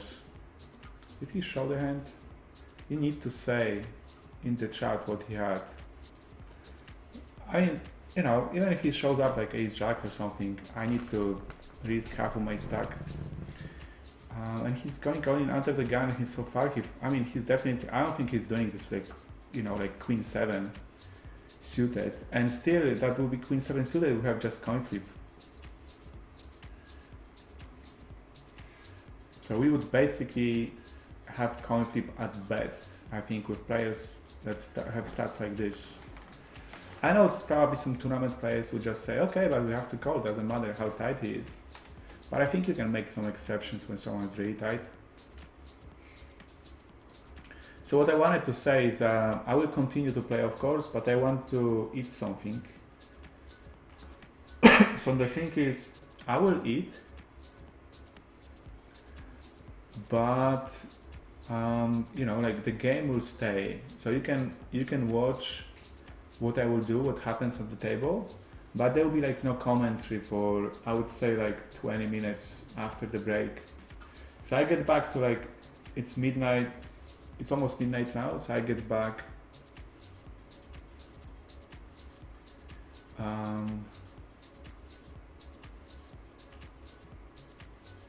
I will get back like 20 after. But you can see it. Okay, so at least we can see another opinion now about the music. So far it was good, and now it's not so good opinion about the music. I think it's like it's like on really quiet side, the music. What do I know?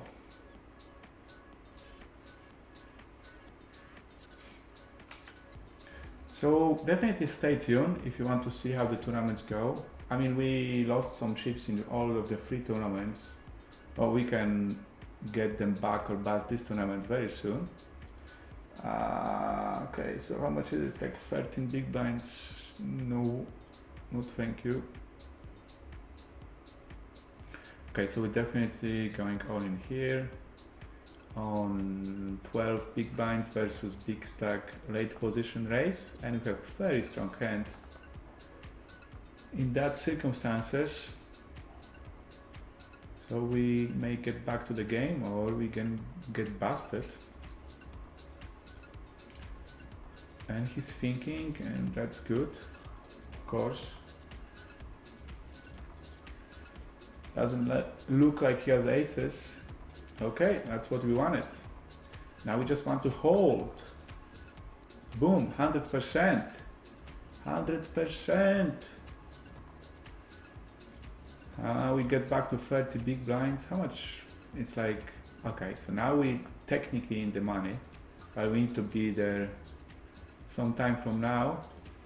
Okay, so he got ace queen. When we had freeze, so we're technically ahead, but you know, I don't need to call that. Ace queen was like our wish that he would have ace queen. I would still have just 50%. Okay, let's see what Johnny Drama would say about this ace queen hand, and what small 7 years old Warsaw would say for this. We'll go in, of course we can. Come on, Johnny Drama. Thank you, God. Victory! Okay, so I said we'll go in here. And then the guy, I mean, I'm folding this hand. The guy that after almost 200 hands, he's like never opening. He's opening like 10% here. I'm okay. I'm like on 12 big blinds. I don't really need to do it. So probably tournament players go in here with sixes. I don't. Okay, so we're on the break now. So as I said, everything stays the same way as it was. Only I'll be, you know, eating. So there will be no sight of me eating or no sound of me eating. We just a little bit music and you can see whatever action I take, and I'll be back about 20 minutes from now. And it's gonna be actual dinner break.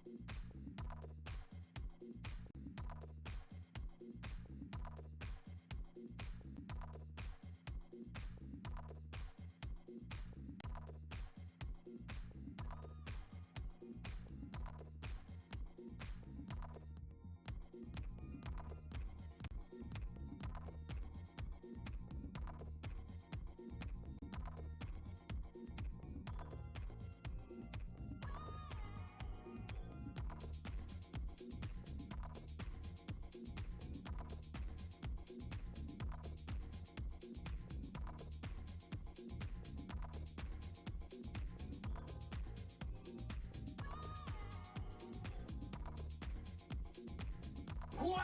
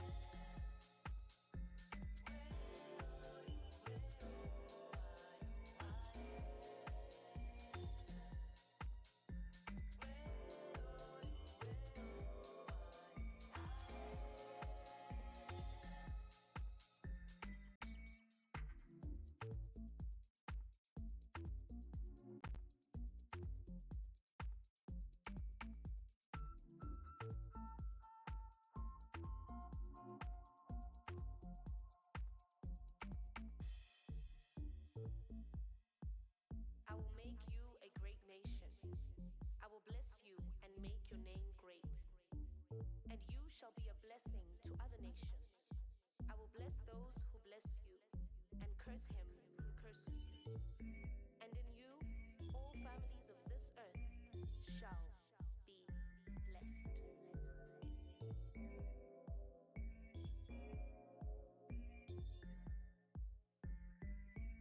To the earth I give, in your birth I live, in your lungs I breathe, to your destiny, and the joy I bring, when the song I sing, as you hold my hand, I'm the great I am. To the earth I give, in your birth I live, in your lungs I breathe, to your destiny, and the joy I bring, when the song I sing, as you hold my hand, I'm the great I am. Oh, oh, oh, oh, I, oh, I, well, oh, oh, oh, I, oh, I, well, oh, oh, oh, I, oh, I, well, oh,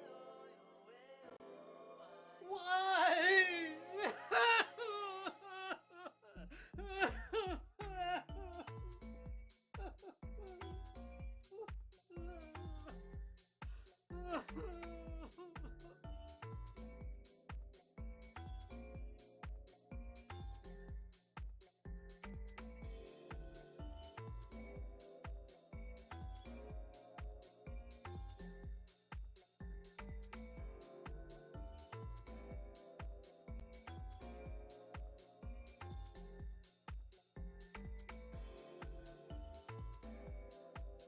I will make you a great nation, and you shall be a blessing to other nations.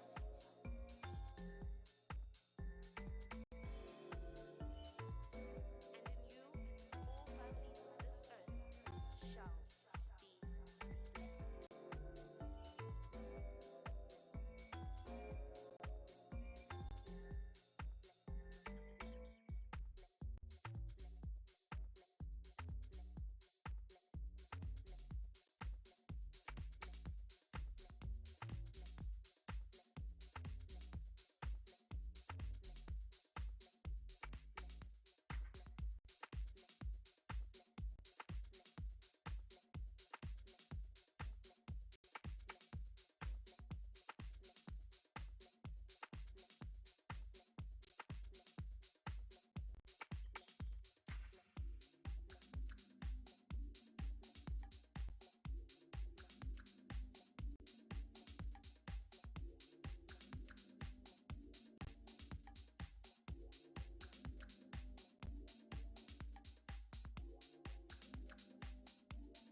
Hey yo.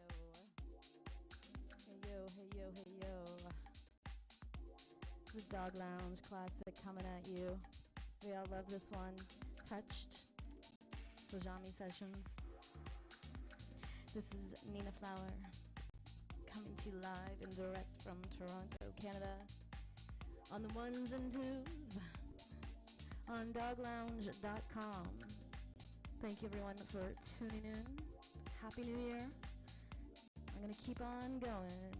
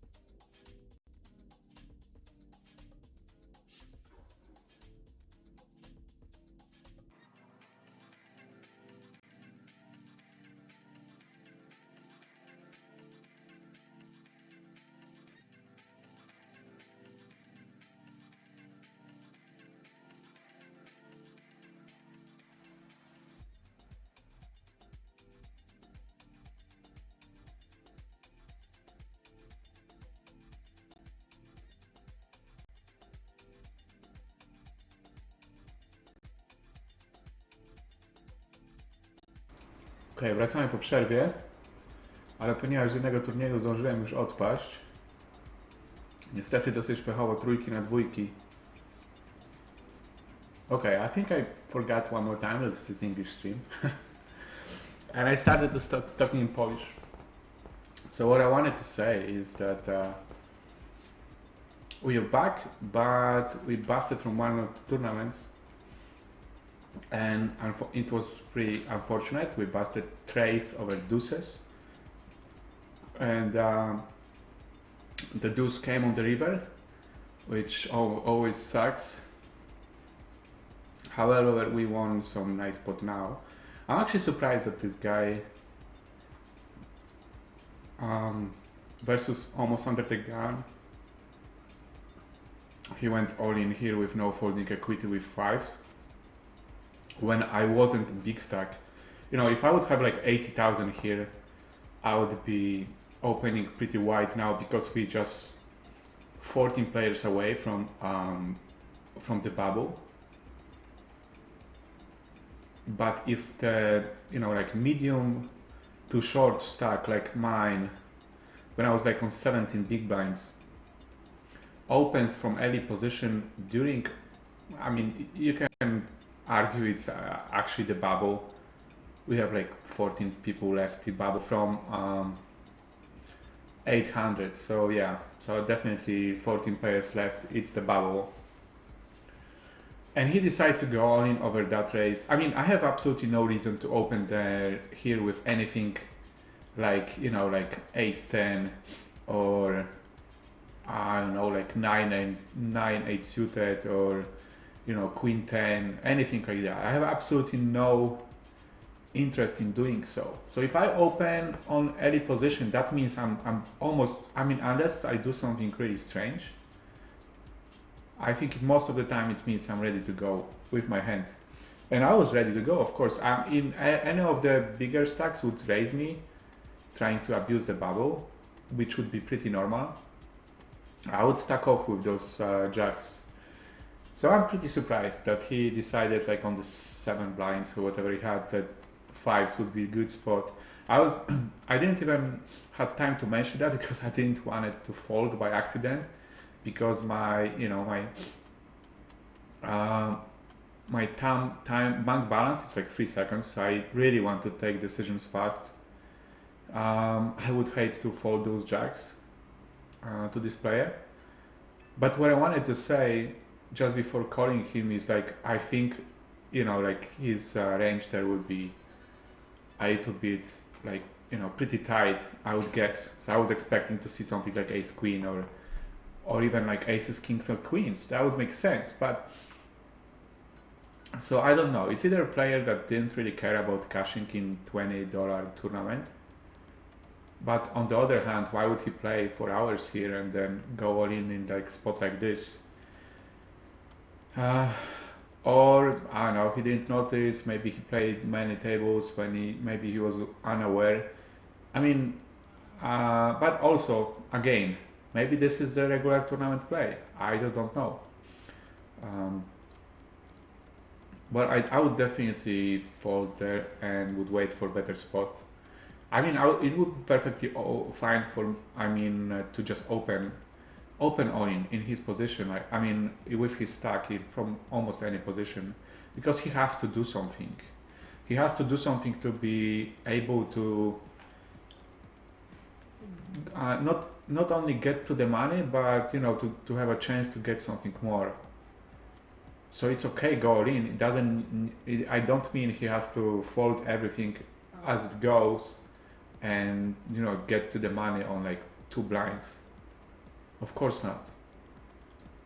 But I also mean it's like it's a suicide to go there only with fives. I mean, I think. But what do I know? I probably know nothing about tournaments. So, I mean, I just busted straights over deuces. So what do I know about tournaments? It doesn't go very fast here. We have 12 players left. This would be this moment now when the 020 opened. That was like really good spot for us to raise. I would raise here with this 10 deuce because all of the free stacks after me have smaller stakes, smaller stacks than I do. So it would be perfect for me to open. Now we can see, I mean, I will call Invasione. I don't think I'm gonna call those guys. I also don't expect them to go like all in, like really. Maybe I don't even call Invasione. He's just folded 21 hands in a row. But I'm pretty. I wonder what 20 is gonna do. If he's gonna try to put some pressure on us or not, because of the bubble, and he has the bigger stack than ours. So I will play this hand pretty safe. I don't want to be check raised, check raise bluff here. I mean, I feel good about my hand, but I don't want to be involved in some huge pot here. So if he calls me, I'm probably gonna check the river.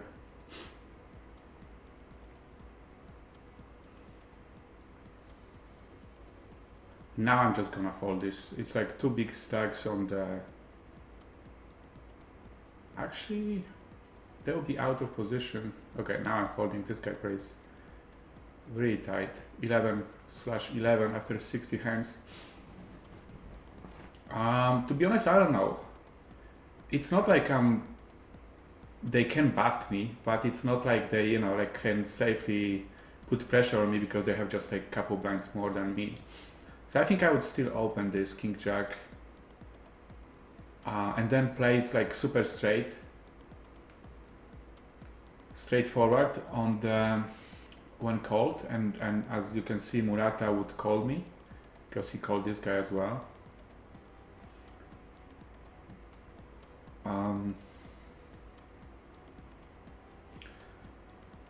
So yeah, well, I mean, it would be perfect for me to get those two hands. If I get through to those two hands when I'm here on the button and then here on the cutoff, then I can raise any two hands versus those three players behind me. Okay, so as you could see, Murata was trying to put the pressure on the smaller stack.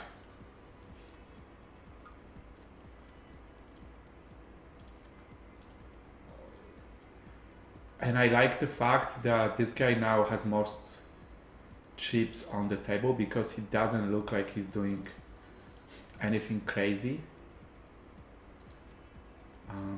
I think I can try to steal this spot because I don't expect him to do anything strange. Those three guys will be played straightforward. Those two guys have now less chips than me, the same with the small blind. So only 20 would be able to put some pressure on me, but he's now he sees I'm opening under the gun now. And he, as I said before, he has like 5 big blinds more than me. So it's not like he's gonna be like super bluff happy. And not like this guy, that would be this guy here. I would expect him to defend much more. I have him marked like the guy that's able to make some moves. We just seen he was trying to make the move on this guy. And 20, I know this name. I also gave him the yellow mark, which means that he's a good player, or at least regular player. I don't really know.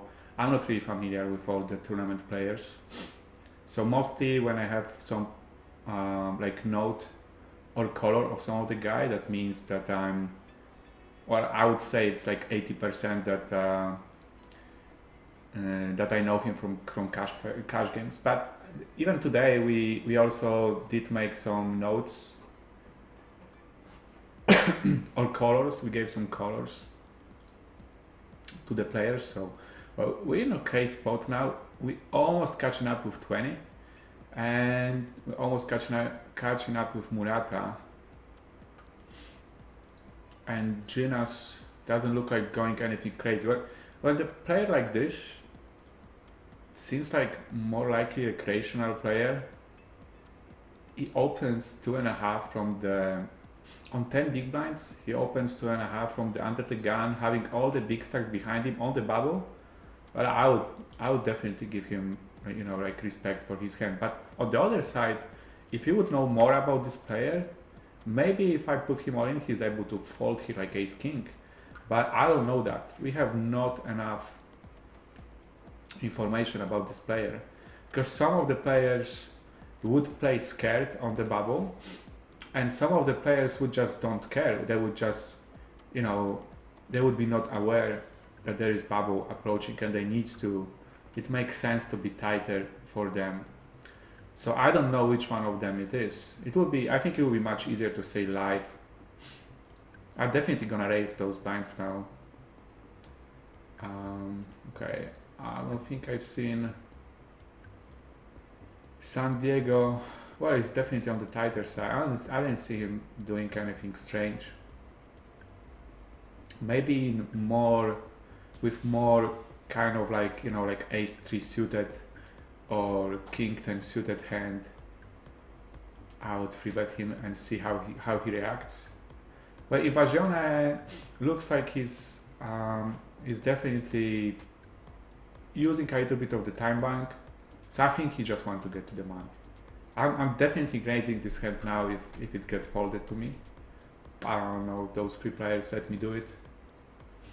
And also, you know, I want to steal some chips on the bubble, but it's not like I want to, I make it a little bit long, a little bit higher.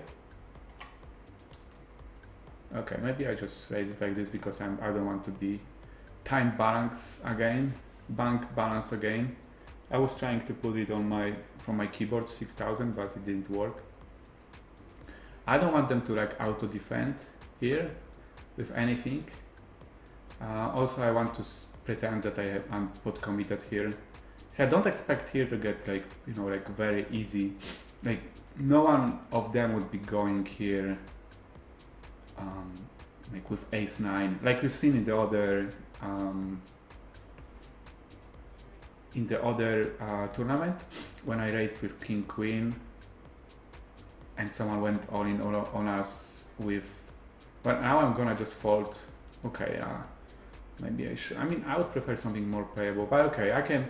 If I fold now, those players may not notice that I'm folding now to 20's big blind because I know he's good. We have the same stacks. I think he's.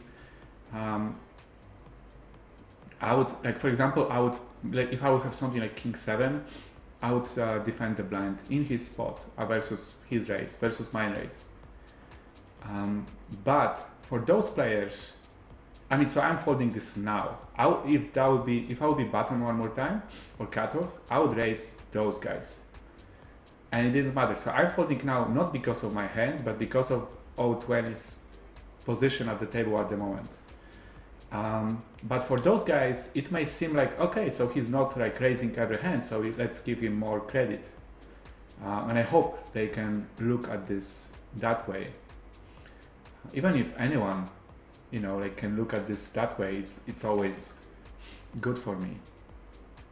Okay, so now when 020 is in the small blind, so he's out of the position, and those 3 guys and the big blind has like twice smaller stack than mine, and I'm definitely raising this hand. But I will be not calling those guys.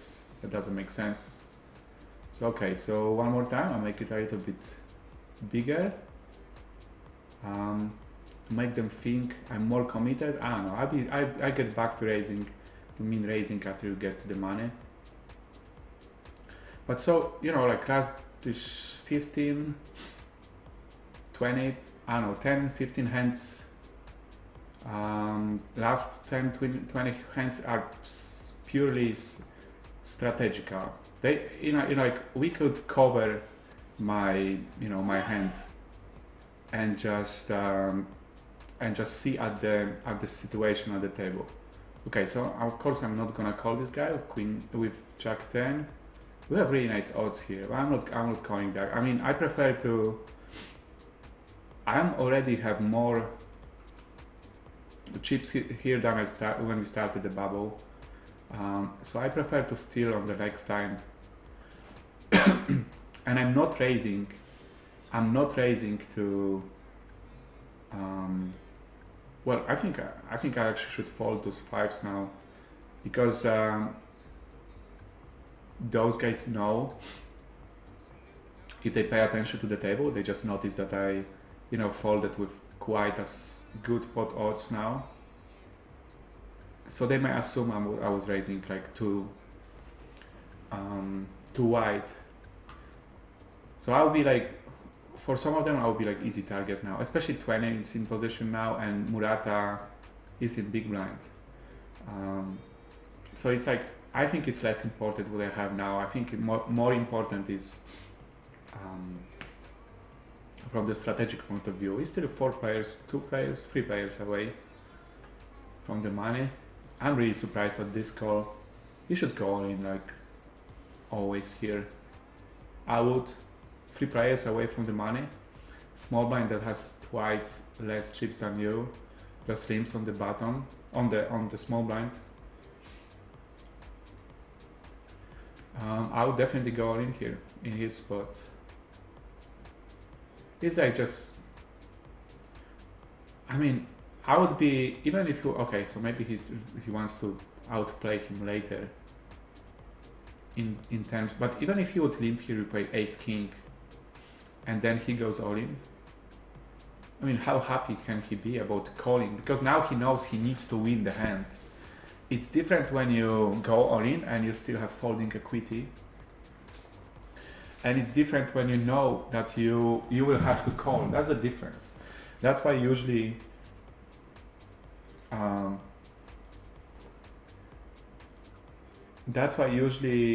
it's, you know, the poker law is that you need better hand to call than to raise with.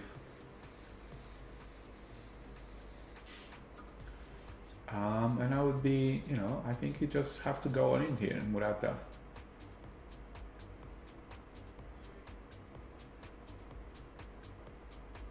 Wow, and he did limp with 6-5. Well, after the flop, that hand made more sense. But pre-flop, so he made the move after flop, like with no equity at all. King 4 on 8, Queen 8-7. Of course, the flop looked scary.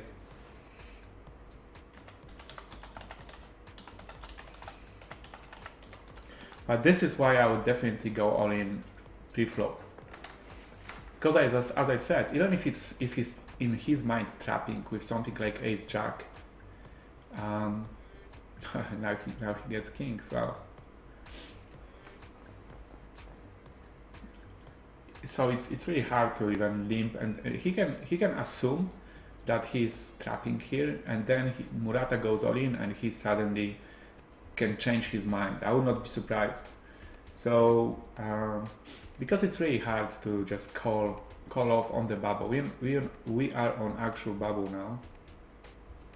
100 players. 300 players. 300,000 for the chip reader. And the next one is 180. That's a lot of chips. 300,000. But we just need to what? Double up 3 times, and we do it. We make it. So it's interesting that this guy decided to limp small blind versus big blind 6-5 off on the bubble, because he's so, you know, he's basically giving this one small blind away. Most of the players that would be in Murata's spot would just go all in there with his stack. That's why I'm really surprised about that play, and the fact that he didn't go all in with King 4. I think he was probably you know, thinking one level higher. He was thinking, okay, so maybe this guy is trapping, so I'm not going for obvious all in here. I'm just gonna call and make the move on the flop, and he did. But then this guy, he already seen the flop. He knew he got the open-ended straight draw. So, you know, he took the chance. He called a small raise, and he hit the perfect heart. I mean, 4 was perfect. Even 9 you would be less happy about 9. But he did it. And then Murata did all the job for him. Would be nice if everyone would fall to us now, because on next 2 or 3 hands. Actually, I don't want the bubble to end now. Next 3 hands. 1, 2, 3, yes. Actually 4. 20 is now on the short stack too. It's really good for us to have like 3 smaller stacks on the left. Well, this guy is not small anymore, but he's on the tighter side. I don't expect him to do anything crazy. Oh, I just got 8 more seconds of time bank. It's great. Sucks that I have to worry about time bank now because of the previous lags. I mean, I would prefer to be instantly seated out on okay, I need to mark San Diego on orange because I know it seems like he knows what he's doing. He did exactly what I did before, so not only he's raising because he has the most of the chips here, but he also made it more than 2x open. So that definitely means that he wants to accomplish exactly the same what I was trying to accomplish before. And I didn't notice him much before. He didn't do anything crazy. He's playing one tournament. But it seems he's aware. For example, this guy is much less aware, I think, of the situation or how players tend to play on the bubble. So of course I didn't mind that like the bubble lasts for 3 more hands, but I don't think it's gonna happen. I mean, the later the hands, they will be in more early positions, so maybe they will fold like their super marginal hands, and I'll be able to open, but I don't know if it's gonna happen. Let's see how they're gonna react now. I'm not gonna get involved if someone raises before me. Doesn't make sense. Okay, we're in the money now, so it's different. I didn't notice. So I'm definitely calling. Okay, well, she's tight.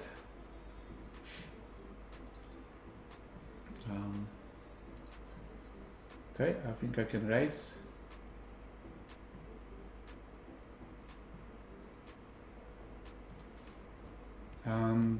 What I wanted to say is that I'm calling Invasione because I didn't expect him to raise, but he did. So now in the money, we have solid position. 60,000 is we have average, so it's always good to be now.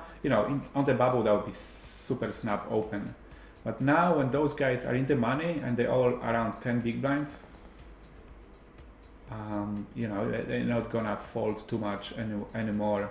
I'm really surprised about Invasion and 14 techs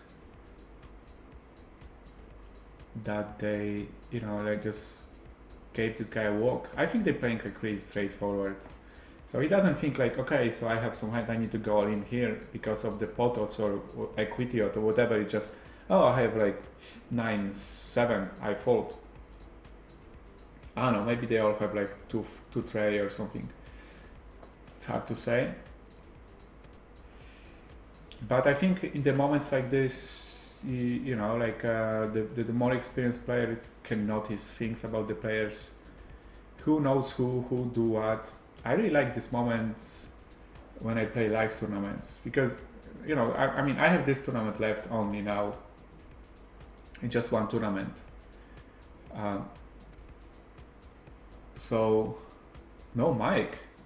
Wow, I was like really surprised now. Why would there be? And I was just talking for last 20 minutes about bubble, but it seems like there is mic, right? It's working. Otherwise, someone would say something.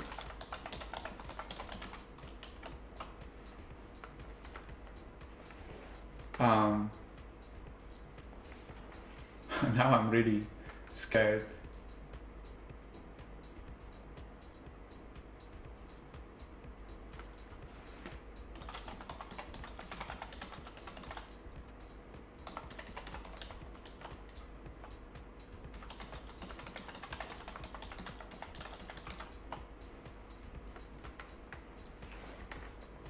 Because I just spent 20 minutes.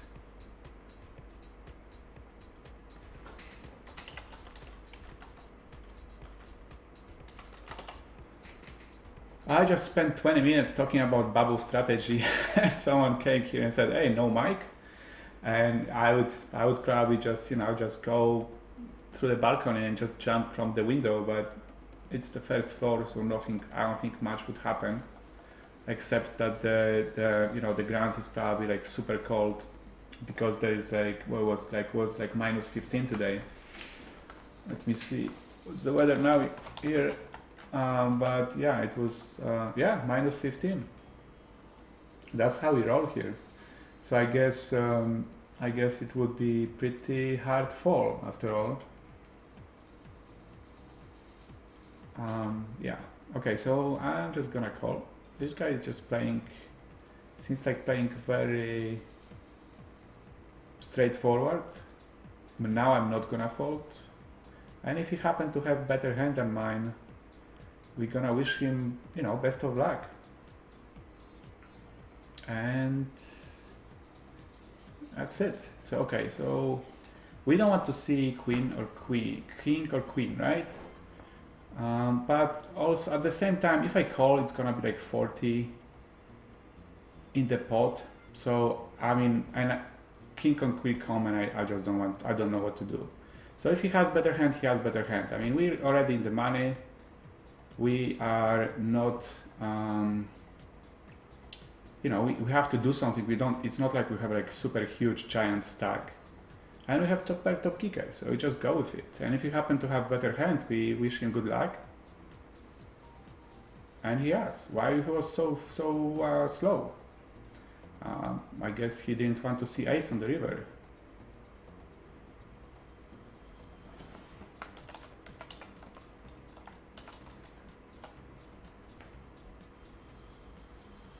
But I need to take a note that he's slow, strong, because he definitely wasn't worried about.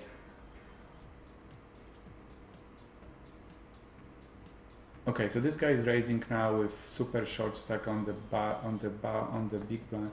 I think we can just call here. It's too. I mean, I didn't want to free bet with like super short stack behind us. I mean, doesn't matter short stack. It seems like he should have like solid hand because he's opening with the short stack. But of course, it's such a short stack, so any king 7 would do good here. So he basically playing against me, not against this guy. So yes, were we super lucky with the ace jack hand? Of course. But it's just how it goes. I mean, what was it? He was like on 15 big blinds. He was on 15 big blinds. We just had to call from the big blind with ace jack. One and a half more big blinds. And then we flop top pair and top kicker. And he c-bet, like he would c-bet with a lot.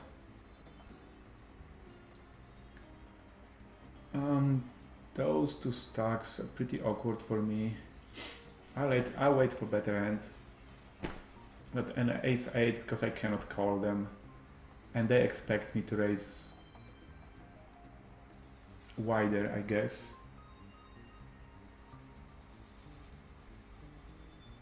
Oh, I didn't play the victory hand. So let's see what Johnny Drama thinks about this ace on the river. I'll go through this hand one more time in the replayer. Johnny Drama, what do you think? Boom. Thank you, God. Victory!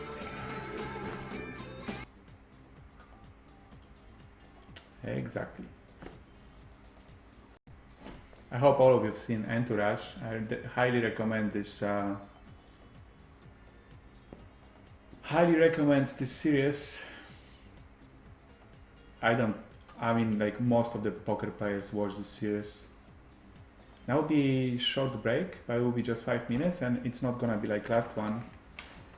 I'm definitely going back after 5 minutes. Last tournament, but at least we made it to the money. and we just half a stack behind chip leader now. Okay, the break will start now. So we see each other in 5 minutes.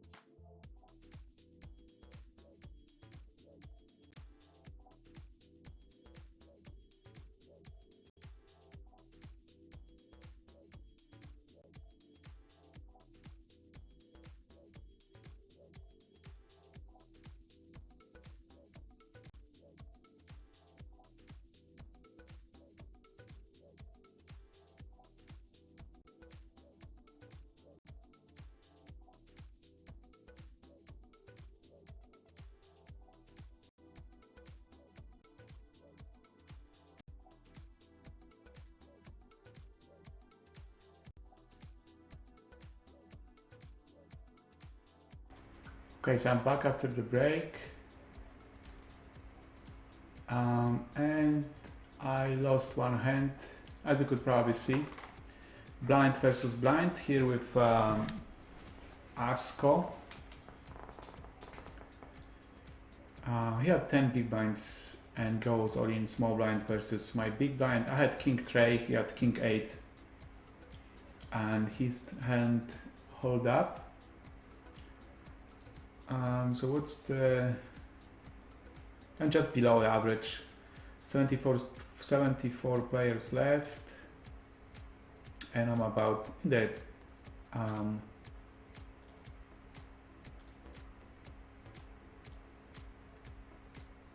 the higher part of the last half.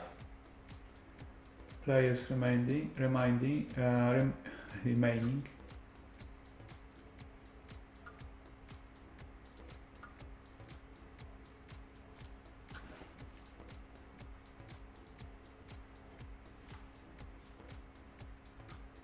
1 second, just do one thing here.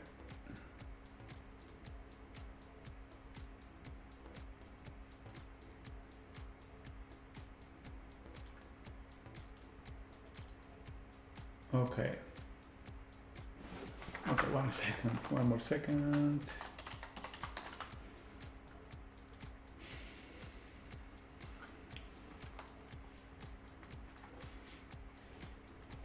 I think we have some viewers that by accident are in our stream. Let's wait and see.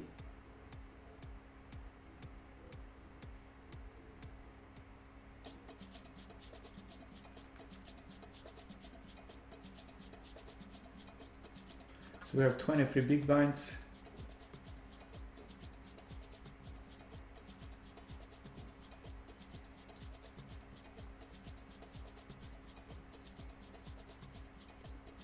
Yeah, I think you guys, if you want to talk like on, maybe you better use other chat.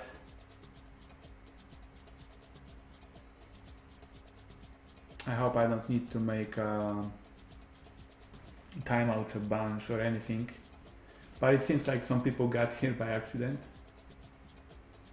It's okay. It happens. So we have a couple new players here on the table.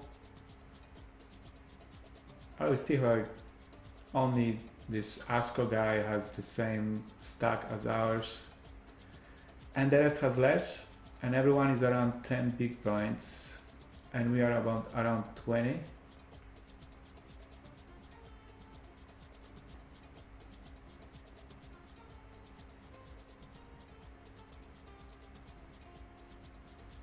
I think this hand is really good to free bet, but the thing is that okay, we cannot free bet now, but I think I would make something like 18.5 and see how Murata would react. Now with the all-in, he has like if we make free bet, he has more interesting decision, because he can go all in and he may think we have folding equity, but of course I couldn't see that way. I hope he raises one more time. This hand will free bet for sure, of course. And we will free bet this guy as well and see how he reacts. Okay, I think I need to do like small timeout here, because I think it definitely seemed like one of the viewers got like lost, I think, from some other stream, because it was like some unrelated things that he was writing in the chat. Okay, we don't complain about aces because every pot is big now, 8.4 plus this raise what we had here, so we get like 15,000 from that hand. We are now the chip leader of the table, which is not like something amazing, because it looks like our table is pretty short stacked. We have no one above, like 20 players is over 100, and no one from those players is at our table.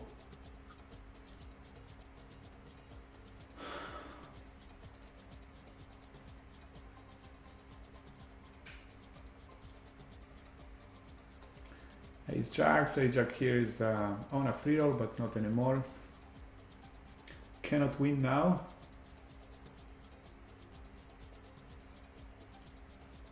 King 7 will fold in the middle position. If we play this one table now and it's in the money, and you know, like, of course there could be some interesting spots to talk, but if you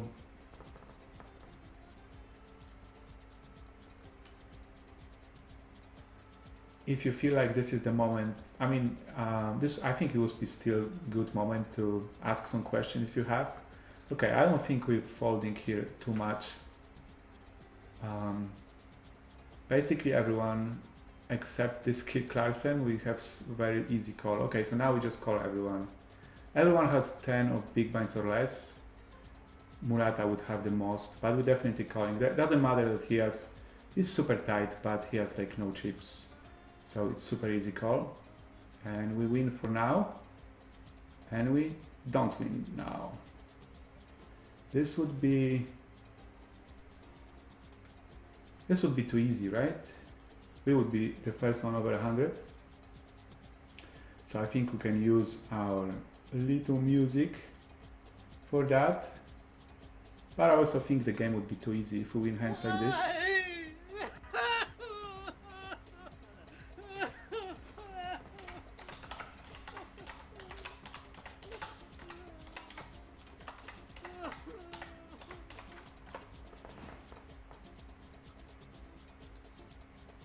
But it's still okay. We still have, what is it? Like 15 big blinds.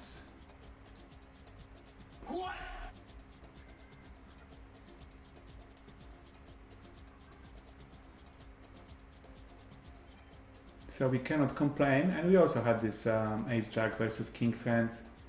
However, of course, it's if you want to win the tournament, you not only need to win the hands like Ace Jack versus Kings, like we had, but you also need your better hands to hold up against things like this. But it's not like we busted yet. We still have the. Well, okay. So San Diego has the most chips, and there's 4 of us with about the same. But it doesn't really matter. I mean, it's just a matter of one hand in one moment, and we get back.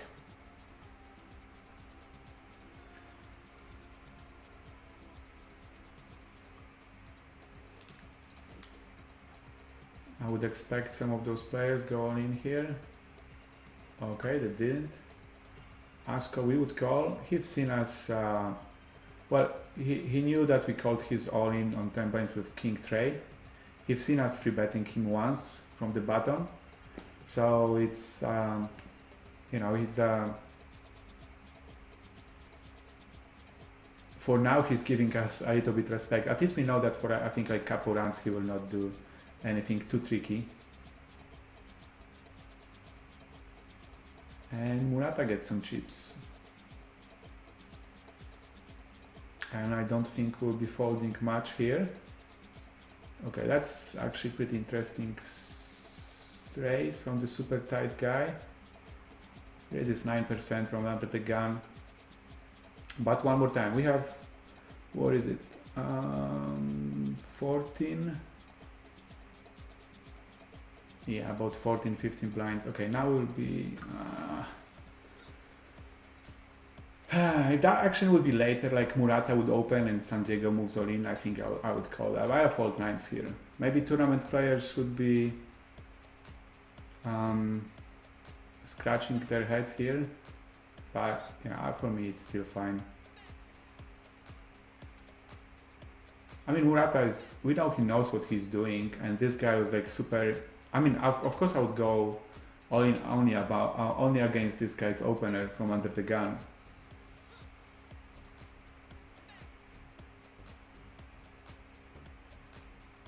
And Ace King loses loses to Ace Jack.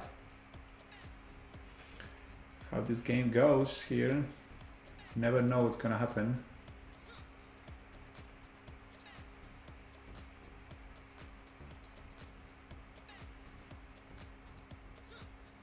super fast action. I like it, because of the fast-paced action. So this guy just tripled up, ace jack, I mean double up, ace jack versus ace king. Very next hand, he's the guy that was like the shortest 1 second ago has the biggest stack at the table now. But it's not what I wanted to say. I wanted to say that I like when there is like no this fake thinking. All the players take decisions pretty fast. They don't need to, like pretend that they're thinking about every decision that they have for like 20 seconds, which is good for us because we're gonna play more hands, and we want to play more hands. Now we're definitely in the bottom half of players left. 65 players left, and we're in the 50th position.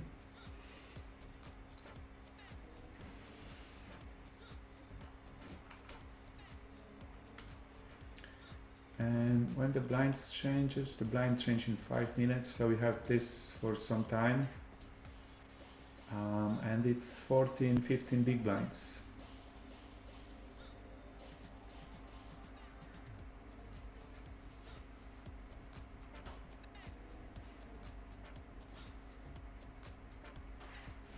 But I think it's less, well, it happens in online games as well, especially in the bigger blind tournaments. But it's like really annoying in live games when people just, for no reason think for like 40 seconds before taking any decision. We have lots of action here. Timurata representing Flash, but no action from San Diego.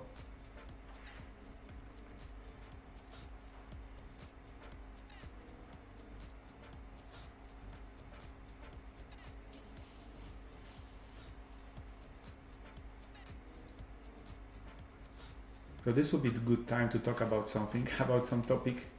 Maybe someone have an idea of what we can talk about, or like what would be nice to talk, what would be nice to answer to. But we're streaming for, what is it, like 6 hours and 15 minutes now. This tournament started exactly 5 hours ago.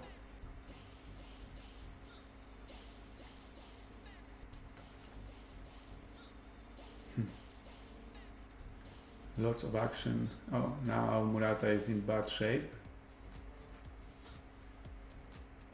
But he still has lots of chips. And I mean lots of chips. He's still one of the chip leaders of the table, but it's only 20 big blinds.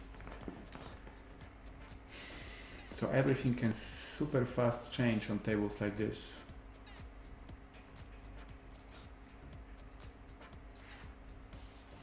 Jamie Staples. Team Online playing on Sunday second chance only.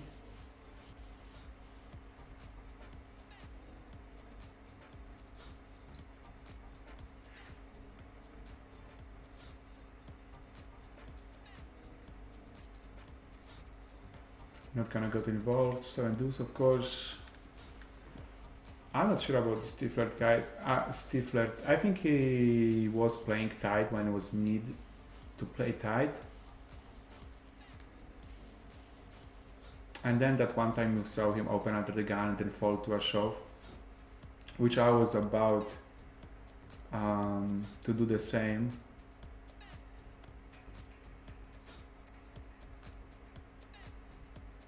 Put him all in there, but not versus the other play.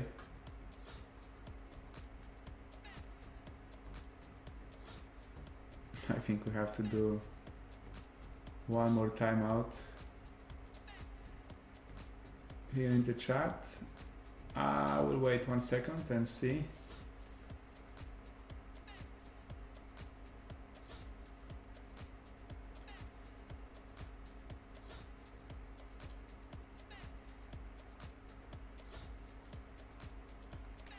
One more chance. It's really interesting that some people don't notice they writing on the wrong chat, but it's, you know, still funny.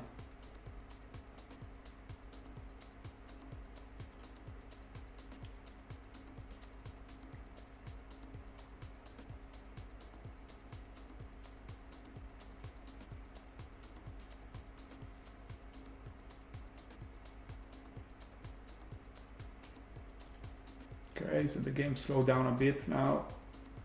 60 players left, we in the bottom half. Would love to double up, of course, but we'll wait.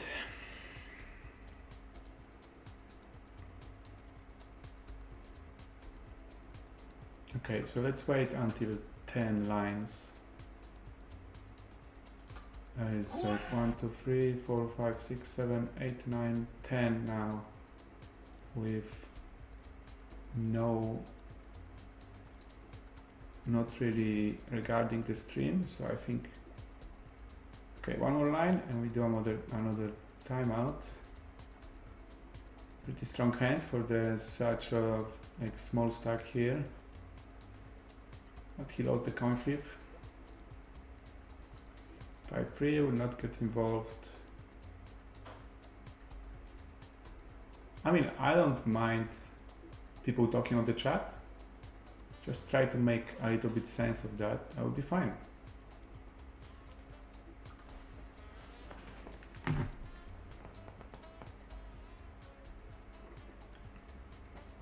I think people tend to forget that poker is the game that everyone can play the way they want. I mean, people uses their own money. So, for example, someone would go play poker and in the first hand of the tournament would go all in with 7 deuce. And you know, why would I say that was bad or something? It's like it's his money, so he can do whatever he wants. And if someone would like to make a stream where he would stream and, for example, I don't know, go all in every hand or fold every hand, or I don't know, like do whatever you want, then go ahead and do it.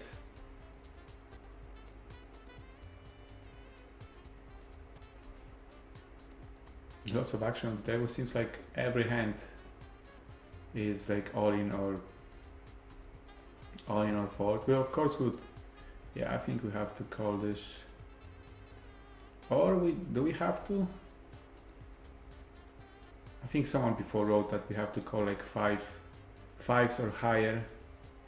What is it? We have 28,000. Okay, now it's, I think, probably very easy fold. But it's I think it saved us money, because I would definitely go all in against queens. I mean, against the button raise. So we would be, you know, we would be really bad shape against the queens. So, well, but of course he had no choice, no other choice of action with ace-8 and 8 big blinds under the gun.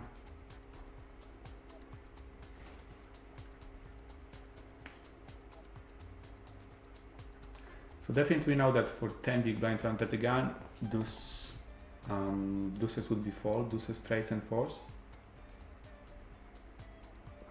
I don't know if someone is counting this, but there is like all in every hand.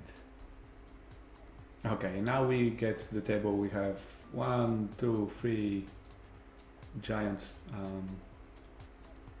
giant stacks, but we also have like super small stack here and here and here, and me. But we're in good position. We have like, okay, and we also have a nice hand. I wanted to say that we have like 2 or 3 hands that we will be in position, so we can go do all in, like with, you know, like something like ace-10 or 9-10 suited or king-10 or whatever. Okay, so we definitely go all in here, because we would go all in here with any hand. So if I have like, you know, ace-4 here or king-queen or 7s or 8-9 suited, I would go all in here. So I'm not raising on 9 big blinds. Wow, how could he fold? That's interesting. He had 2 blinds left. It's just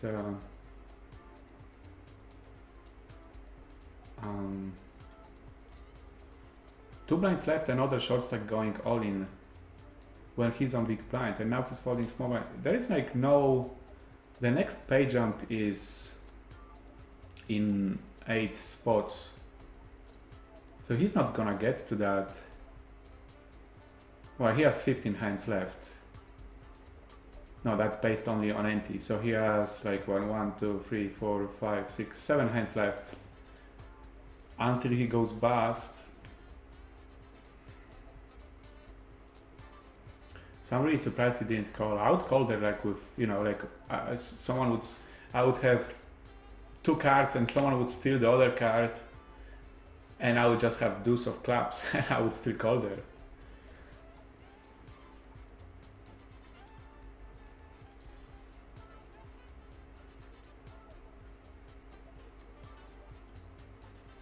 But well, I don't know, maybe it was a misclick. But then he folded like next 3 hands as well. So I don't know, maybe really tight player.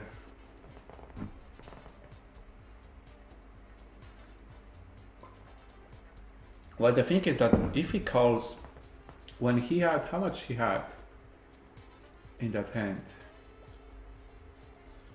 Okay, so he had 13. If he calls here, stop it. So he has like 13 minus 25. So there's like, he's 13, that makes 60 minus 25. That's like 35,000 if he wins.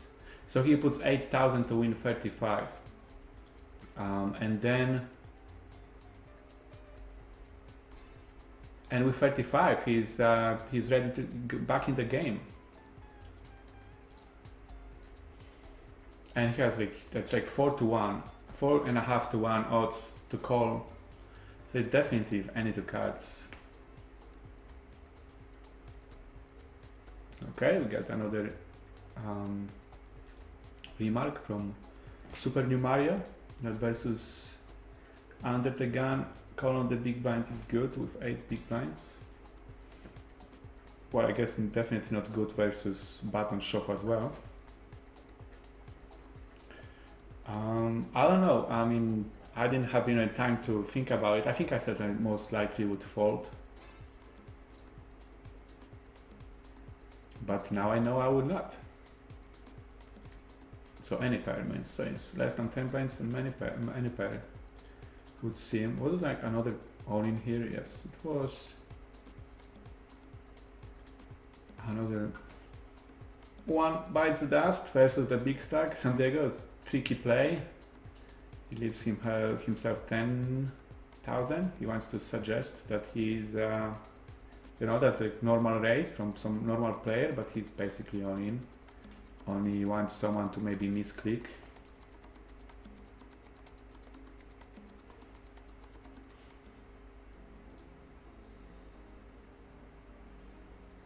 And he got called into spots. What he's gonna do now?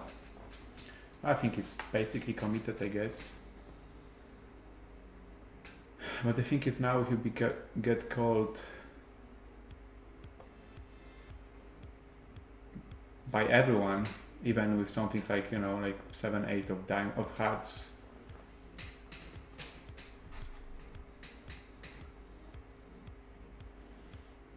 He was getting called anyway.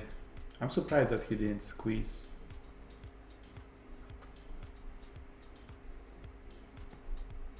And I'm almost last now. Well, you remember this, well, you probably don't remember, but that was my stream in Polish. When I went to the final table of Scoop in May, I think that was like one of the events for $100. And there was like 65 players left and I was exactly the last one. And I made it to the final table. I mean, even here it's like, okay, so double up once and you get to like 85, and then next time to double up, or maybe not exactly next time, but you do, and you suddenly have 200,000, and 200,000 puts you in the 6th place. So that's how it goes.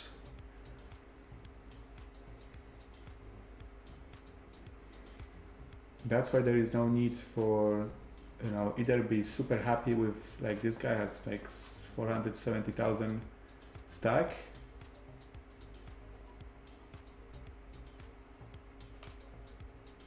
and that's why you don't need to be worried too much if you have just 40,000. It's still 10 blinds.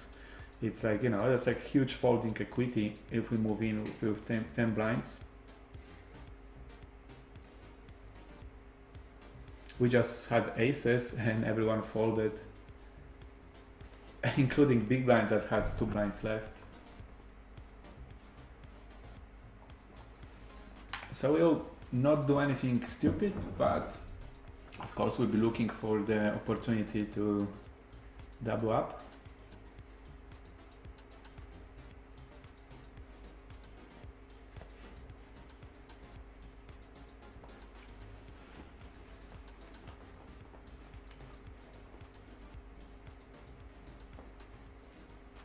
But says about calling station, so we don't bluff this player.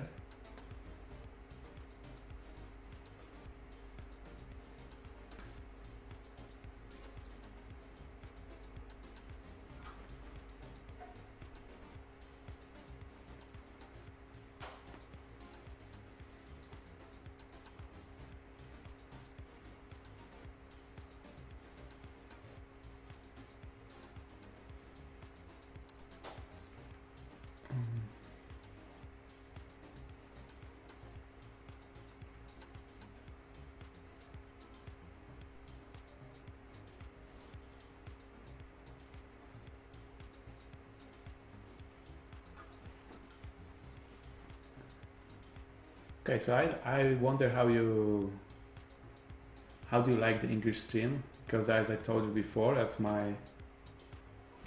my first English stream, and we do it for 6 hours now, 6.5 hours. I know most of our viewers still Polish anyway,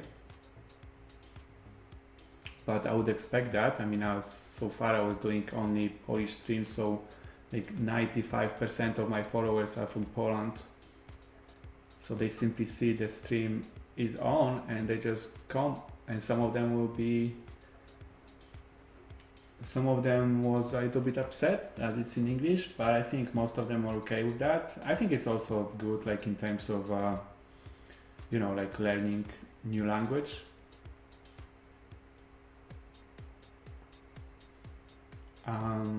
Well, not exactly new because it's English, but I think it's good to sometimes just, especially that, I don't stream now like in Italian or Spanish, that most of the people from Poland would probably not know.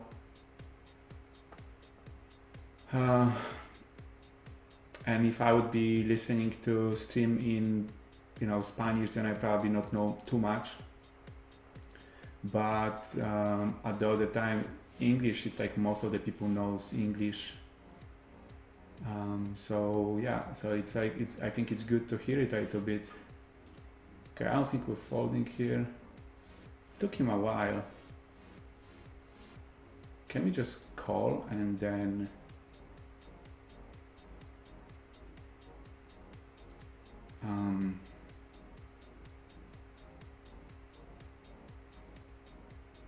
that would be very unorthodox play, but I think I just go in here. With ace-7 suited, it took him a while and he plays just 2 tables, so I think his hand must be strong, but we have to do something. And we just need 1 diamond, that would be very easy. And there is no diamond. So we finish the tournament in 46th place. But those are the spots where normally, like when I play tournament, it would be like I would just call and then check fold. But I think most of the tournament players would see that and would say, what are you doing? You just go in and don't care. But I think I just don't rely on the math so much, like that you expect to be here versus the better hand, but you still need to go all in there because you will win like third of the time, and that still makes this play that make you money. But like for me, it's like sometimes it's better to just, if someone raises like really tight, then I just assume he's playing tighter, and I can fold some hand. But this time, I don't think it would make any difference. I would just call and then check fold, and I would be on the 8 blinds. Of course, I would be able to get back, but at the same time here we're not in such a bad shape. Face 7 suited, we almost got the flush as well. Anyway, oh well. So that's it for my first stream in English. We did it for 6.5 hours. I hope you enjoyed it.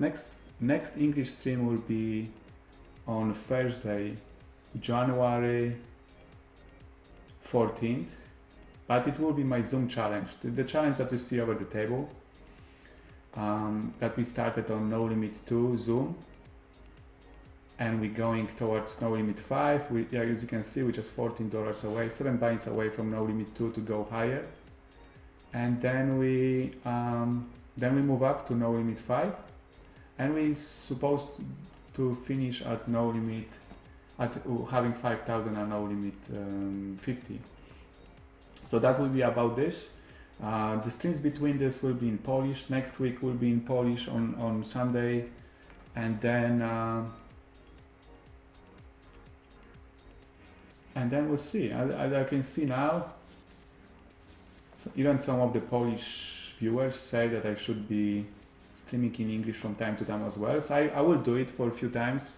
I will do it through January and February and see how it goes. So if you are new to my streams, then just follow me on Facebook and on Twitter and on Twitch, and tell me and see when I'm gonna stream in English. Okay, so that would be good. That would be all for now. Thank you all for 6.5 hours, and I see you next time.